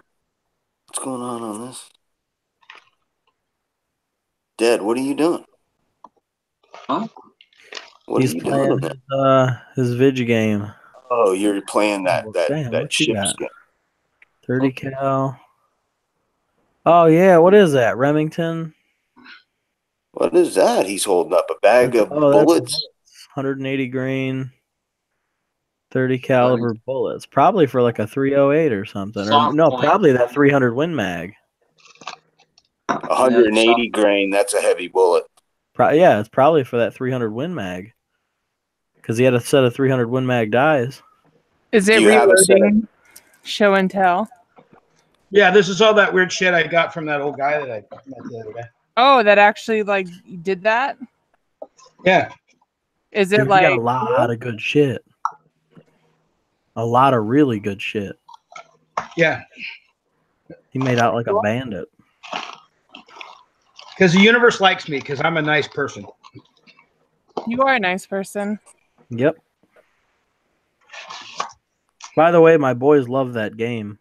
Oh, did they? Oh yeah, they play it a lot.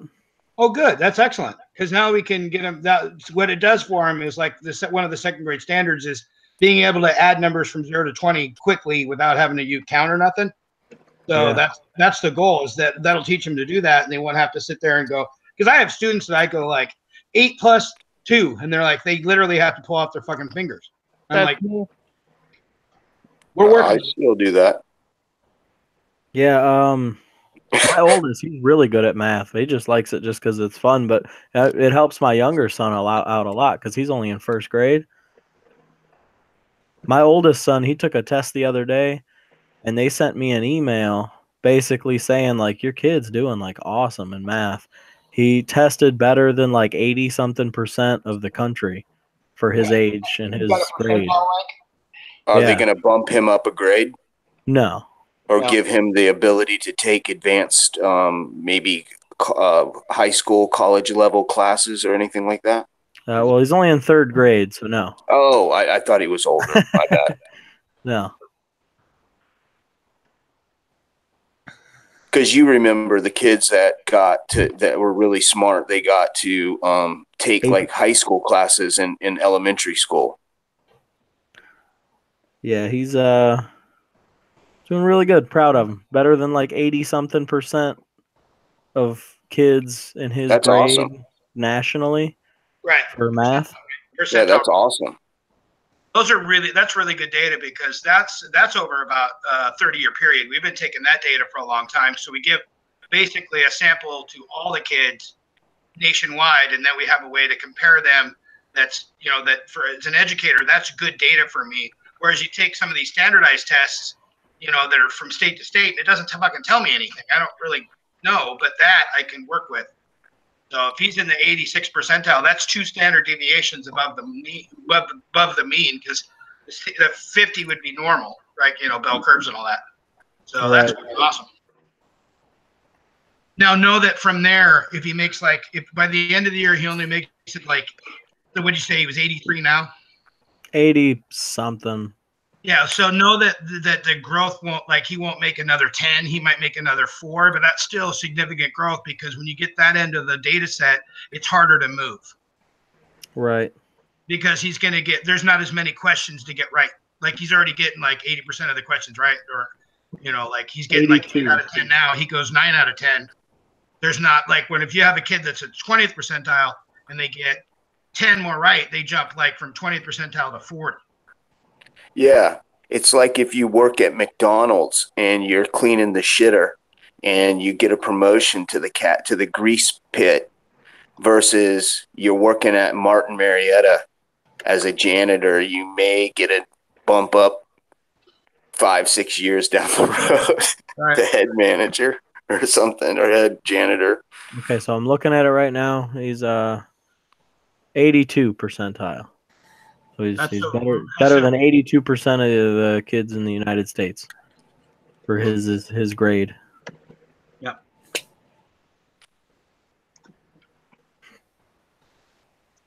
Yeah, I have maybe 5 kids in my class that are at that level. But then I'm in a really poor district and that has really low scores. That's why I'm there. He was struggling not so much with math, but with reading for a little while. But now he's really, really good at reading too. Good. Sometimes it takes a teacher to really bring the student out of the child. I remember when I was in elementary school, and there was some teachers that even if I didn't understand the subject, I would just try harder because the teacher could communicate with me, and get me to try. Where some teachers, you knew they were there just to collect a paycheck, and half the time they come over to help you on a paper or something, and they smell like liquor, and it's fucking 9 a.m. You're like, holy shit. Those are my favorite ones, dude. I had a woodshop teacher. In junior high, they made everyone who wasn't in choir do this thing where you took all the electives, like one each quarter. So I ended up in woodshop, and the teacher was fucking drunk constantly. He walked around with a mug full of whiskey, but like he was the coolest guy ever, and he would just call us idiots like all day. And he's like, if you lose a finger, it's because you weren't paying attention and you're stupid. That sounds like me. Holy shit. Hell yeah. That's Always Dead Horse's smelling like liquor father. and telling people they're stupid. That was the those are the good old days, man. When you could just be like, you know why you suck? Because you're 'Cause you dumb. fucking suck. Oh, dude, I had an auto mechanics class. I had auto shop 1 through 4. And let me explain something to you. Our two teachers, they actually disbanded the auto shop in 88, the last year I was in high school. They got rid of it at the high school I was at because for some reason no kids were wanting to take auto shop anymore. And in the school, the insurance to insure that class, because we had lifts and we had all kinds of power tools, and our teachers used to be shop guys. They used to own their own shop. And I'll never forget, his name was Mr. Lacrone. He goes, "You cut your goddamn hand off? It's because you're fucking stupid." And I remember like never hearing a teacher talk like that before, but these guys were just cool fellas, and they're old school. They would come over and he had a cane. Mr. Lacrone had a cane, and he would walk up behind you, and if you weren't like doing something right under a car, he would like just bash you in the back of the head with the freaking cane, and he'd be like, "Hey, numbnuts, do it like this or you're going to lose your fucking hand." And I'm like, okay.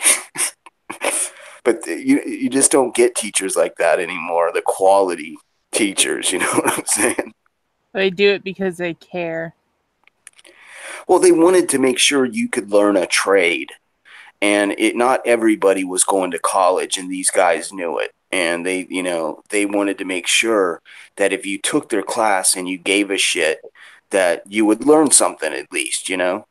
Maybe you wouldn't be a mechanic, but maybe you would be able to fix your car or your wife's car or your girl or your husband's car. We had a couple girls in there, and you know, it was a good class. It was 2 classes in the morning, and it was a good class. I mean, I think that all kids should have to take some type of automotive class. They should be able to change their own fucking tire, change their oil, check their oil, and check their tire pressure. These kids today are just a lot of just like all that stuff's like not important anymore or something. I don't know exactly why, but it used to be that your parents would show you how to, do things to take care of your car. Angelina, did your dad ever show you how to check oil and stuff like that? You know what? My dad really tried, but I wasn't super interested in it. See, my dad's like a car guy, and he would build cars in the garage. So he didn't have any sons, just me and my sister. So he would always try to get us involved. But he showed me I can check my oil. I know how to do that. Like wipe it first and stick it back in. And I know if I hear a noise, I should listen for it and not continually drive my car. It's been making this ticking and thunking noise for about a month now. Oh, I had this one car where the engine was knocking, and I didn't say anything about it. And finally I said to my dad, I was like, you know what? This thing's really annoying. It's like knocking at me. And he's like, well, when's the last time you changed your oil? And I was like, what do you mean? And he's like, like how I told you to take it to Brake Masters. And I was like, oh, I guess I forgot. And that's when I learned that when the light goes on, take it to Brake Masters. That reminds me, I got to change my oil. Maybe I'll take it and have it done tomorrow. I'm a little overdue. Like 80,000 miles? No, just like 8,000 or 9,000 miles. Past the 3,000. I'm just kidding. I'm kidding. The truth comes out. Right. Yeah. I had a truck in high school that leaked oil enough to where I would just put a quarter in a week, and I drove that fucker for at least fucking 3 years. I didn't. Dude, I gotta fix my shit. I didn't change shit. I just kept doing it. I got a whole bunch of shit I gotta do to my car, but it's fucking cold and I don't want to do it. And dude, I work 7 days a week, so I think what I'm gonna do is I'm just gonna wait until I get my tax return, and then take my tax return money and just borrow my dad's truck and stick my car in the shop for a couple of days. It needs like a whole bunch of front end work. It needs shocks and struts all the way around. And I haven't really looked into it, but I'm pretty sure it's just the boot on the steering rack that's leaking, but I'm leaking power steering fluid now. Well, you should have two expandable, like almost what they call a piano hinge on each side of the rack. Yeah. And is it coming out of one of those? I don't know. I haven't looked, but I'm pretty sure that's all it is. Yeah, there's two O-rings on the Ram. Kind of shitty. The boots were looking kind of shitty the last time I was under there, so I'm fairly certain that that's what it is. You should be able to rebuild that power steering rack for less than a couple $100. It's not even no. It's not the power steering rack. It's just the boots that fit over the inner tie rods. You can buy the CV axles. Yeah. Yeah, the constant velocity drive axles. Yeah, that's basically the two boots, and then just make sure you get all of the old grease out of the big large ball bearings. They'll be like fucking 1/2-inch ball bearings. And basically get all the grease out of there with like denatured alcohol or brake cleaner, and then repack all of those joints really heavily. I work 7 days a week, man. I'm not doing it. I'm gonna drop it off at the shop and be like, hey, y'all handle this. Normally I would work on my own shit, but I'm working 7 days a week. I don't fucking have time. It's going in the shop. So I'll have it all taken care of then.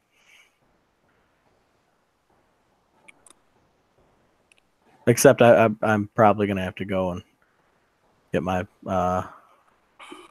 my oil changed tomorrow. I'll probably do that tomorrow or Saturday. They go to empty it and they're like, Mr. Potato, please come over here.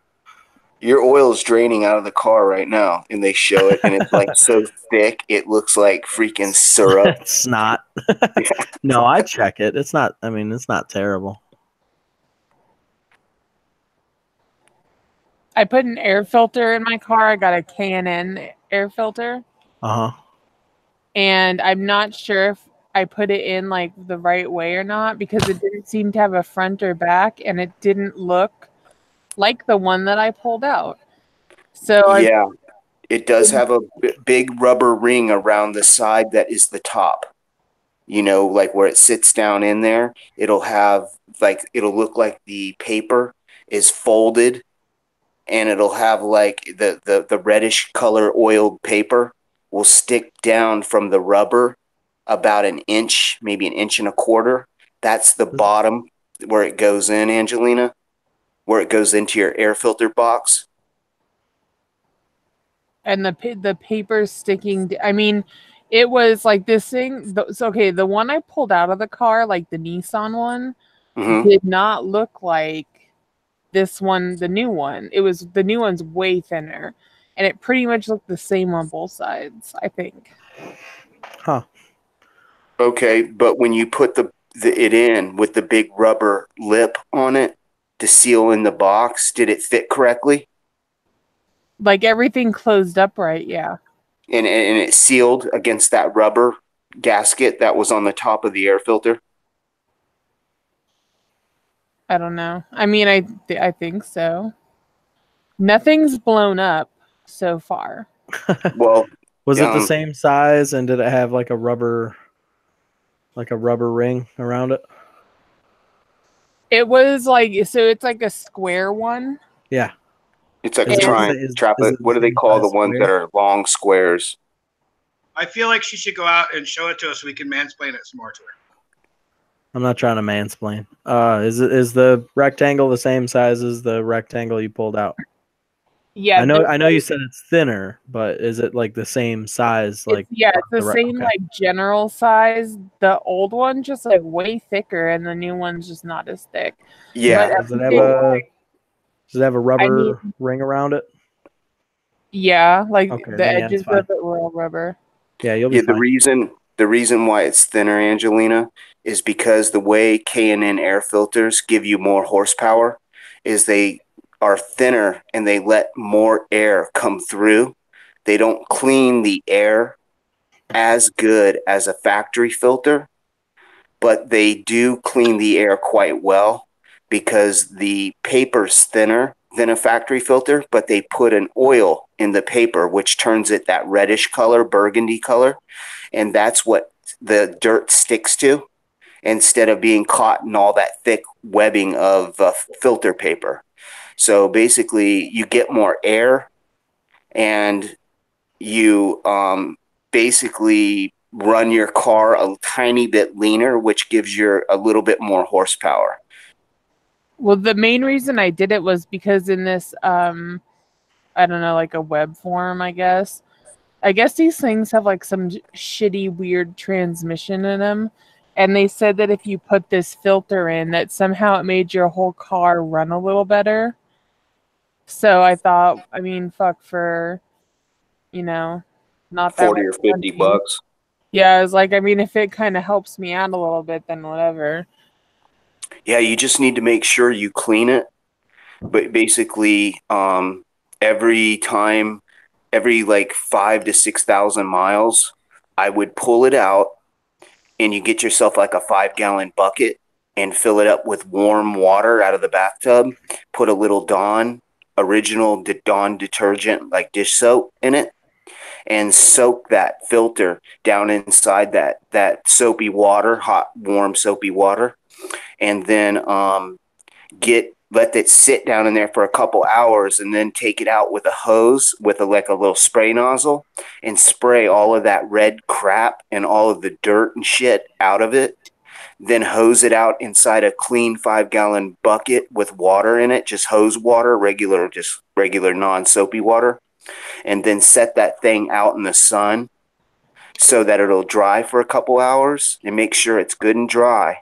And then re-oil it, which is very easy to do. You buy the air filter oil for K&N air filters, and you can just spray it very thin on there until it turns all red all the way through, but don't overdo it. Oh, that sounds easy enough. Or how much was the filter? 40-something bucks. I personally just buy a new one. That's what I always do. Those are reusable and you can clean them and whatnot, but I never fuck with it. I always just buy a new one. Well, the place I take where I was taking my other car to get the oil changed, they'll like clean it for me for like $6. Oh yeah, well fuck yeah, do that. Yeah, $6 shit. There you go. But I'm not sure. Like, I'm hoping that this car has a little light that comes on that says change my oil like my other car did. Because I don't know when I got it, like how many miles I had on it. It better. This thing's all like technology, so hopefully it has some kind of light. You can always keep a piece of paper in your glove box with your when you change your oil. If you take it to a place, usually they'll give you like a little envelope saying how many miles, because whether or not you went with synthetic or a synthetic blend or a petroleum-based motor oil, they'll give you an idea of how long you'll need before you come back and get your oil changed again. Usually with a synthetic, they can push it all the way to 5,000-6,000 miles, sometimes further. If it's just a petroleum oil, you're good for about 3,000, especially if you're driving in traffic a lot, sometimes 2,500. A synthetic blend will give you somewhere between 2 to 5 to 7,000 miles between oil changes. I hate car things. I just got a new key. Oh, you did? I Awesome. think, well, I got the blank key. So it's basically the Nissan dealership wanted $180 just for the key body, not cut and not programmed. I Fuck. got one on eBay that's an OEM, but like the paint's a little weird on it. Like on the silver, it's got a line on it. So it was $50. So I got that, and I just got to get this locksmith to cut it and program it, which is another $50 because I have AAA. So it'll cost me $100 instead of like $380 from the dealer.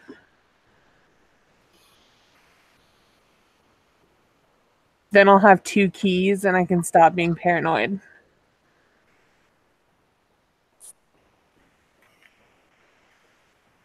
Yeah, that's right. Because you've got that key that costs like almost $400 or some shit like that to get Yeah, a those like duplicate. shitty fucking flip keys. Yeah.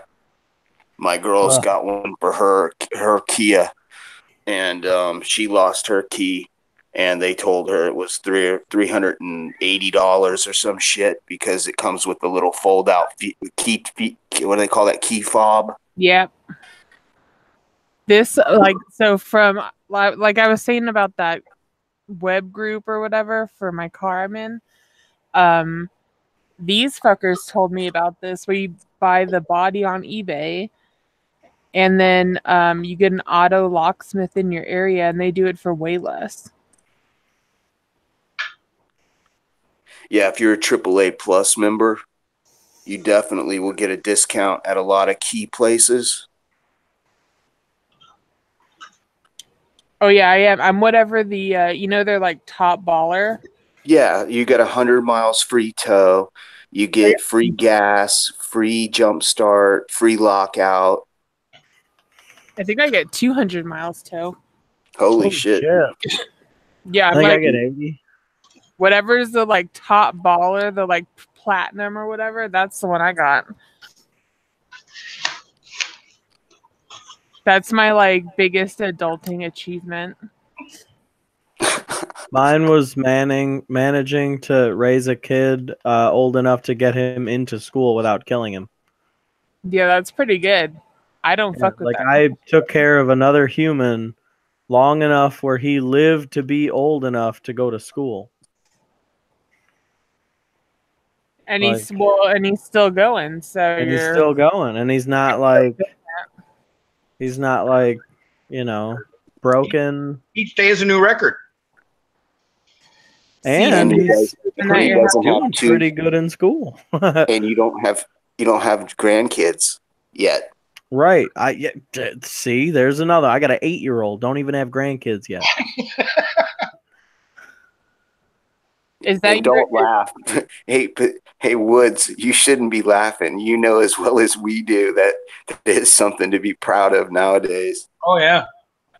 I've told both my stepkids when I get a grandkid, oh my God, I'm going to spoil that kid rotten. I know exactly what I'm reinforcing. I'm going to buy them anything they want. I don't care. Oh, you need a catapult? I'll be right over. Hell yeah. That's how my my grandma was like that. She was like the total like would do like pretty much whatever the fuck you wanted, grandma. Yeah, It you was want me to amazing. for dinner? Yes. Here's a spoon and a bag of sugar. Now you can go home. Excellent. Oh yeah, my grandma had a pool at her house. So me and my cousin, when he could drive, we would drive over to her house and go in her pool. And she'd come home from work, and then she'd be like, "Oh, you guys hungry?" And we'd say, "No, we already ate." And we'd come in, and she would have made this whole fucking spread of food for us. She was Italian, so it was like pasta, some kind of meat, sausage, whatever. And yeah, I mean, we were usually stoned, so it was awesome. Hell yeah. Yeah, my mom, we didn't get along too well when I was growing up, but once I had kids, like all I got to do is go home and be like, "Oh, Mom, I'm hungry for adobo or Mickey or some other Filipino food." And she'd be like, "Okay." Like immediately just stops everything and starts making it. It's fucking awesome. Or I'm like, "Oh man, I'm running out of this or that," because they go all the way. They drive like over an hour to get to the closest really good like Asian food store to get like shit, so she can cook Filipino all the like food or crazy whatever. ingredients. Yeah, all the good stuff. Yeah. So I'll be like, "Oh, Mom, I'm running low," And oh, don't worry. And then she'll go downstairs and come up with a bunch of like, "Here you go, take it home." Oh man, I'm tired. I've been working 7 days a week. I don't feel like driving to Detroit, downtown Detroit, to get pork belly. Oh, don't worry. Here you go. Take this one. I've got one of my best friends that I've known better part of 30 years. And every time I've gone to his grandmother's house with him, not only does she feed me, I've never left there without leaving with a sandwich. That lady is one of my favorite people ever.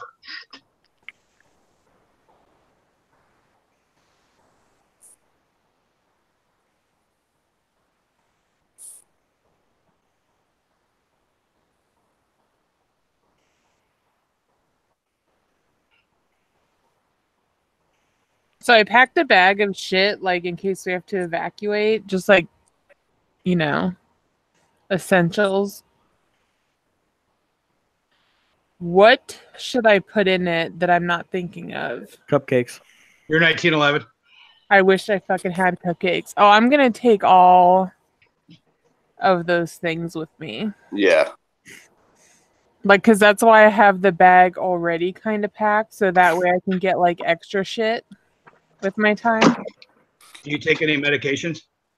No, Family photos. I did. I got like photo things, any like sentimentally things of mine anyway. I got. You got passport information and all that kind of shit? Hell yeah, I got my passport, my social security card, my birth certificate. Okay. That sounds pretty good. Trying to think.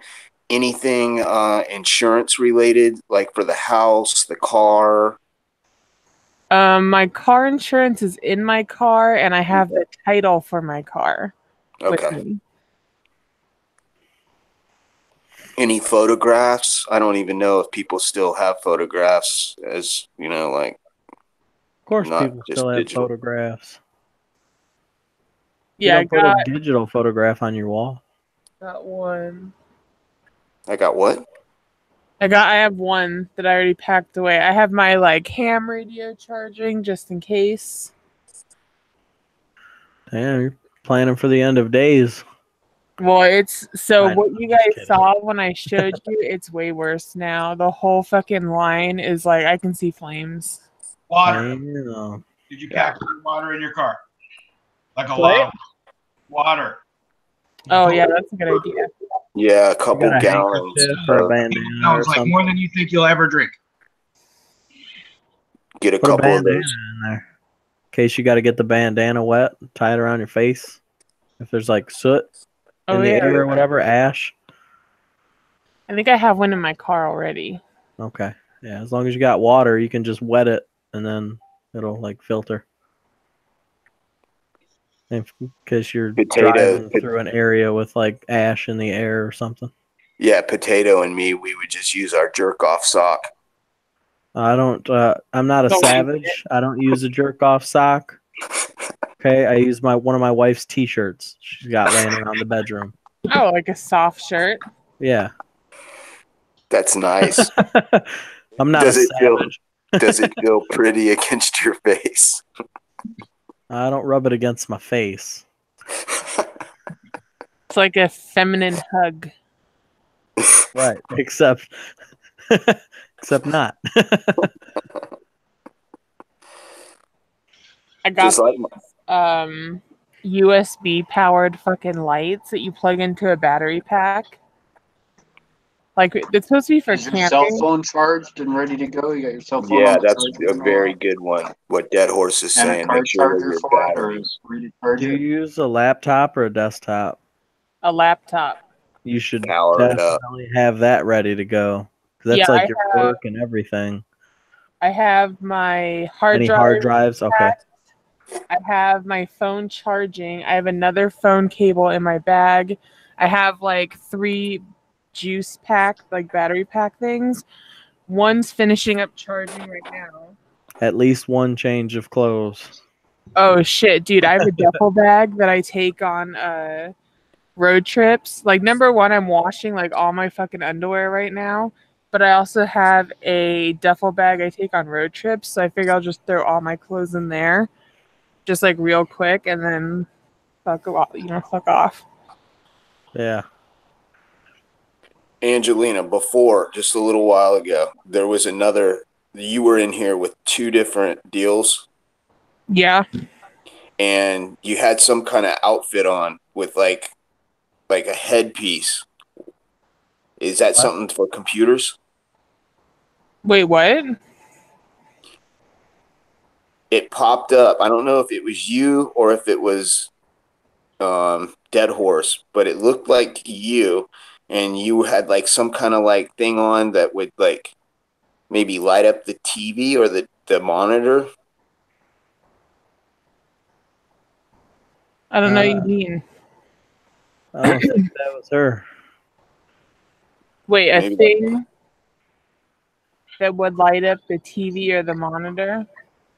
Yeah, it was like a headpiece you had on, like a something you would do to like, you know, like have like little lights on it or something for maybe looking at the keyboard when you got all the lights out in the room. No, that was she was showing her the tree line, or the line that had the dang fire. She was showing Oh the yeah, no, that was my backyard. that was the yard. Oh my yeah, that God, like it was lights. that smoky? Well, it's really, yeah. It was like, basically it's my dark backyard and some fucking solar lights that I can't turn off, and then the fire, like the fire line. Holy shit! It's worse now. When I showed you guys, it was like less than half of what it fucking is now. I haven't seen it in like an hour. It's probably worse. Well, can I recommend that you don't go to sleep until you find out that they got it extinguished, or, you know, you and your mom can get out of there? Don't fall asleep and let that shit like get up on you. Yeah, I mean, well, there's a lot of people in this house, so Oh, okay. We'll probably be good. I mean, I'm keeping an eye on like the news and everything, and seeing what's up. Let's do an update. But it's all smoky and shit. Yeah, that's scary. Because Mother Nature can haul up and blow a little bit of wind at 40 miles an hour, and that fire will run 40 miles an hour. Oh, dude, see, that's the problem right now, is that our wind is like that. Like, we're having real bad wind gusts right now. Like, it's a super, super windy day. My dad, when he was alive, he used to be a fireman, and he said that here in Florida, we get woods fires all the time, sparked off by lightning. And he was in a woods truck, and they were pumping water, and the wind kicked up and to about 35 miles an hour, and the fire went right across them right over the top of the truck. And when it was done, it was like the paint was all bubbled up on the truck, and like the light and the siren up on the top of the bar were just melted, and pretty much the truck was just all burnt on the outside. Shit, yeah, it's the wind. I mean, the wind's what makes it fucking horrible. Fire is bad either way, but the wind is totally fucking everything over. Have you checked traffic on how to get the fuck out of there? I haven't, but I know the only way that's open, because there's 2 fires near here. There's the one that's behind me, and there's one, I guess, north-ish. So we'd have to go the other way where there isn't fire, but there's only so many ways out of there. But there is like no evacuation thing on us right now. Are you kind of in a valley? Yeah. Oh, that's a horrible spot to be. Yeah. Just keep an eye peeled, you know, and if don't take any chances, you guys need to get out of there. You get out of there. Yeah, if they, I'm sure if we have an evacuation, that we will all leave. I just want to make sure I'm just being a little preactive and like packing some shit so that way I can get, you know, like good stuff. Because there's always the shit you have to take, and then the shit you want to take. Yeah. Are other people, like your neighbors and stuff, are they kind of, have you talked to any of them? Have they said that they're going to pack getting ready just in case as well? No, we don't talk to any of our neighbors. There's one we talked to, but I don't know. I might Facebook Messenger and be like, "Hey, what are you doing?"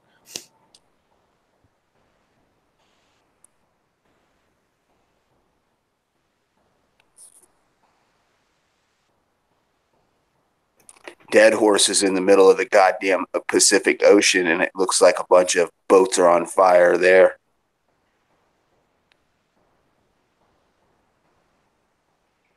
I want to go outside, but to be honest, I don't want to because ugh.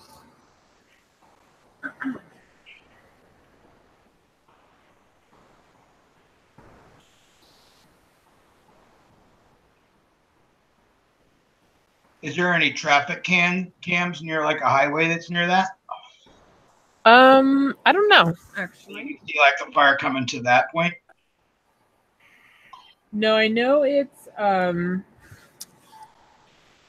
so the fire is, if you know where the 101 is, it's kind of between it's closer to the oceany side, I guess.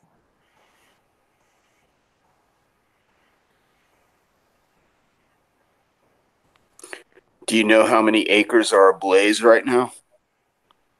I'm not sure, but actually I'm gonna look on the website. Let's see. Ventura. A friend of mine is a 911 dispatcher, and she just posted a site that was a emergency information website for the county.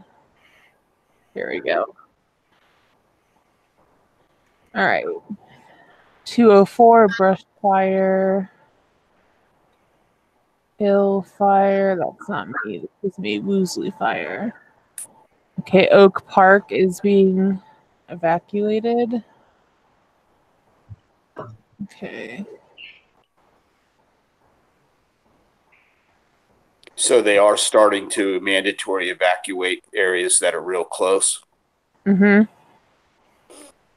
They are. So that means that they might be losing the fight on the fire because of the high wind. This one doesn't look as big here. Where is this? Are they using the aircraft to drop water or foam on it? There's definitely aircraft because I can hear them. Yeah. I don't know what they're doing specifically, but I can hear them.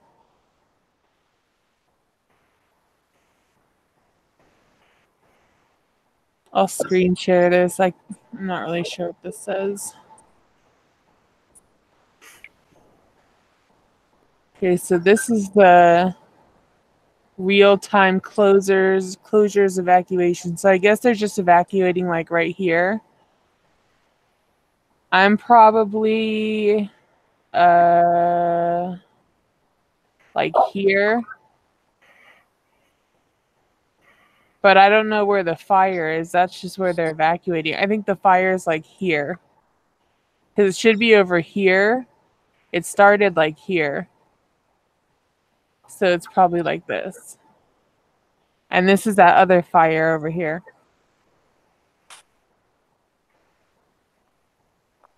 Do they know how the fire got started? No, I don't think so. God, that shit's black. Probably those damn dope heads.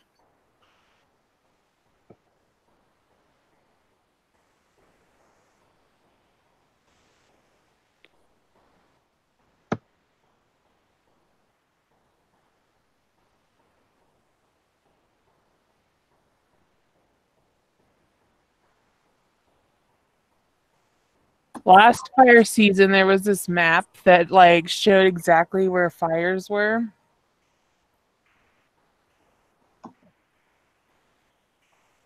I'm trying to find more of that now.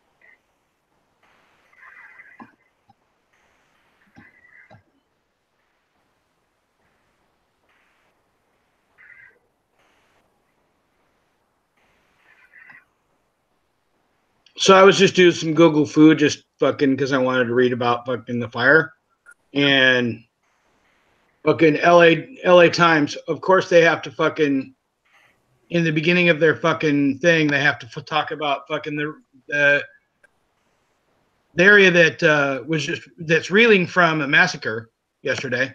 I'm like, why do you need to even include that? Fucking tell me about the fucking fire. Yeah, it's been a fucking like crazy ass day here. Yeah, but have you guys noticed how because California has so much gun control that they haven't been wallowing in the we need more gun control? This wouldn't have happened had we had more gun control. I haven't heard that yet. Have you, any of you guys? I'm just hearing that if we just didn't have guns at all, then this wouldn't have happened. Well, that's what they're left to say now that they've got such strict gun control. It's the only thing left they have.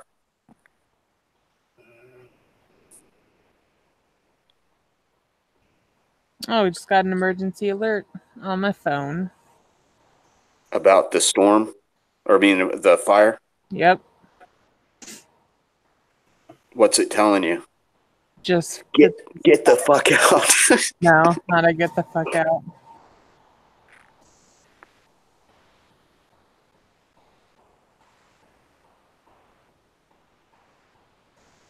Hold on a second. I'm gonna go look at this shit. Okay.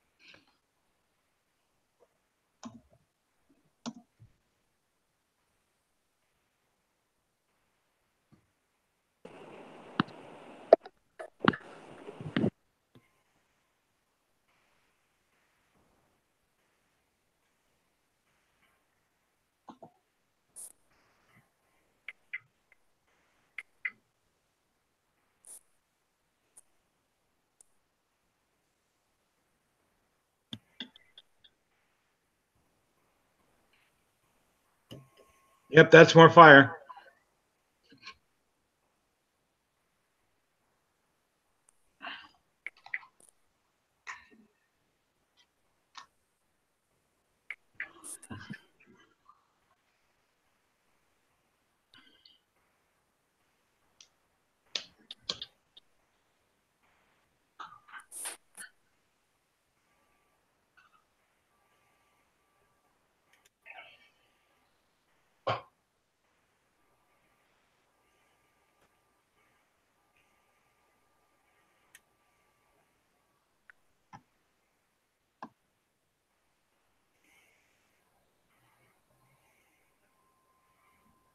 It's way worse now. Like way worse.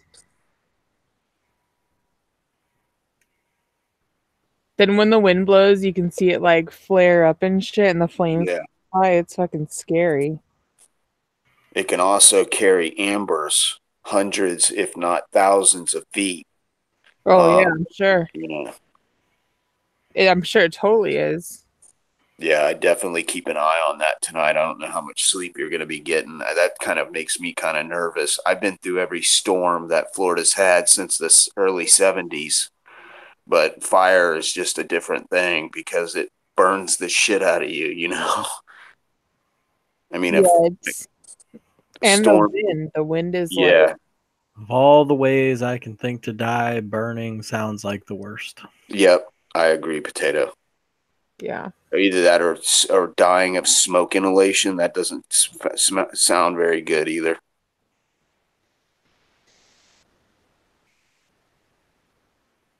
Yeah, I mean if they say like leave, I'm sure we will all leave.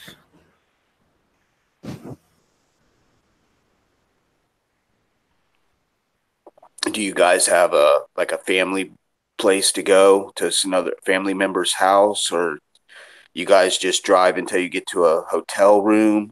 Is that your game plan? You might want to get some kind of game plan together. We would probably I mean at this stage we would probably go to my sister and my brother-in-law's house. Okay. But they live in the same town, but they live, a couple miles further. So we would probably go there as the first game plan.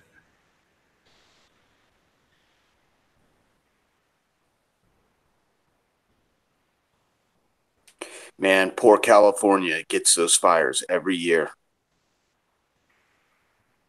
Yeah, I feel bad for like the firemen, dude. When you see them around town, like when there's a big fire like this, so a couple days in, a week in, whatever, you see them around town, like getting some food or going to the bathroom, they just look like they're fucking exhausted as hell. They look like they died like 2 days ago. Yeah, they're just like zombies, like walking Yeah. around, like they're all buying fucking Red Bulls and shit, and like mini donuts, and, like.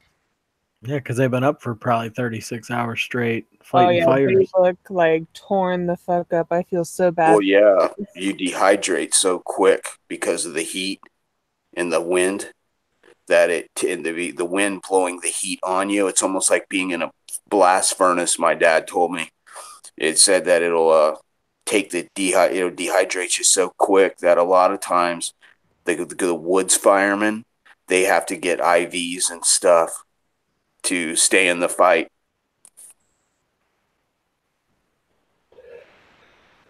I forget what they call those guys. We have Cal Fire here, which is basically a state fire department, I guess. For the woods. Yeah, so they're like fucking wildfire experts. So they roll into wherever there's a problem and right.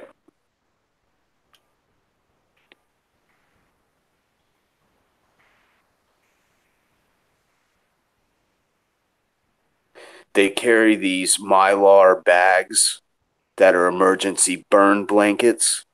They're called, I think, burn suits. And you have when you learn to put them on, you have less than 30 seconds to don it and get flat on the ground because the fire will roll right across the top of you. And if you put this blanket, it's kind of like a tinfoil type blanket made out of that Mylar material. Well, I think I've seen this before. Yes, it will keep the heat of over 1,500 degrees off of your back, and you hold your breath and breathe inside the little blanket and it's supposed to keep you safe for up to like 5 minutes, and it's just long enough for the fire to pass right over top of you.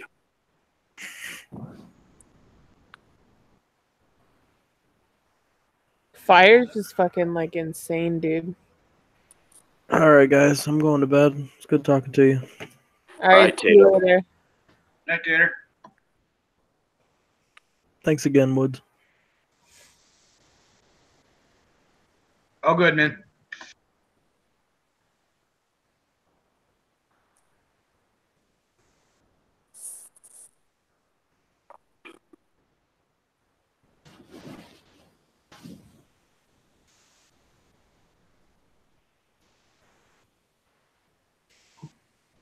Do you have any like sleeping bags or anything? I guess it's not very cold, so it's really not a problem, right? Yeah, it's getting kind of cold here actually, but cold is like 50. But yeah, I have like a sleeping bag and I got that kind of like in a ready position and everything else is kind of just like whatever. But I figured that I'll just like load my car through the back gate. Have you taken everything you possibly can for your business? I don't have my business stuff isn't here. Oh, okay. So it's at my sister's, so it's all good.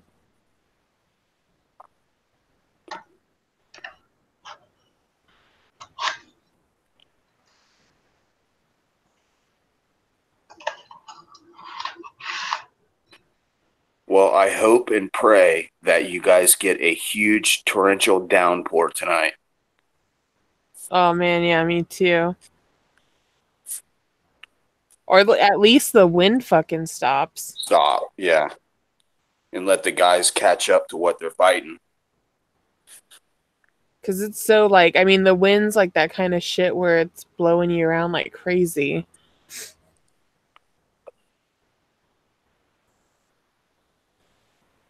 So hopefully that just cuts out.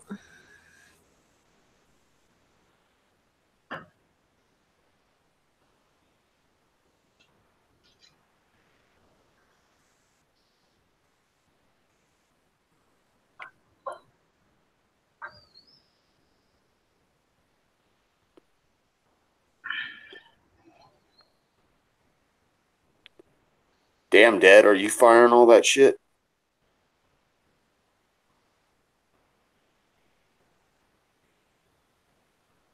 This looks like rockets coming off of his boat or his ship. I like this game. It looks pretty cool.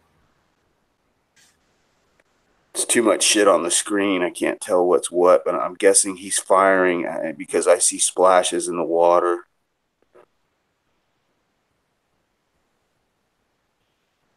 I've been playing Red Dead Redemption, kind of. Is that the new game all the kids are playing? Yeah. Well, like Potatoes plays it too. I think Flippy's been playing it. They had a spoof on it tonight on what is that? The kids, like, it's a cartoon. It's fucking South Park. They had a spoof. Oh shit, really? I haven't been watching South Park. Like, I'll say fairly, I haven't really seen a lot of South Park in like 5 or 6 years. And then I watched a recent episode and I was dying laughing. Like, that shit's funny again. Oh yeah.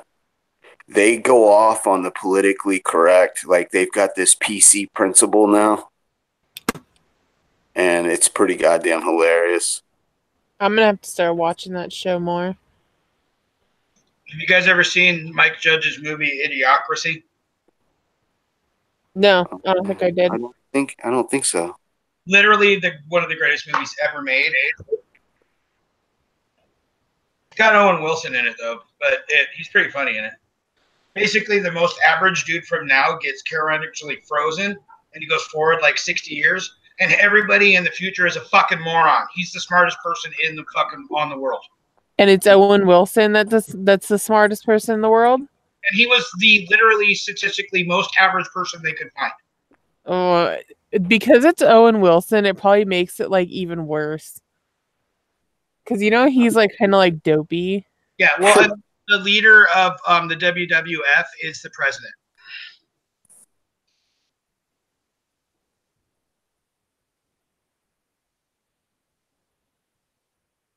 We lost the girl. We lost a girl. Well, I didn't know she didn't like Mike Judge or Owen Wilson that much. Oh, let's hope she didn't lose her internet because of the fire. Yeah, could be.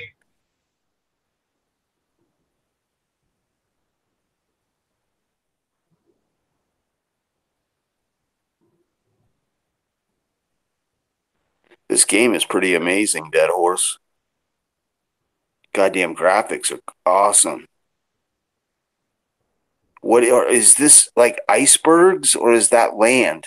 That's land. That is amazing, dude. And did I see like a plane come across the screen? I think you can be a plane in the game. I think you can have like aircraft carriers. Oh, no shit. That's awesome.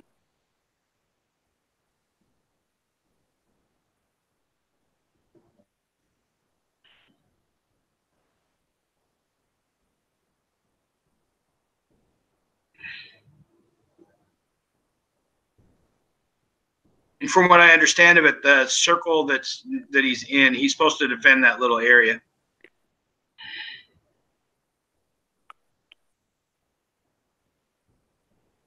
It's pretty damn cool. Oh, look, it's got it's got knots. Is that say knots? I Yeah, can't. it's super. I guess it's super authentic, like down to fucking the minutest detail. Yeah, he's doing 32 knots, 3/4 ahead, or is he full? I think he's in full ahead, 32 knots. I think he's going to beat the snot out of the guy to his left.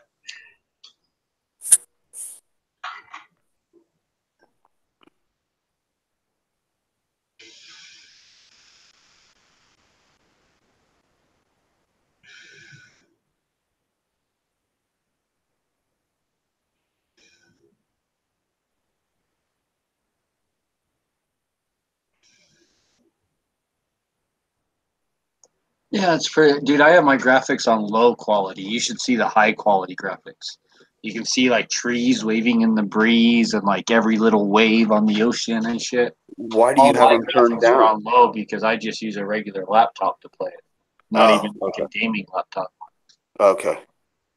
So you have to have a computer that's set up for that kind of thing to be able to play. Like to play it to its full extent, like you have to have like a gaming computer or laptop because the graphics are just really intensive, like the fires and all that. Like all my graphics are turned down to low, so you can play it on like an old computer if you want. It just you gotta adjust the settings for it. Oh, okay. Because most old computers don't have like a good enough graphics card and shit for the really good fire animation and all that. Right. I made out what looked like some type of either a Zero or a aircraft coming across the top of the decks, like maybe 100 feet in the air, and a bunch of AA fire went up at it. I could see all the little tracers. It went from the left side of the screen to the right. Was that your plane or was that the enemy? That was the enemy. My ship doesn't have that ship didn't have a plane. Okay. A lot of ships have spotting planes or a fighter or, stuff like that on board of a cruiser or battleship that they can launch to help protect them or to help spot the enemy. Hey, Dad, if you got time one of these days, this next week or so, do you think maybe we can see if we can get my computer to start a hangout? Yeah. Okay. Yeah, you got to go to. There's no app, dude. You just got to go to YouTube.com and sign in, and then you do all that. I did all that, and I found the dashboard, and I was going back and forth from your video, trying to figure out how to do it. But I don't have the same YouTube as you do. You've got a newer one, I'm guessing. Well, yeah, I explained it in the video that I was on YouTube. Something of beta or something.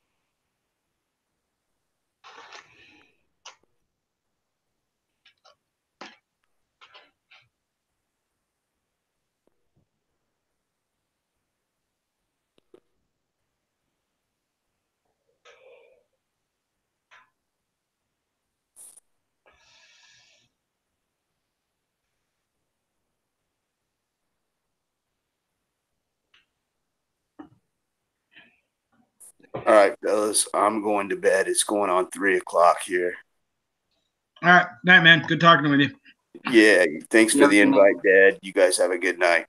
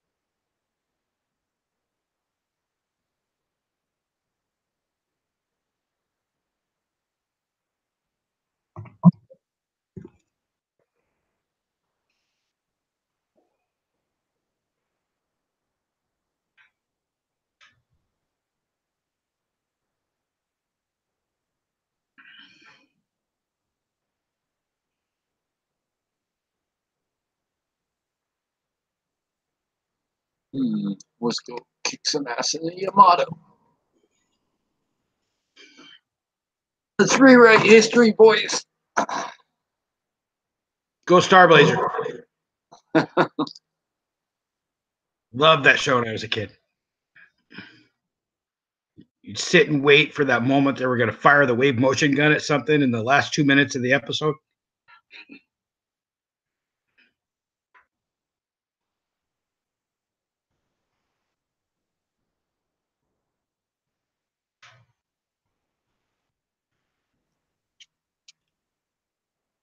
Have you watched that TBS or TNT show called The Ship?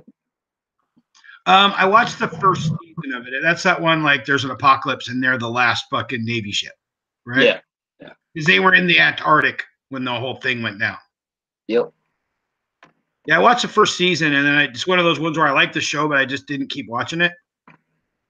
They got really good in the second and third season. Yeah, I knew that they met a Russian ship and that's when I kind of lost it. I think they lost the ship, if I remember right. Like somebody took it over.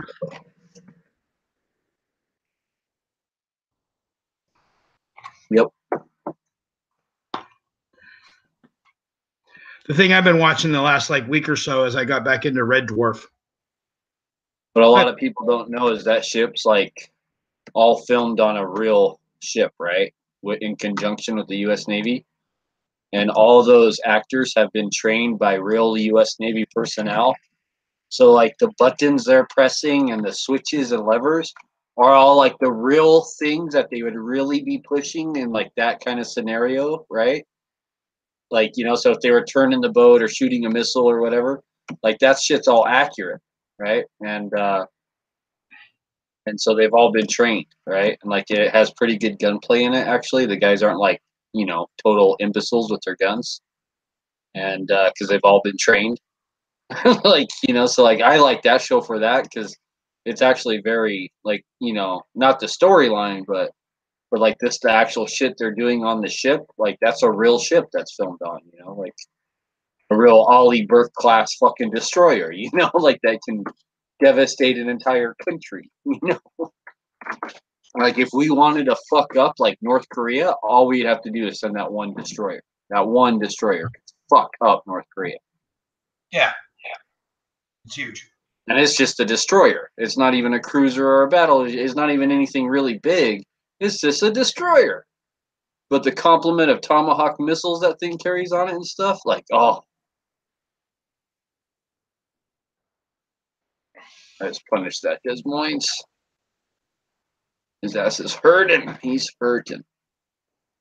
He's like, ow, my ass hurts.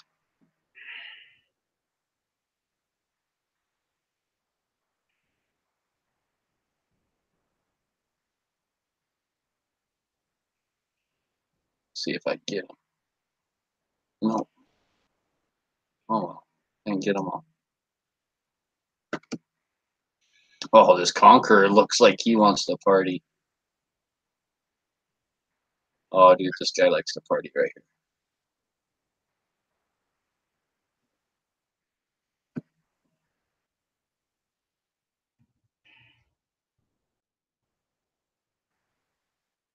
Was that you shooting at him or somebody else shot at him? Tons of people are shooting at him. I just barely shot at him. Hit him for 10,000, 9,100. The little orange part, that's their life fucking basically. Yeah. It goes to zero and fucking they sink, right? Yep. Got fires on him right now. I'm gonna finish his ass off right here. And your green means you haven't been hit really at all, right? Not at all. I haven't been hit at all. They don't want my attention. Oh, I hit him for another 10K. Like, they don't want to shoot at me because they don't want my attention. They don't want me, like, focusing on them. So they're just all hoping, like, oh, please, a sequel. See, that guy's shooting at me because he's behind an island. So he feels all safe back there.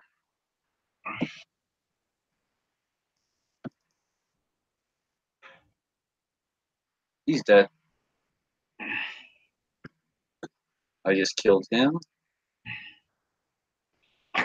You're on fire. Yeah. Yeah, it's just a little fire.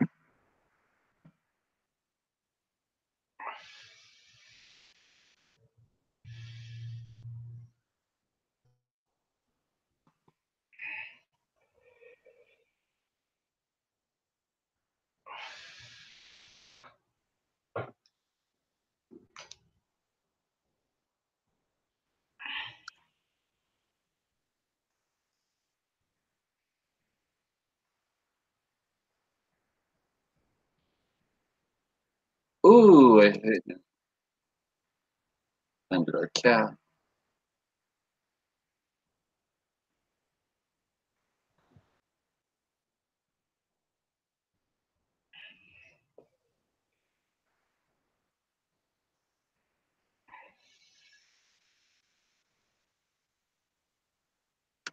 Your little workers did a good job putting out that fire. You should give them a raise.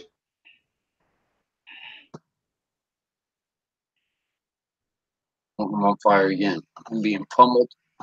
Oh, I just took a big hit. These guys aren't spotting worth a shit.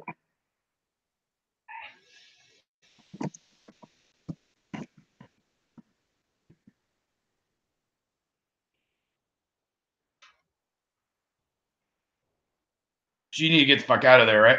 Oh, yeah, I'm being just fucking pummeled to death. I'm dead. None of my DDs would spot anything to shoot back at.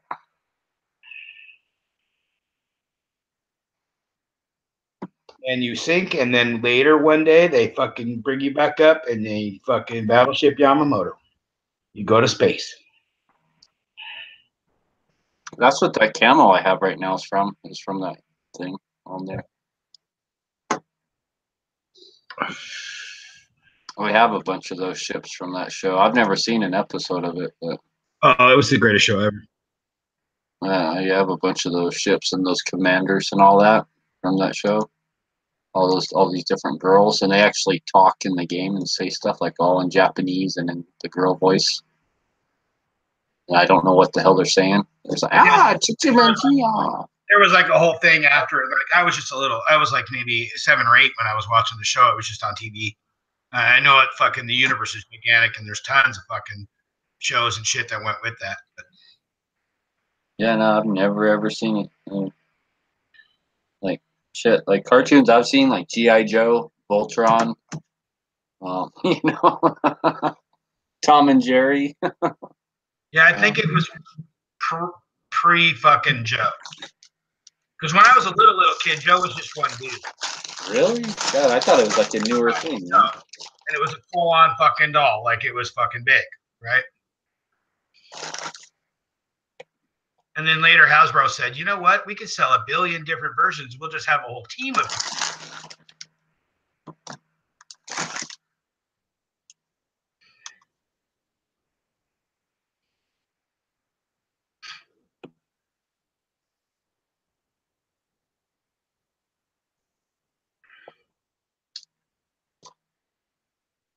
I guess in case anyone's watching this, link is over on Gun Channels. Just let you know. It's a couple links down. Late afternoon chat, Mr. Nash. In case there's anyone out there in TV land that's watching this.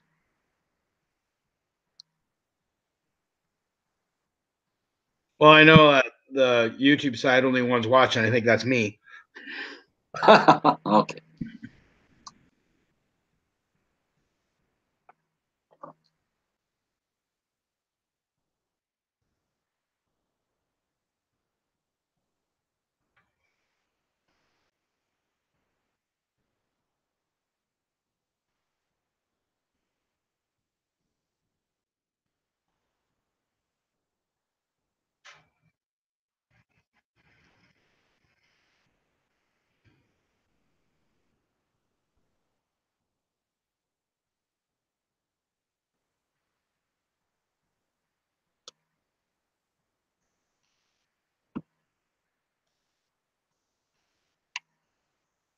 So when Angelina moves to Utah, how close is that to you?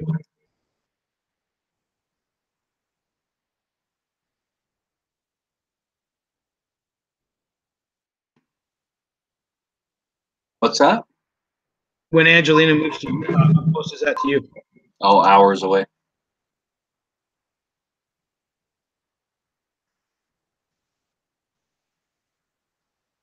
So this new ship is little and fast as fuck, right?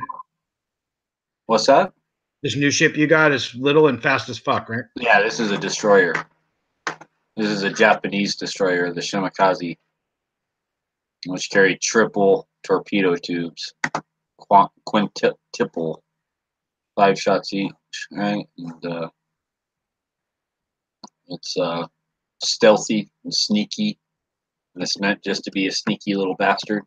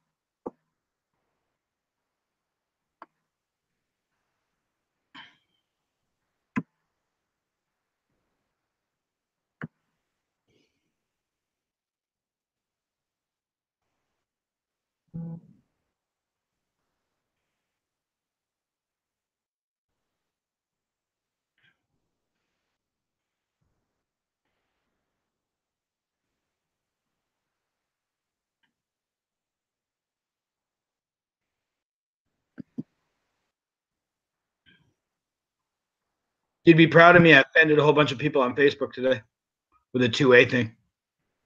Oh, did you? Yeah. I don't know. You've probably seen it. It's that one, like, it says wrong house and it's got like a revolver, but on the revolver, it's engraved wrong house into the barrel. And the gun is facing the camera. And a couple of they're not really friends of mine, just people I knew that I used to work with were all like, I'm offended because you put this on your thing. You put it on Facebook, and I had a gun looking right at me. It's too soon. You did bad. And I'm like, I refuse to accept that the images of guns are ever a bad thing. They're just a tool.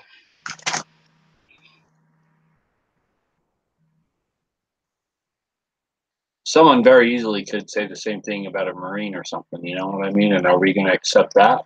Oh no, Marines are killing machines. They're designed for one thing, to kill people.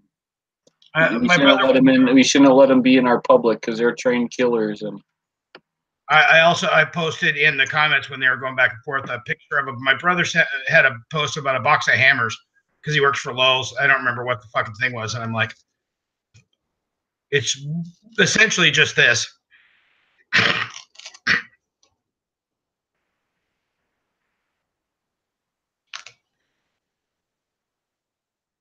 But then some of my 2A friends like started fucking with the people.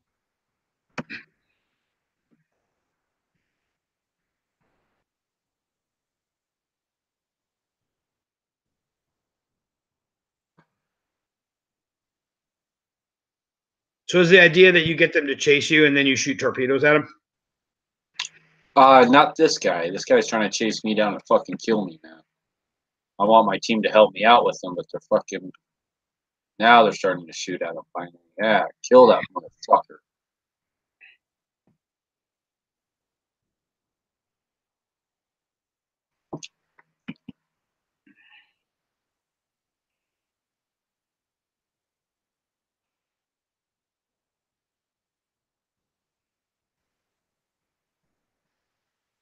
Yeah, they got an old diesel submarine in Portland that you can go into. It's a Russian one. Really? Yeah, full fucking Russian made fucking sub.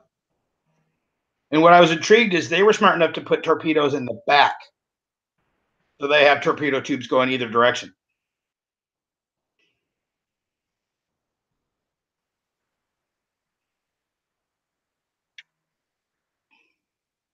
So if you're chasing them, they can still shoot torpedoes at you. Looks like that guy's gonna eat a tort. Oh no, he's turning. Lucky bastard.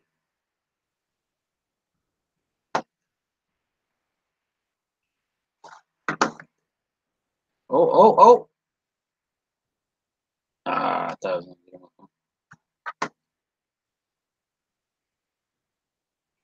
This guy has radar. I gotta get away from him.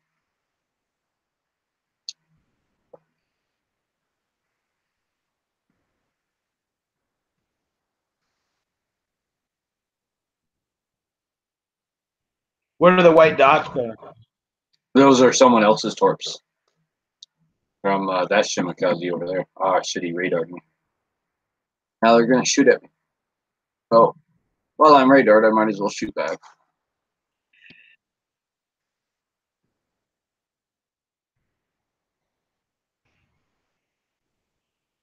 Ouch.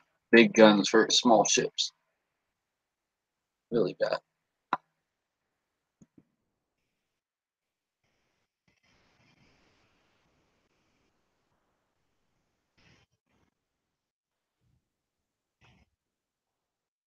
It's my cap. You're not gonna get it.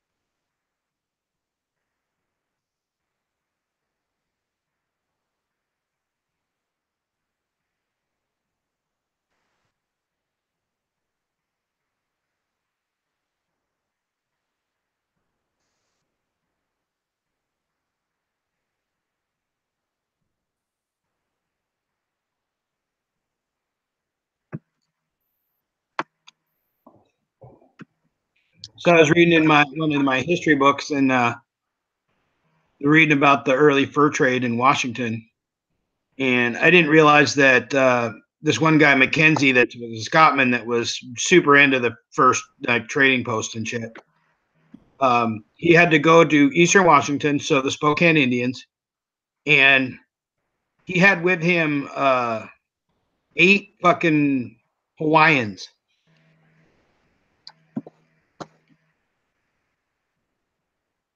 And it's like 1806, 1810, something like that.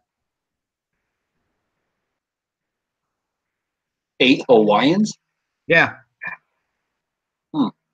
They had come with fucking Captain Cook, and fucking they left on the boat with him. And they ended up in fucking at fucking Fort Astoria in Oregon, and then they hooked up with the fur trade guys, and they were basically just security. And one of the guys writes about how the Indians out there were going to fucking, he was always afraid they were going to wipe him out because he had maybe 50 dudes and they had several thousand. And the natives over there are fucking super warlike. The ones in Washington, in Western Washington, they didn't really want to fight anyway. And he thought that maybe the reason that they left him alone is because the Hawaiians would go out every morning and do their fucking, like, you know, Hawaiian dance. You know, the fucking where they're all fucking loud and fucking hit their bellies and fucking yell and shit. And it scared the fuck out of the fucking natives, the natives out there. They were like, fuck, these guys slaves? Like, we don't want to fuck with these guys. You know, because these big ass fucking, you know, Hawaiians are fucking, you know, 6'4" and fucking 350 pounds in 1810, where everybody else is 5'5" and 140 pounds.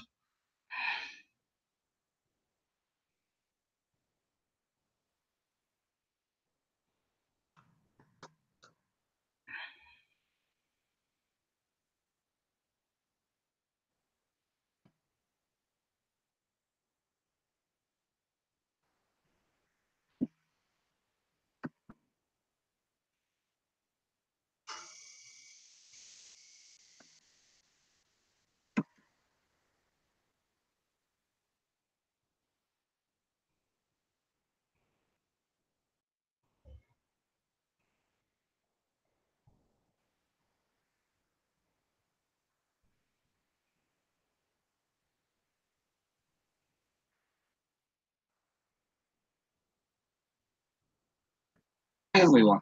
And that's how you play a destroyer.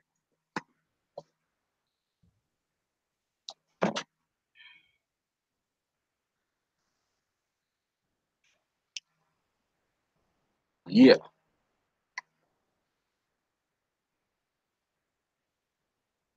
Yeah, so I was trying to imagine these kids from fucking Hawaiian Islands that are in fucking Eastern Washington when it's 0 degrees and fucking,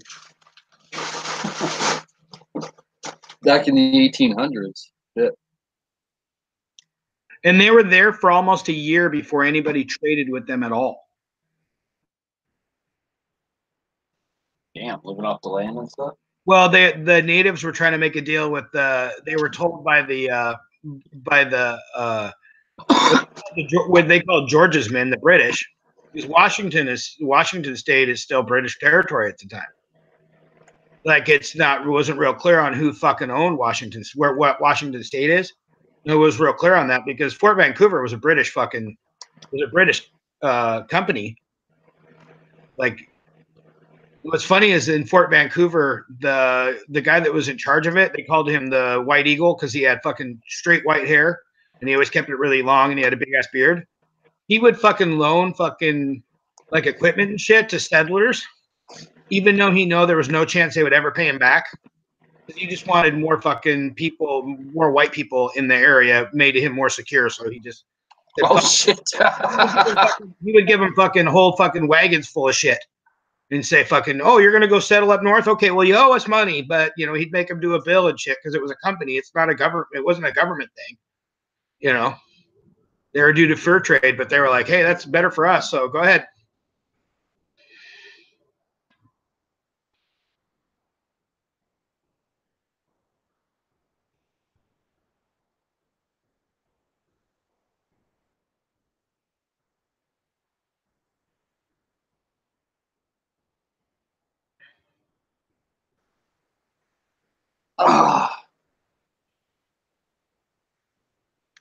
So where are you going to mount your rock chucker?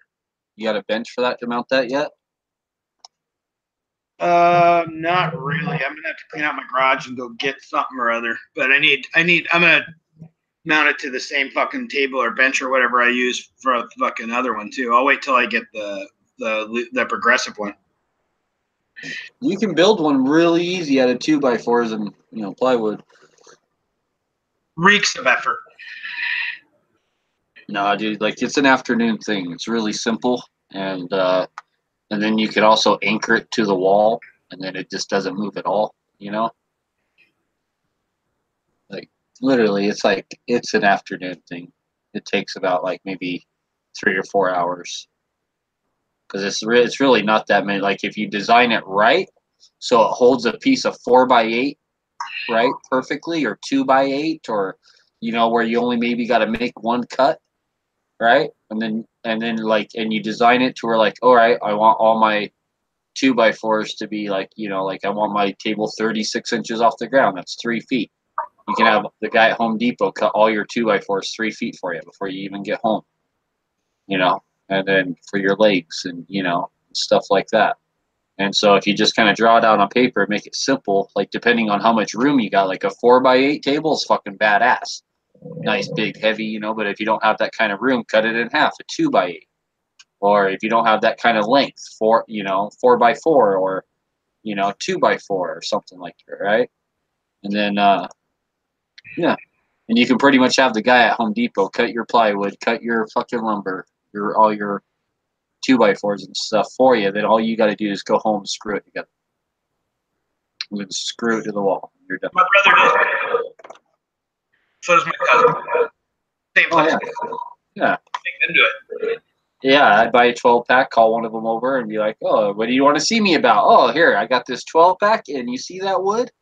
My brother's the guy that, like, if you go into his walls, if you go into a display or a barbecue or anything, he's the one that put it together.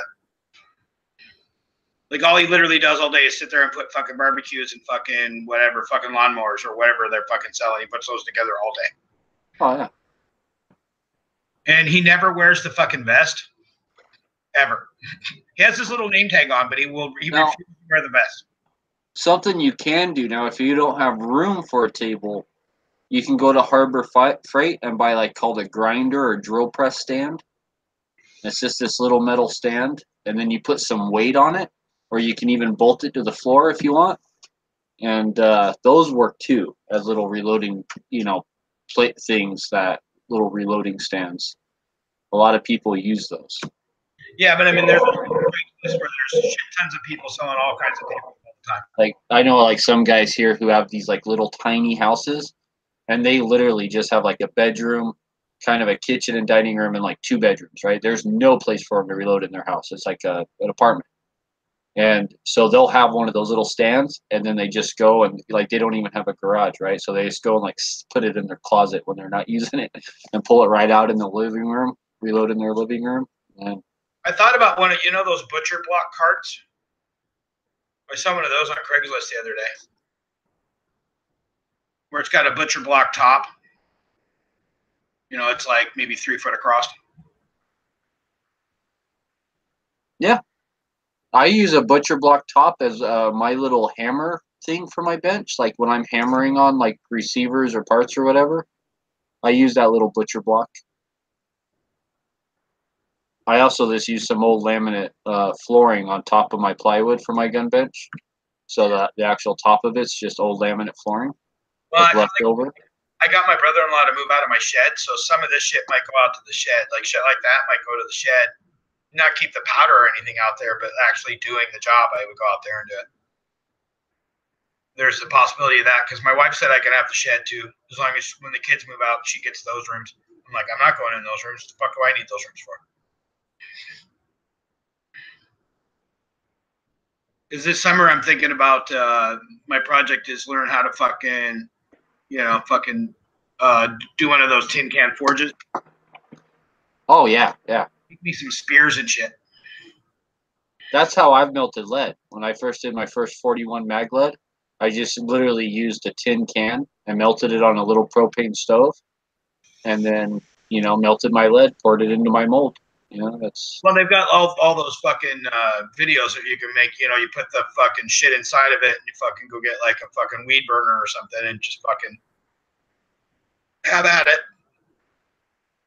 And then I'll go to Harbor Freight and get a cheap fucking anvil, even though everybody will tell me fucking that's not a very good anvil. We've been making fucking metal fucking things with rocks for a couple thousand years. I think it'll work. Yeah. I just have to hit it more times. The thing about an anvil is how secure is it, right? Does it bounce? If it bounces, then it's not a good anvil, and you just need more weight or to glue it down or bolt it down. Yeah, I'm gonna bolt it to a stump and then chain it so it doesn't ring so much. I got neighbors and stuff, but I don't really care that much. I'm only doing it during the day when everybody's at work anyway.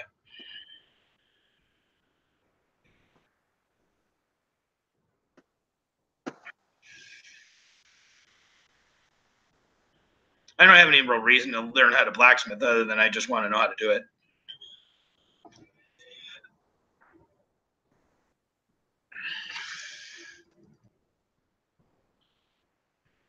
First thing I kind of ever blacksmith is I went over to a guy's house and he showed me how to make a knife out of a leaf spring. Yeah, I've got a bunch of like friends of mine, and my dad gave me a whole bunch of old like files and shit that aren't they're fucking too worn down to be a file anymore. And they're pretty old, so they should be pretty good steel. Yeah. My dad's had them since like the fucking 60s or something crazy.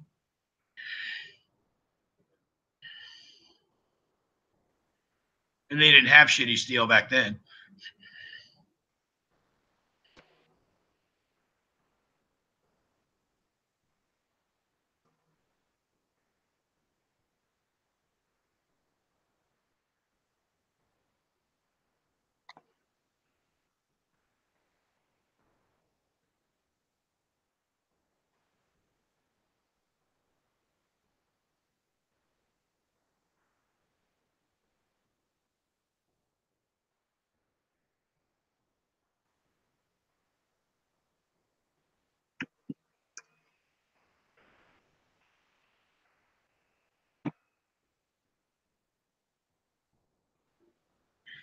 That's a tough ship, the Bismarck. The one going by there? That one? What's that? That one on the screen now? Yeah, the one in the red back there, the Bismarck. Yeah, it's a mean ship. It's tough. Like, it's had like 4 ships pounding on him this whole time. Now he just finally died.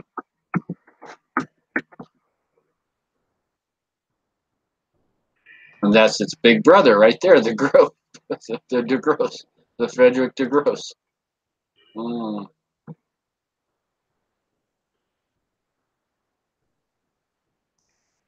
Is that the Missouri I see in the future there and the path out there too?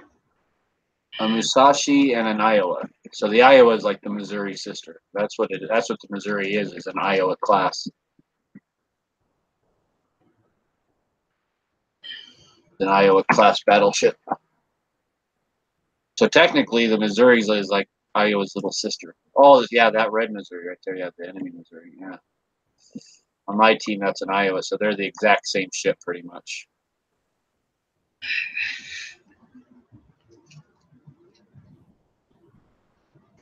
Now, do you guys all have to be the same brand?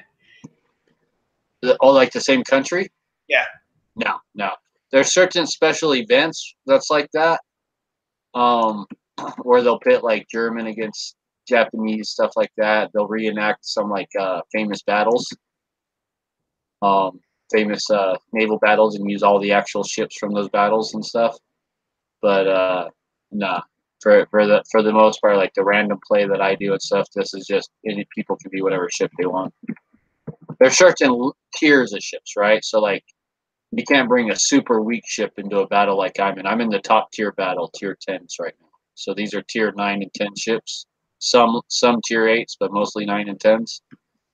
And so it's like the highest ranking battle. So like tier 1 and 2 ships won't be fighting with us, or 4, 5, 6, 7s. Because they're just too weak. Like 10 seconds. Like a lot of like tier 1, 2, 3, 4, 5 ships are from like World War One, right? Even though they were used in World War II, a lot of them, like they were still just like, when World War II started, they were already 25 years old, or stuff like that. So like the ships that we're playing are pretty much like the ships that were, at the very end of World War II, like the latest and greatest ships. The biggest, baddest things.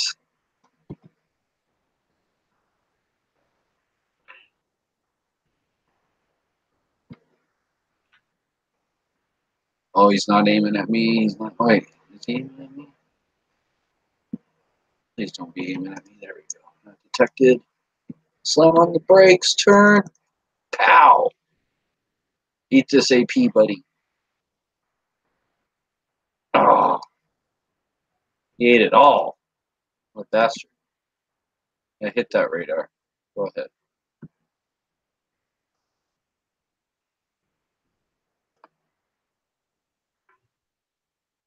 He ate all that AP.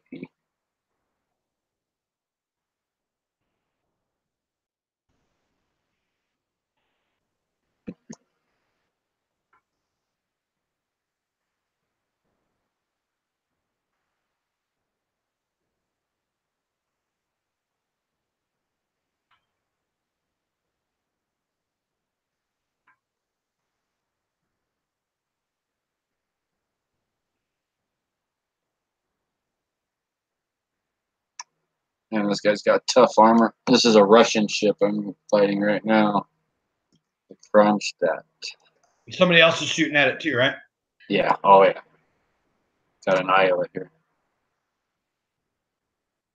Man, my shells are just bouncing off this guy. They're not even hurting him.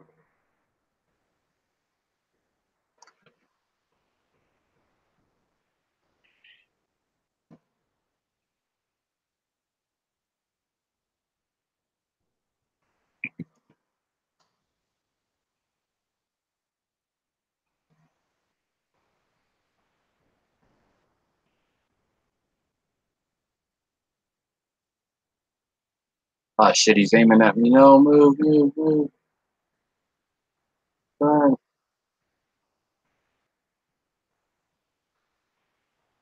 Ah,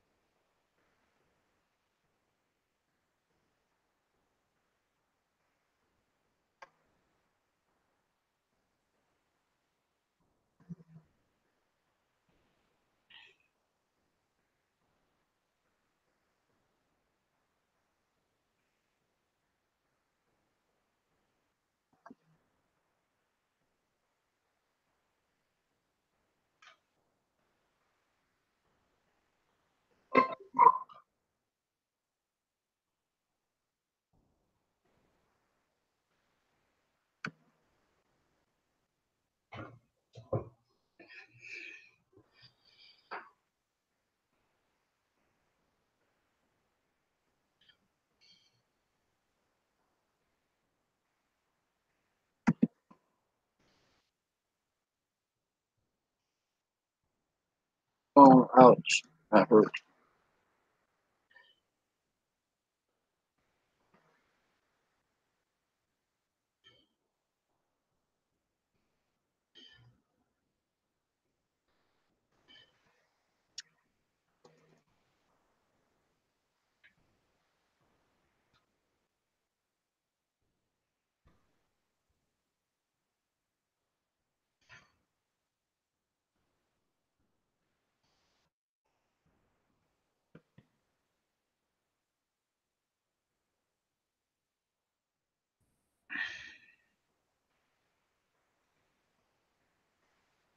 Did you just run into an island?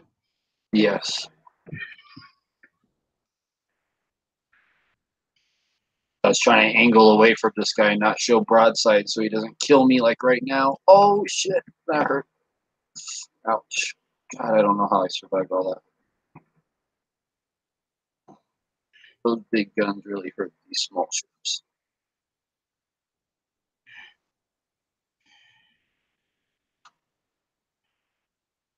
If you stay angled towards them, you're most likely to get some shells that bounce off and don't penetrate it, you know.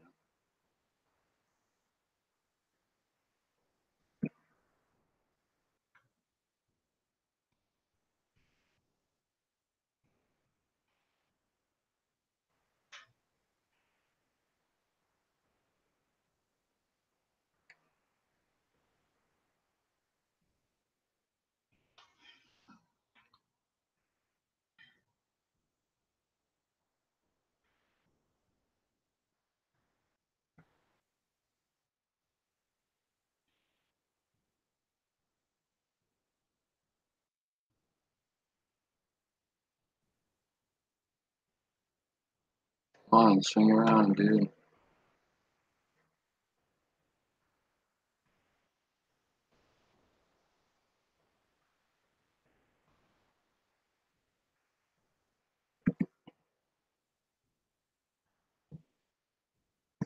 Ah. Did you freeze? Nah, the game ended. Oh. We lost. All right, Bo. As always, it's been a pleasure, man. I'm gonna go to bed because I got to go to that court thing. All right, man. You have a good day tomorrow, man. Good luck. Yep. So